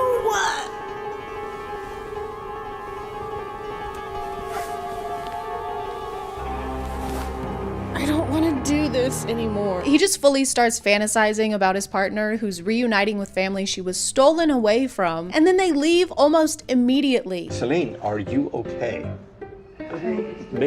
Maybe we should go home. You want to reunite with your parental figures? How about we reunite our figures away from your parentals? Look at the chicken, look. Come on, let's go. Now that everyone is happy, no one's parents are dead, everyone is rich, Celine and Alexander get married. Yes!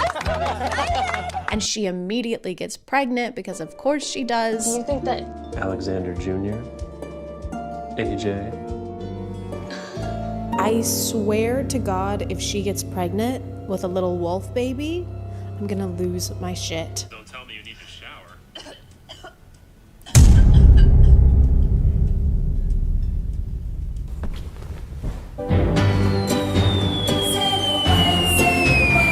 Honestly, guys, I know I've been talking a lot of crap, but the show is actually much better than I thought it would be. When I found out it was a romance and it involved werewolves, I was expecting a sexy wolf version of Where's Waldo.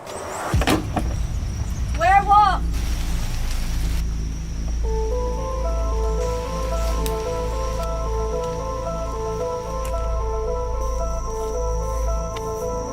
Werewolf!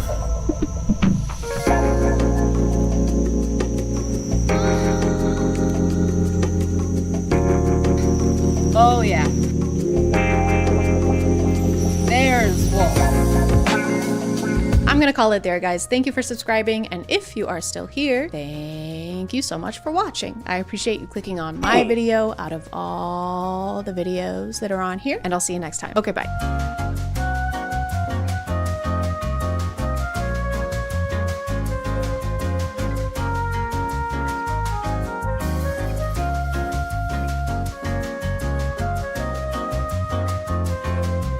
Hey guys, and welcome back to.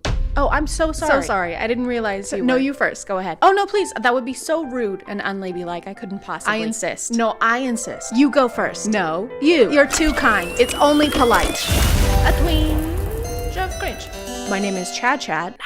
And today we're gonna become ladylike. So sit up straight. Close your legs. You're not a jar of peanut butter, so stop spreading. Being a lady of refinement is a lot of work. It's not something that just happens. It takes time and dedication. With a great lady comes great responsibility. It is exactly like being Spider-Man. You have to coordinate outfits and have good hand-eye reflexes so you can move gracefully. And then you have to watch your uncle die, and that's probably the worst one, I think. The hardest part, though, is all the people telling you how to be ladylike constantly. When I was growing up, being ladylike seemed less about becoming well-mannered and more about adults having an excuse to yell at you over things that boys could get away with. That's not ladylike was kind of like saying that's not very nice, but only directed towards girls for doing normal kid things. Now, Timothy, what did I tell you about cutting off your sister's hair and then burying her in the backyard? To not do that? Very good. And Rebecca, what did I tell you about getting dirt on your clothes? But it's from him. No buts, Rebecca. Go pack your bags. I never want to see your face again. But actual lady etiquette is super, super complex. I fell down this rabbit hole on TikTok a couple weeks ago, and it turns out I've been doing everything completely wrong. I'm gonna use the restroom. BRB. Okay, never say that when you are at the dinner table. It is bad manners and bad etiquette. You do not have to declare what you're doing, where you're going, or why, because you are not a child. You are a lady. A child wouldn't say, BRB, I have to use the restroom. It would be more like, Mom, hey Mom, I need to go to the poop room to use the poop seat. It's a big one. Bring your chicken parm, because it's gonna be a minute. The best thing to say is just, excuse me, I will be right back. You don't need to declare or give an explanation. Not specifying where you're going kind of draws more attention though. If you say you're going to the bathroom, I'm like, okay, they're going to the bathroom. If you say, pardon me, I'll be right back, I'm like, okay, they're doing drugs in the bathroom. I'm gonna have more questions if you're acting like the bathroom is an unspeakable thing. Excuse me, just a second. Where are you going? To the, over there? The bathroom? We do not speak of that place. Whoa. 18 years ago, that place took my family. That place did? And it left me with this scar. Wait, how? One day I will destroy that toilet. Oh, I already did that. What? Yeah, the Texas cheese fries did not sit well. Rejoice! Okay, the realm is free. We're finally free. How to exit a room. Don't turn your back. Say thank you, goodbye, and smile. Back out slowly, facing the people in the room with confidence. Leave and keep eye contact until the door is closed again. Whenever you're leaving the room, make everyone feel a little distrusted. Just a tad. Make them feel like you suspect them of wrongdoing. Okay, I'm gonna head out now, guys. Okay, bye. Bye. See you later. Okay, see you tomorrow.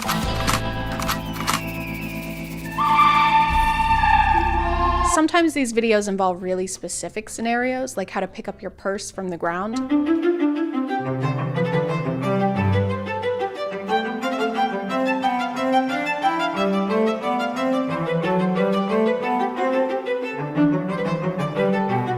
Or the most ladylike method, just leave it there. Don't even bend over, just cut your losses. I don't understand who this is for. I just don't know who's watching closely enough to be impressed by how you pick something up.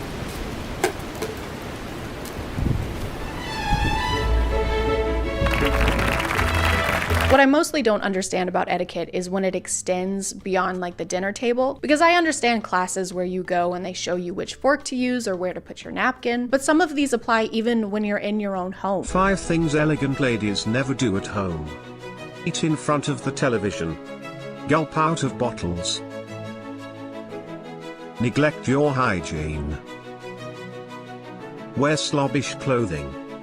Have a cluttered/untidy environment. So picking your nose and wiping it on the couch is off the table, then? That's a no? Got it. Rules don't apply when you're in your own home, okay? There's no shame there. That's the only place you get to stop the facade, not continue to care about your appearance. I like to come home after a long shift at work and slip into something more comfortable, high heels and a ball gown. Then I reapply my makeup just in time to go to bed and sip water from a decanter. I've seen this rule a couple of times, but they never really give an explanation on why we shouldn't be drinking directly from bottles. My only guess is that we don't look dainty enough while doing it. Nothing could matter less. There's no equivalent of the rule for gentlemen. If there was a TikTok telling men not to drink from bottles, it would be for a completely different reason. I've said it once and I'll say it again. Water bottles? Phallic. So phallic. Drinking water is gay. Don't do it. Oh, you're hydrated? How long have you had a boyfriend? What are you guys, like dating? Yeah, what are you guys, like happy together? Yeah, what? Are you two gonna get married? And what, like love each other till death do you part? That sounds awful. Yeah. I am so thirsty. I've noticed that sometimes there will be situations where being ladylike is more of a priority than basic safety.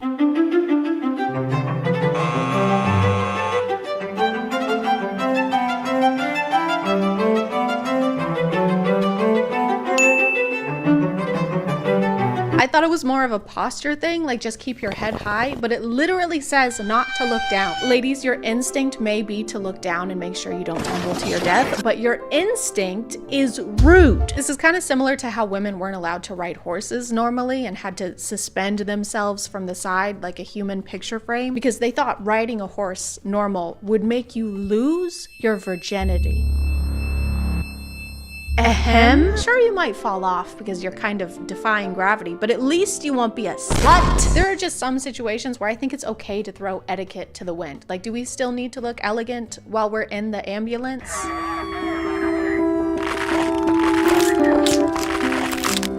For some reason, most of these creators really hate athletic wear. Number one tip to look expensive and elegant every single day. Dress for the occasion, ladies. I see so many people shopping and traveling in yoga pants and sports trainers.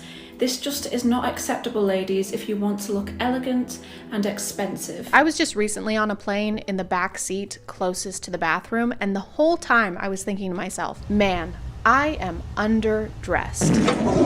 She says to dress for the occasion, but if you're wearing yoga pants and the occasion is Starbucks, then you are dressed for the occasion. I get etiquette as a hobby, like as something you're interested in, but this just has a lot of holier than thou energy. Not a lot of people have time to worry about looking classy at the grocery store, and they're not enforcing formal attire. Like the store greeters aren't there to make sure you fit the dress code. Hi, welcome to Kroger. Are those Crocs? Get the fuck out. Once your guests arrive, don't take them to the living room and offer them a seat before showing them the restroom first. How are we supposed to introduce them to the bathroom? I thought we weren't supposed to talk about it. Hey guys, come on in. This is the foyer. Oh, watch your step. And this is the...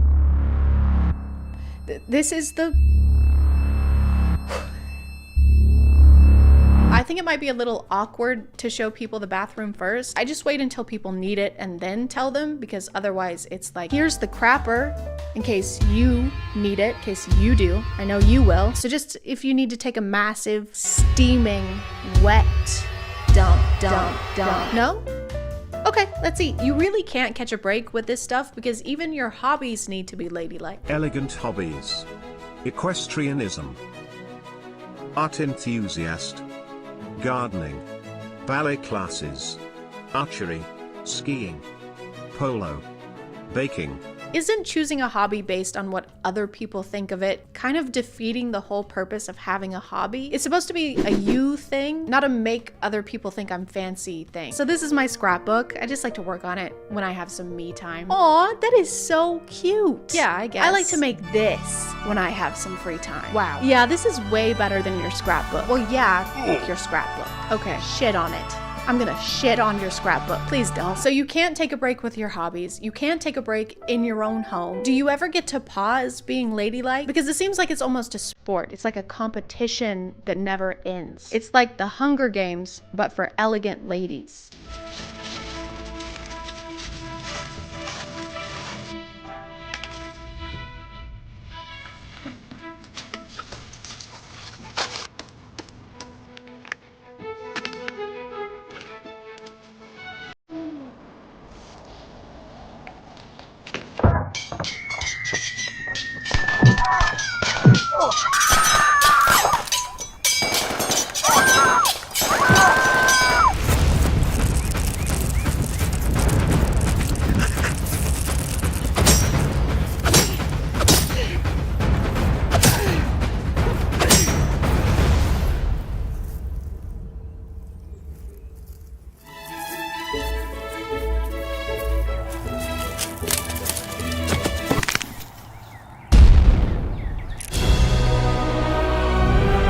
call it there, guys. Thank you for subscribing, and if you are still here, thank you so much for watching. I appreciate you clicking on my video out of all the videos that are on here, and I'll see you next time. Okay, bye.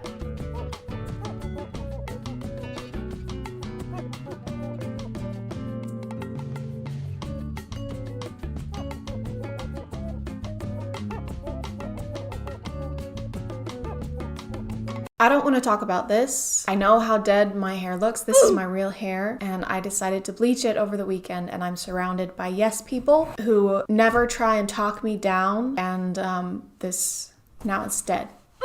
Hey guys, and welcome back to My name is ChadChad. Not really.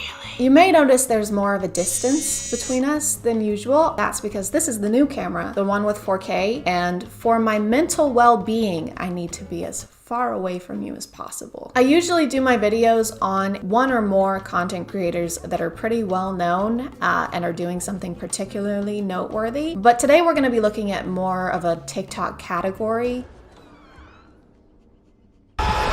I don't have children, I have younger siblings, and my older sister has 8 kids with 1 on the way, so she's had more than enough for both of us. I do not need to procreate. But needless to say, I have babysat plenty of times and been around parents long enough to understand what kind of content is usually deemed appropriate for them to watch. Now, you do have to be 13 to make a TikTok account, but as someone who just turned 98 as of my last Facebook birthday, I think we both know that that doesn't really matter. I liked how we did last week's video where I took y'all along with me as I went through people's videos, as opposed to doing all my research and then writing my notes. So we're gonna do that again this week and hop into the rabbit hole together. I don't even know it. Ain't know it. To the stage. Throw it. Throwing that ass for days. We're going up, down. I ain't got no problem spending all my money. I don't know the words. This is the first video I pulled up to watch on their account.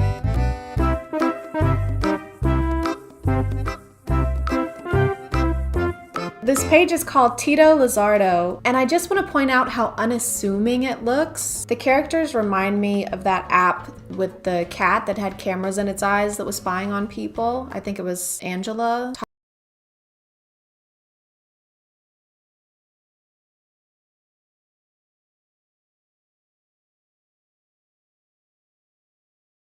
Cute, colorful, animated characters, and their original song is linked in their bio, which is on YouTube Kids. And the chapters, or whatever you call these new series things on TikTok, are titled stuff like having fun and friendship, which ironically is exactly what people say to me when I ask if we're a thing or not. All that to say, at first glance, this account is obviously for kids. So then what the f is this? Throw it, throwing that ass. I can't even tell what this character is. Like, this one is obviously a cat, and this one looks like a dinosaur with veneers and an inflated latex glove for hair.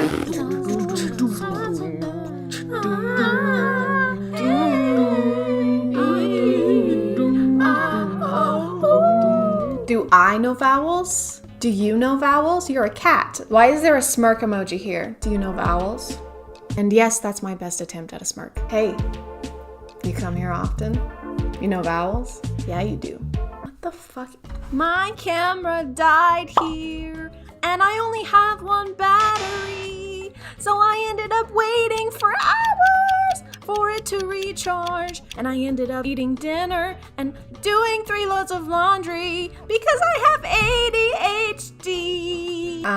It's hours later. Okay, so I went to their YouTube channel, and the music they released is in Spanish, so that might explain why they use the music that they use. But it doesn't really explain the animated ass groping between the 2 characters. You get the idea though. Their whole page is just them doing TikTok dances to popular sounds and using hashtags to make sure they reach their target audience. If you've seen one, you've seen them all, except you haven't seen them all. Thankfully. I probably have, because I have to screen record all these and scroll to the bottom of the page. Their page led me to this one, which is mostly a toy review channel, except almost every video is an ad read. See this fun video? Well, what if I told you we could make it better with the Funimate app? Actually, they're not ad reads. You know how in toy commercials or websites targeted towards kids, they'll have some kind of disclaimer like ask a parent for help or make sure to have a parent or a legal guardian around when downloading this app or going to this website.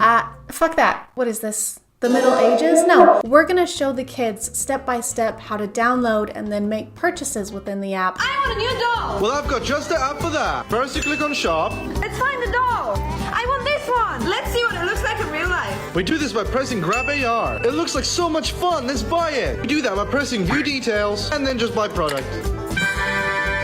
So they can do it by themselves, no supervision needed. So Gabby's sitting just right there. We're gonna prank her.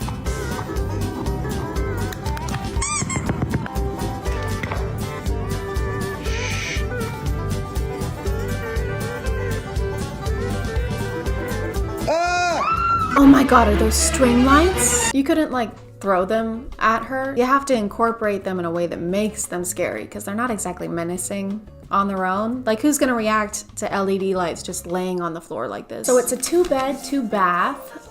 The roof was just redone. I think it would fit your family perfect. It seems perfect. How quickly can we close? Oh, soon, very soon. Just one tiny thing I have to disclose. The previous owner did die in the house.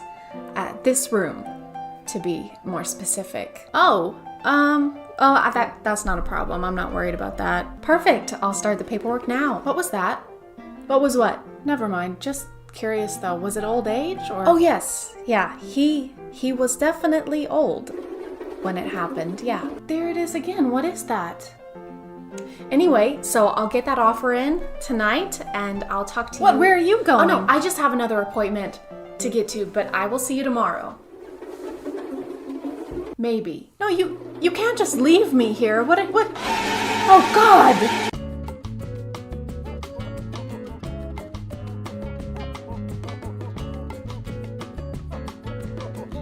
It's time to prank my girlfriend with a legendary poo prank with not one, but 2 poos.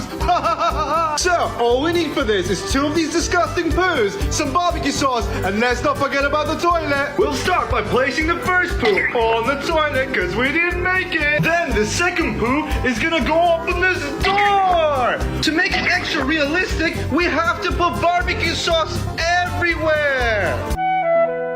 Yeah, it was really important to put the barbecue sauce on there. They didn't look gross enough on their own. Oh my God, he smudges it everywhere. What is it with TikTokers and putting disgusting shit on toilets? In this case, literally. Now we just leave a disgusting handprint. It's ready. Now let's call her in. Gabby, come here. I didn't make it to the toilet. What is this? It's here as well! This is bad. I'm definitely putting a warning on this one. I should have put a warning on my last video with the toilet TikTok, but I didn't think to. I'm sorry. Definitely gonna put one on here though, because this actually made me nauseous. This is just so much worse, in my opinion. Gabby, come here. I didn't make it to the toilet. This is a pointless critique, but who comes running like this to the words, "Babe, I didn't make it to the toilet"? And what do you want me to do about it? You're on your own. I'm not going in there. I might throw cleaning supplies at you from across the room before I leave, but that's only if I'm feeling generous that day. Oh, no. This laugh sound from TikTok, this one, triggers my fight or flight response. Every time I hear it, my entire body winces in emotional pain. You can always tell how unfunny a TikTok is gonna be when you hear this sound. So my girlfriend's been really sad lately, and I wanted to do something extraordinary for her, and it's right behind this door. But before I show you what's behind the door, let's go get her so we can see what's behind the door together. And so I grabbed her hand and led her to the stairway up to the door.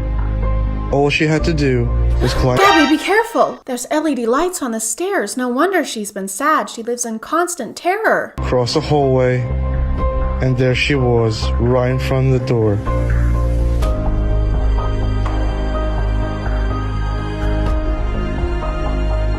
I love the camera angle changes. It doesn't break my immersion at all. Okay, Gabby, open this door. There's a surprise for you behind this door, okay? Okay, wait, let me open the door so that I can get a shot of your first real reaction. Sure, yeah. Okay.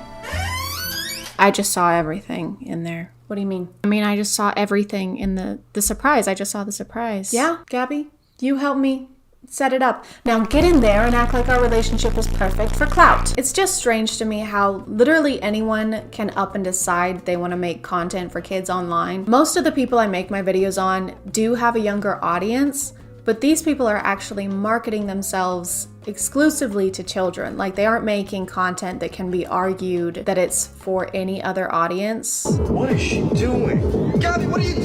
Just listen to the music. Which headphones are you using to listen to the music? These ones. The white ones? Try the black ones. They're magical and they change your voice. Here.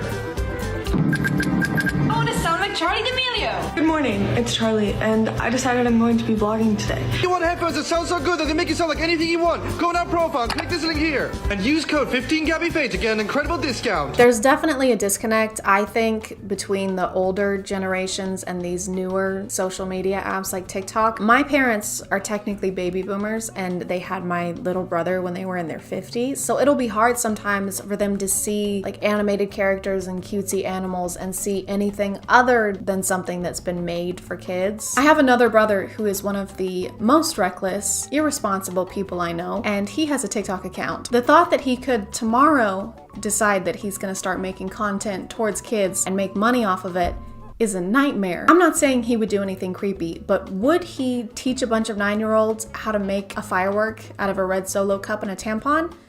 Yeah.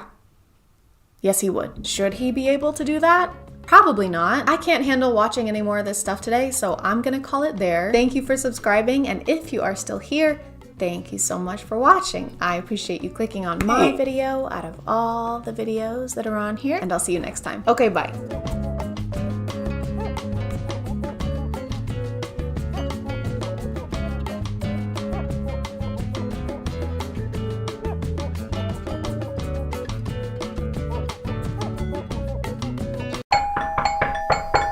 Trick or treat!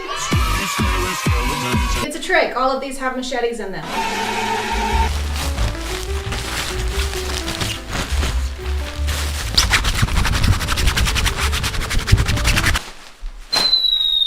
Hey guys, and welcome back to A Job Spooky Cringe. My name is ChadChad. And it's Halloween, or it's around Halloween when I'm filming this. I don't know if it'll be posted by then because deadlines are spooky. Time constraints. But today we're gonna be talking about the spookiest thing of all, aging. That's right, today we're gonna talk about how youth is fleeting and how you will never ever be as young as you are in this moment in time ever again. Boo! I'm sorry, have some candy. Have some candy. Don't have candy, it makes you old. This may resound with a few of you, but I have never been as worried about aging as I am until I downloaded TikTok. So add yet another thing to the list of problems we can blame that app for. On TikTok, there are dietitians, estheticians, dermatologists, all telling us if we don't eat 12 pounds of raw kale for breakfast every morning, our small intestine will sue us for negligence. She tried to kale me. And the thing is, we didn't even ask for the advice in most cases. It's not like real life where you have to actually go to the doctor's office and seek an expert's opinion. You're just sitting on the couch with the laundry that you were supposed to fold 2.5 hours ago, and now someone is telling you that if you sleep on your side, you'll get chest wrinkles, and if you sleep on your back, you'll get cheek wrinkles. Ideally, you should sleep straight up and suspended in the air on a nice, comfy meat hook. This kind of content kind of goes hand in hand with the clean girl trend on TikTok.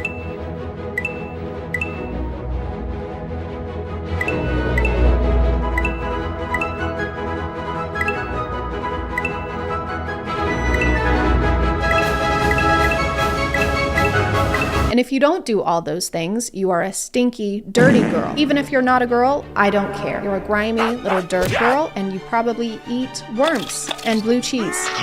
Clean girl is not really a trend, though. It's more a type of lifestyle content, like the Liver King, or people with those really intense morning routines that are like, I like to wake up before the sun because the sun is lazy. I am better than the sun. I'm stronger, faster, brighter, and I have more gas. And if we don't have time looking for a 19-step morning routine, that's kind of on us. Thank you to HelloFresh for sponsoring today, and let's get back to the video. Obviously, one of the first things you can do to avoid aging is by eating healthy. I'll show you what I ate in the morning, but here's my milk.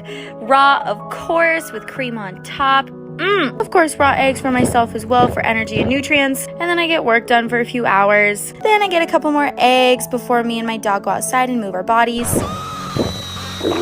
Obviously, I'm not a nutritionist, so this could be good for you, but do you like yourself? Does this spark joy? Does it spark anything other than stomach cramps? Don't drink coffee in the mornings, drink egg. Don't even talk to me until I've had my cup of salmonella.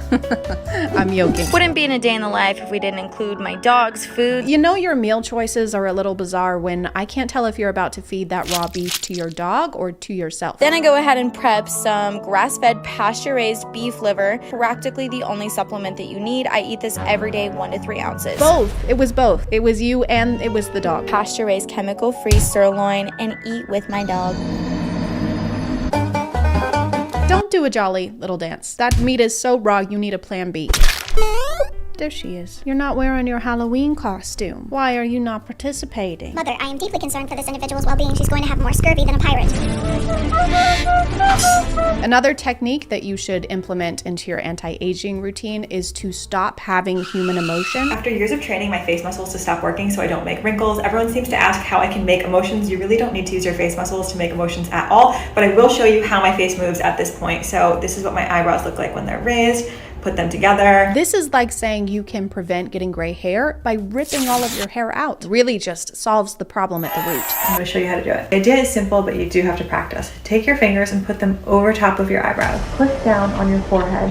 And just next step is to take your 2 fingers over your eyebrows and try and lift them.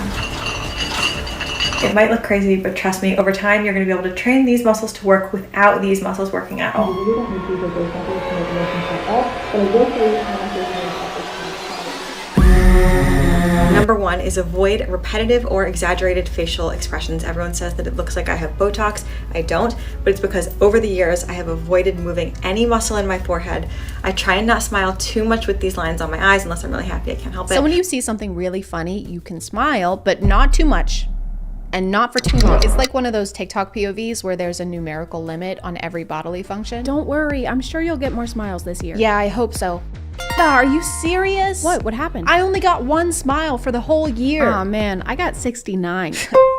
Number 2 is sleep on your back. If you don't, you're creating wrinkles all over your face and you're actually making your bone structure uneven over time. Trust me, you don't want that. Number 3, sunscreen is good, but staying out of the sun is better. SPF is okay, but have you tried never going outside? I was unknowingly doing this tip for all of 2020. I'm pretty sure she just means that you should limit the amount of time you spend in the sun and not that you should never ever go outside, I think. But people don't typically go outside just to be in the sun. There's usually a reason, like you're taking a walk or you're hanging out or playing a game with your friends. And you should do those things without worrying about the potential of getting wrinkles 20 years in advance. That's like worrying about a homework assignment that hasn't even been assigned yet. This is going to be the longest and most important essay I've assigned so far, so do not wait until the night before. I'm looking at you, Seth.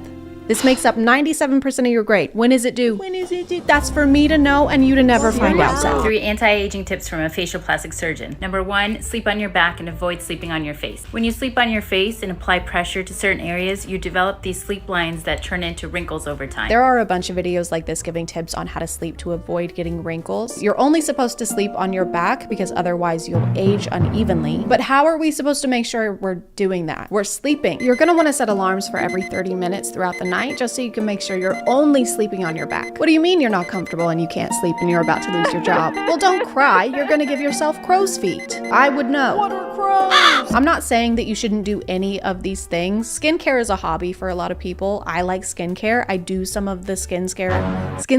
I do some of the skincare things. I even have one of those scary LED masks, probably because someone on TikTok told me to. And it also serves as a low-cost home security system.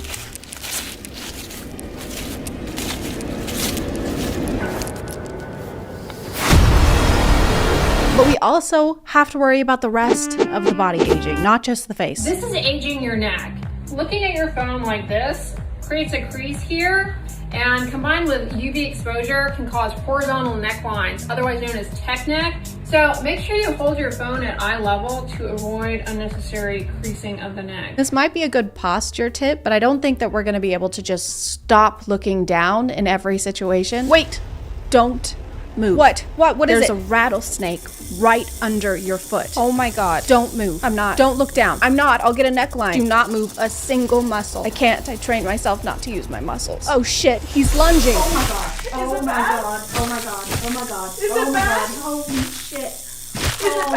Today we need to talk about laugh lines, what causes them, and 3 simple solutions that you can do every single day to treat them. Can you really treat wrinkles? It's not the bubonic plague. There's so many strange terms for this stuff, like aging gracefully. Are we doing ballet? Is this the nutcracker? Am I cracking nuts right now? I want to age awkwardly and clumsily. I want to trip and fall through time and then cannonball into my casket. Then I want my casket sent through a wipeout course. Premature aging is another one. The combination of that creates premature aging to the hands. Premature implies that something is happening too soon or at the wrong time. And there's no wrong time to age. It differs from person to person. That's like saying I came prematurely.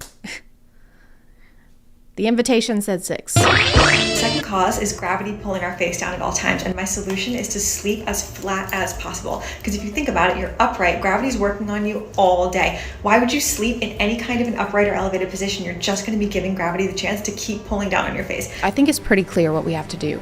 We have to eradicate gravity. Because do we really need it? No, what if it was never invented? Nothing would change. Thanks, but no thanks, Sir Isaac Putin. Why would you sleep in any kind of an upright or elevated position? You're just going to be giving gravity the chance to keep pulling down on your face. Gravity doesn't go away when you're laying down, though. It's not like the monster that's only going to hurt you if your foot is hanging off the edge of the bed. Peacefully finishing my 10-step beauty routine before bed. I could never do that. We know.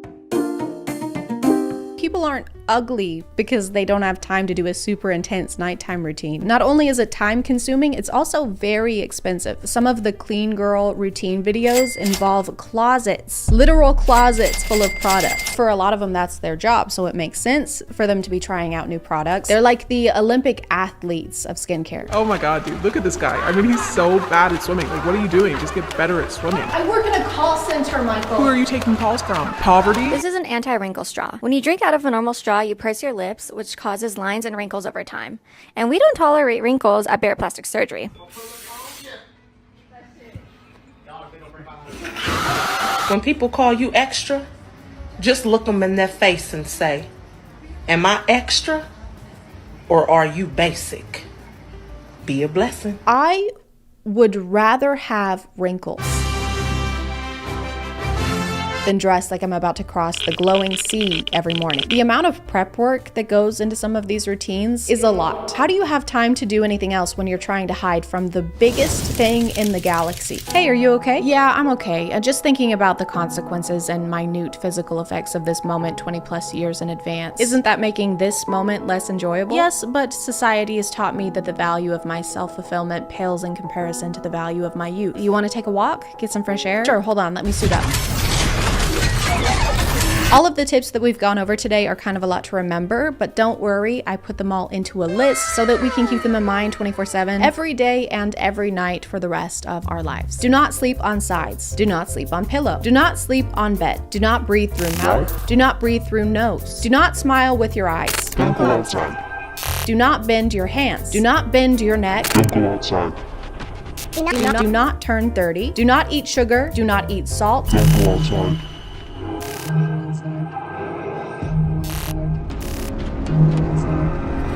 Do collect the blood of 20 virgins and offer it to the universe in exchange for everlasting youth and beauty. Look hot forever. Drink egg.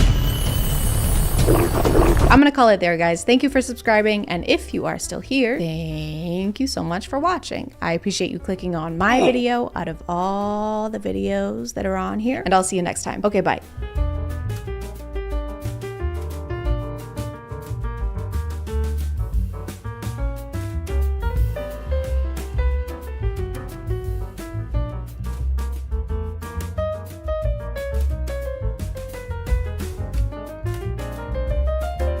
Hey guys, it's Halloween, or November, so it's time for scary things. Spiders, ghosts, mysterious illness that causes you to lay in bed for 4 months and get one of your fallopian tubes surgically removed because it's swollen to the size of a golf ball.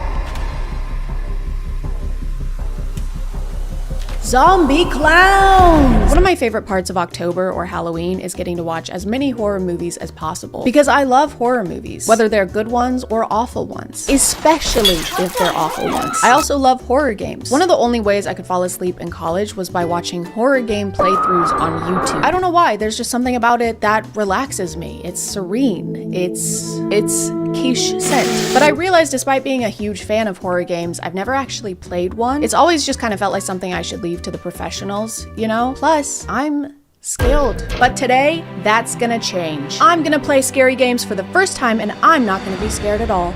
Because I'm gonna try and find the worst ones I can to make sure they're not too scary because I'm still very, very super scared. Oh, okay. I'm filming, so that means boy needs to get up into this chair. Stinky butt. Oh my god. Okay, first scary iPad game, we're gonna play Scary Teacher 3D. Spooky, spooky, spooky. I figured if I was looking for terrible, scary games, the best place to start would be the App Store. The story is about a genius girl and her worst high school teacher. The scary teacher has been threatening kids, giving physical punishment, and at times torturing kids. She can't do that. That's illegal. Now, this scary teacher has relocated as your neighbor, and you have decided to teach her a lesson by scaring her. I also figured it would be hard to actually get scared if I was holding an iPad. I can't possibly get jump scared while playing on the same device that babies wipe their slimy hands on while their parents drink IPAs at their local brewery. You know? No, I don't want your notifications. Notify this. You have to teach her lesson by setting up pranks in-house. Why is this kid kneeling over here like that? Find Mousetrap and place it on the table to torture Miss T. Oh, what a pleasant day it is. She seems nice, low-key. I don't know why we're doing this. Place Mousetrap on the table. Why? Did we do it? Today's the day I make the front cover of the paper. Why does she think she would be on the cover of the paper? For torturing kids? For her trial? Her public trial and execution? I hope. Ah! Oh. My hand! My hand! Yeah! Yeah, that's what you get! Unfortunately, playing games made mostly for children, while it meant they weren't too scary, meant having to deal with the fact that they're basically made to get kids to charge their mom's credit card a bunch of times on accident or on purpose. I don't know if your kid is a little shit or not. I don't know. Use key, hammer, or lockpick. I don't have a key or a hammer or a lockpick. I have to buy. I can't proceed unless I... The scariest thing about this game so far is the f***ing microtransactions. Now we have to ruin Miss T's dress to prevent her from going to her masquerade party. Yeah, that ought to teach her. That'll show her to literally physically torture children. What should I wear to the masquerade party? What should I wear to the masquerade party? Even though this game had its downfalls, at least it wasn't too scary. Like, at least it didn't scare me. Torture. She has a room just for torture. She has an electric chair. Oh my god. And then she has... I will hang you by your tail, you rat! So at least I wasn't scared. Scary Dancing Lady horror game. Horror game where scary dancing lady is dancing and is scary. Woohoo! No! Don't miss the chance to experience the spine-chilling dance of death firsthand. The horror mystery game that will send shivers down your spine. Okay, our spine is about to be super cold. I honestly wish I could say my spine was chilly during this game, but I didn't get to play it, really, at all. I can't do anything? What, I can't move? Quality training guaranteed? So the temperature of my spine was pretty average. Call me a Colleen Hoover book because of how uncool my spine is. You have been locked. And now we have to watch a fucking ad. King shot? Yeah, because it's definitely not king shit. The frequency of ads in this game was so crazy that I couldn't even walk 10 steps forward without interruption. Find the key. It is somewhere in the room. Conference coverage. I even tried playing in airplane mode and the game somehow transcended the need for an internet connection and just kept feeding me ads. Oh, okay, it's right there. Grab it. Oh, no, no, no. Back again. Hands off my raft and my Are cup. you Go fucking hunt some kidding fish, me? clean I up so the played the annoying game fish for won't attack our 10 home. seconds. Storm it. I don't give a fuck about that puppy. I think what makes the ad so insulting is that they didn't even bother putting sound effects or music or voice acting in this game. At most, I got about 10 seconds of consecutive gameplay, and this is how that went. Oh, why am I taking video? The camera is out of battery. Head to the basement and search for the battery. Why is there... I just found the most fun new game mode inside of Fortnite Mobile. First off, thank you so much to Epic Games for sponsoring this video. Let's jump right into it. So this one I'm actually pretty excited for. This one is Ghost Detector Radar Camera, the only ghost detector app that shows you detected ghosts floating in your home. I was expecting this one to actually be able to scan my environment, but instead it was just kind of this green hazy plane.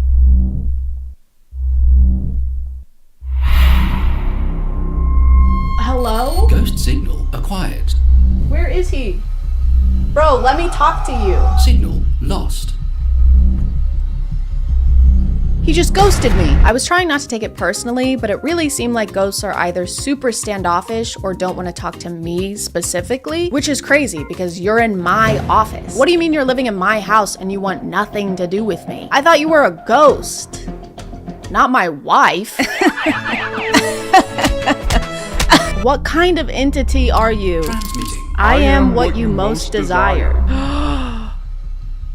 They're Mountain Dew voltage. Do you want to hurt me? I seek to inflame your passions, your lusts, your desires. Bro is hitting on me. Bro wants me. Scan terminated. Wait, where did he go? Where did the demon of passion go? No! We had something.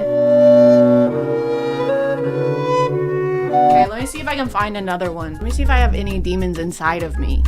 I could have just a minute ago. In here, maybe? They're not talking to me.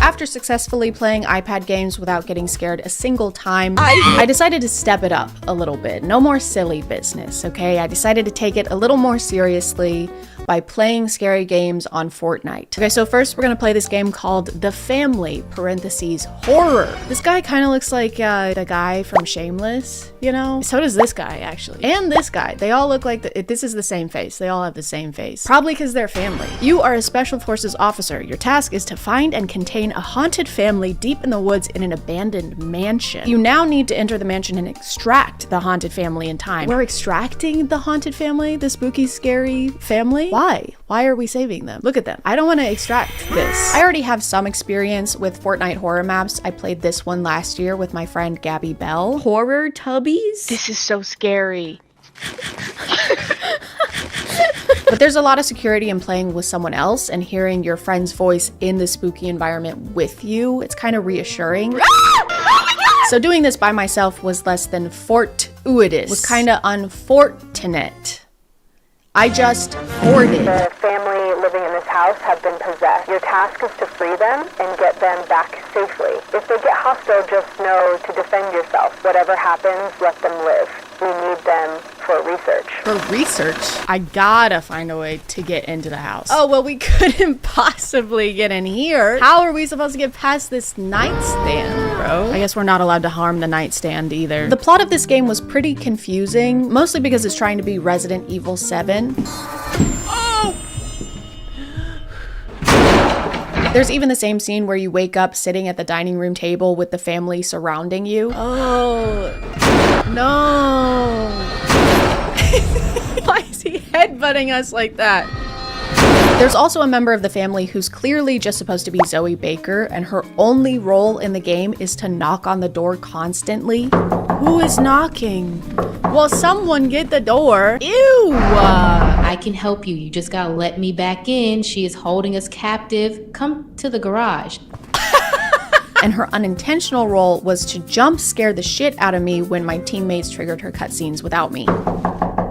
I'm not going. Hey, I can actually help you. You just gotta let me back In true Resident Evil 7 fashion, the main spooky thing in the game is the guy roaming the hallway. The voice acting is amazing. Wait, what's happening?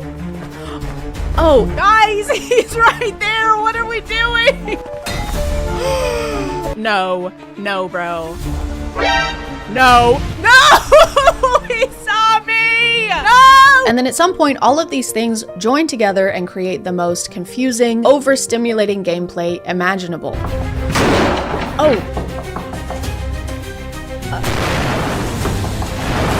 Oh, that's what we need. But I don't know why we need that, because we're literally not supposed to hurt the family.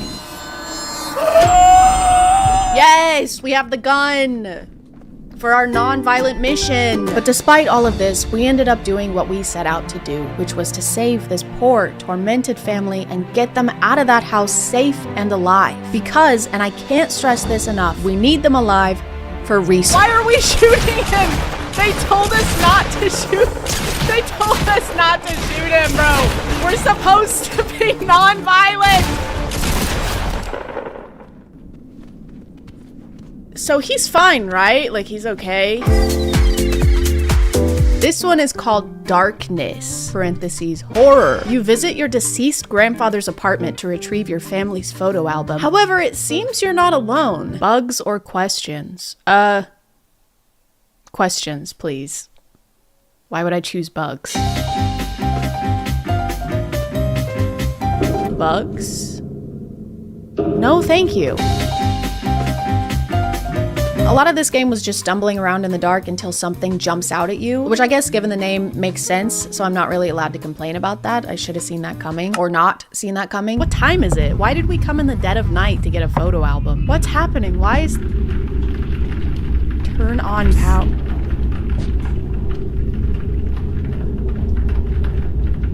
Stop. What is that? Aw, ugly ass. Oh, look at how we're running. Why do they insist on nerfing our run? I don't like how their usernames aren't popping up above their head, because then when I look at this guy, he just looks like he belongs in this game. It's just a jump scare. The plot is also pretty lacking, because what do you mean we're at our deceased grandfather's apartment looking for a photo album, but we haven't actually seen a photo album or been given any hints on how to find said photo album? Is there a photo album? Does the album even exist? Is our grandpa even dead? Well, clearly he doesn't want to be bothered right now, so maybe we should come back at a normal hour for the photo album. Whiny, ugly ass.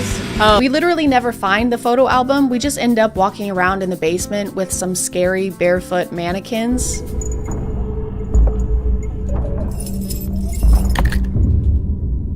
Ah! But we did end up finding something even more important. Oh. Guys, I found the bugs. God, bugs. We should really tell someone about this. Michael Jackson Horror 3. I don't know, guys. I don't know how to intro this one. It just is, okay? And sometimes things just is. Even if you don't know how to explain why something is, that doesn't mean that it isn't, or that it doesn't. Because it does. It's just a squirrel. That's a squirrel too. Well, looks like I'm locked inside.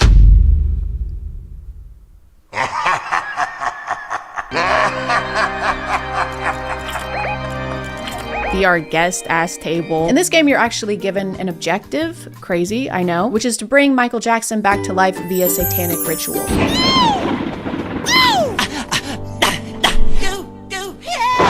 And in order to do that, I have to run upstairs and then downstairs, and then upstairs and then downstairs, and then upstairs and then down. I have hidden the bedroom key into the bath downstairs to keep it safe. Oh, well, of course, that's perfect. That makes perfect sense. Of course, you would keep the key downstairs after telling me to come upstairs to find the key. Look around for clues about the key. Okay, Mr. Jackson, where's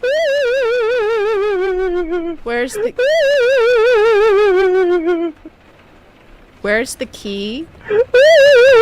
But all of the running back and forth on fetch quests is worth it. The work is important and worth it and has to be done. Find a lighter to light up the candles. Bitch, they're already lit! Take these ones right here and then light the other ones with those. Oh my god. cursed book.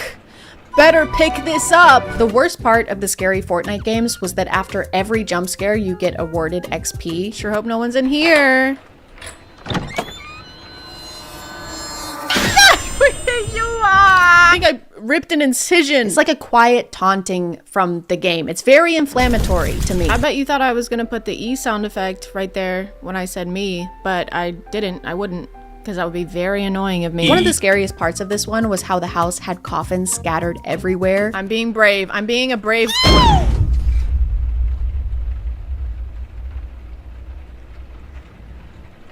Is he dead? I mean, and you had no idea which ones Mr. Michael Jackson was gonna jump out of and which ones were just regular coffins, you know, like the regular ones that everyone decorates their homes with.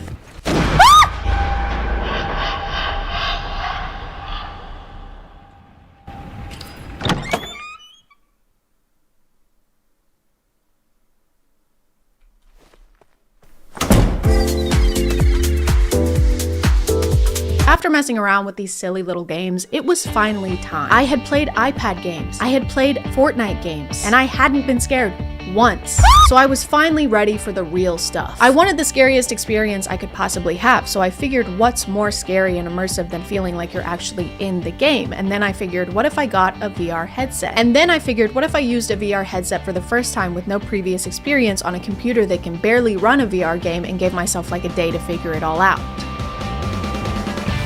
What if I did that? Hey guys, I've been trying to set this up literally all day. It's almost 6 p.m. and I still haven't recorded fucking shit. And my poster keeps falling down.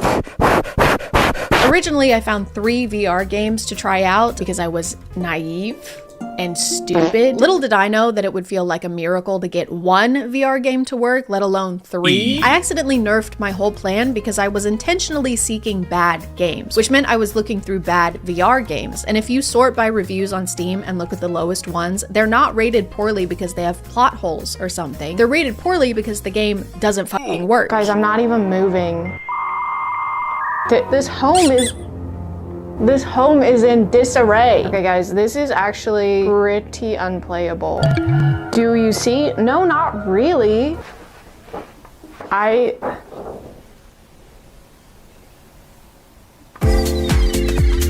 The next game I played was called The Eerie Inn, and we start out somewhere in the middle of the desert with our friend Jen, or maybe my name is Jen, I can't remember. And at first it seems like something happened to cause us to be here walking on the side of the road, like we're tired, we're complaining about walking for so long. I'm gonna collapse if we don't find somewhere to rest soon. We've been walking for the last several hours. But when this guy pulls up in his truck, Jen, or not Jen, reveals that we're actually doing this on purpose. We're big hiking fans.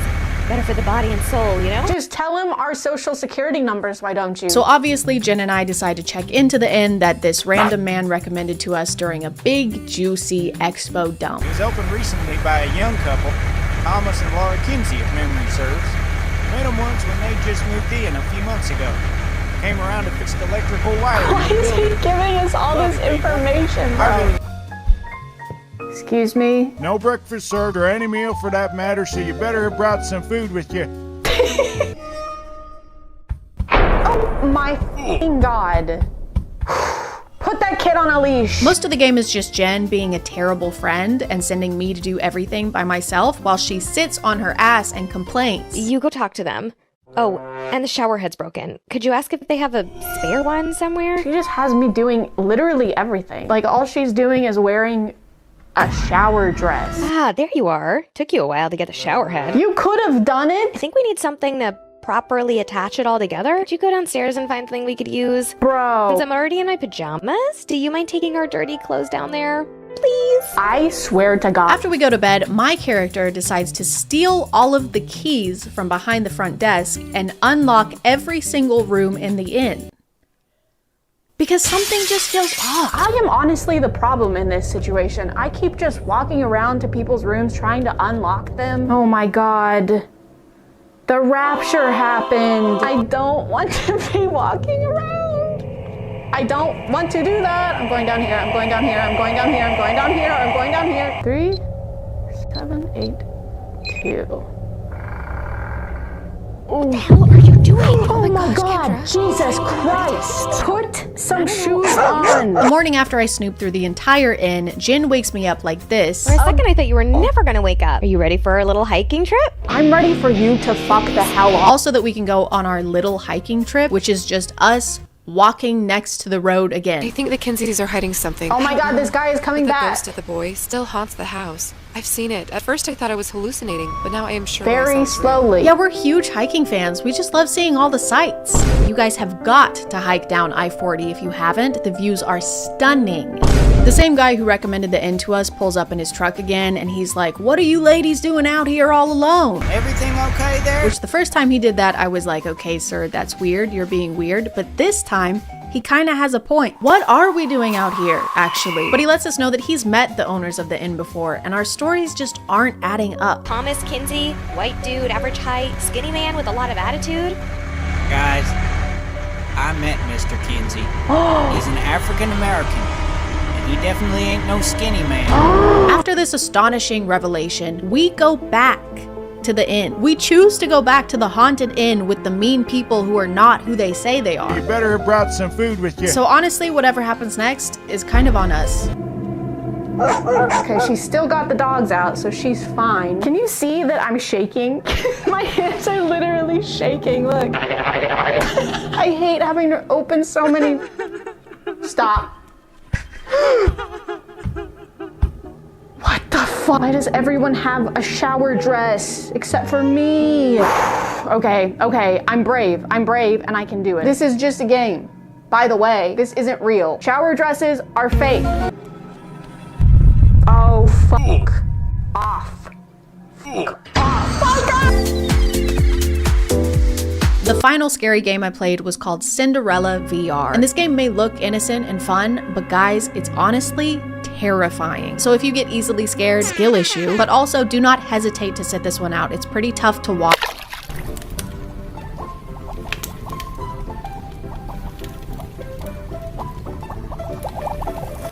This dinner is terrible. You mother... I'm gonna call it there, guys. Thank you for subscribing, and if you are still here, thank you so much for watching. I appreciate you clicking on my video out of all the videos that are on here, and I'll see you next time. Okay, boo.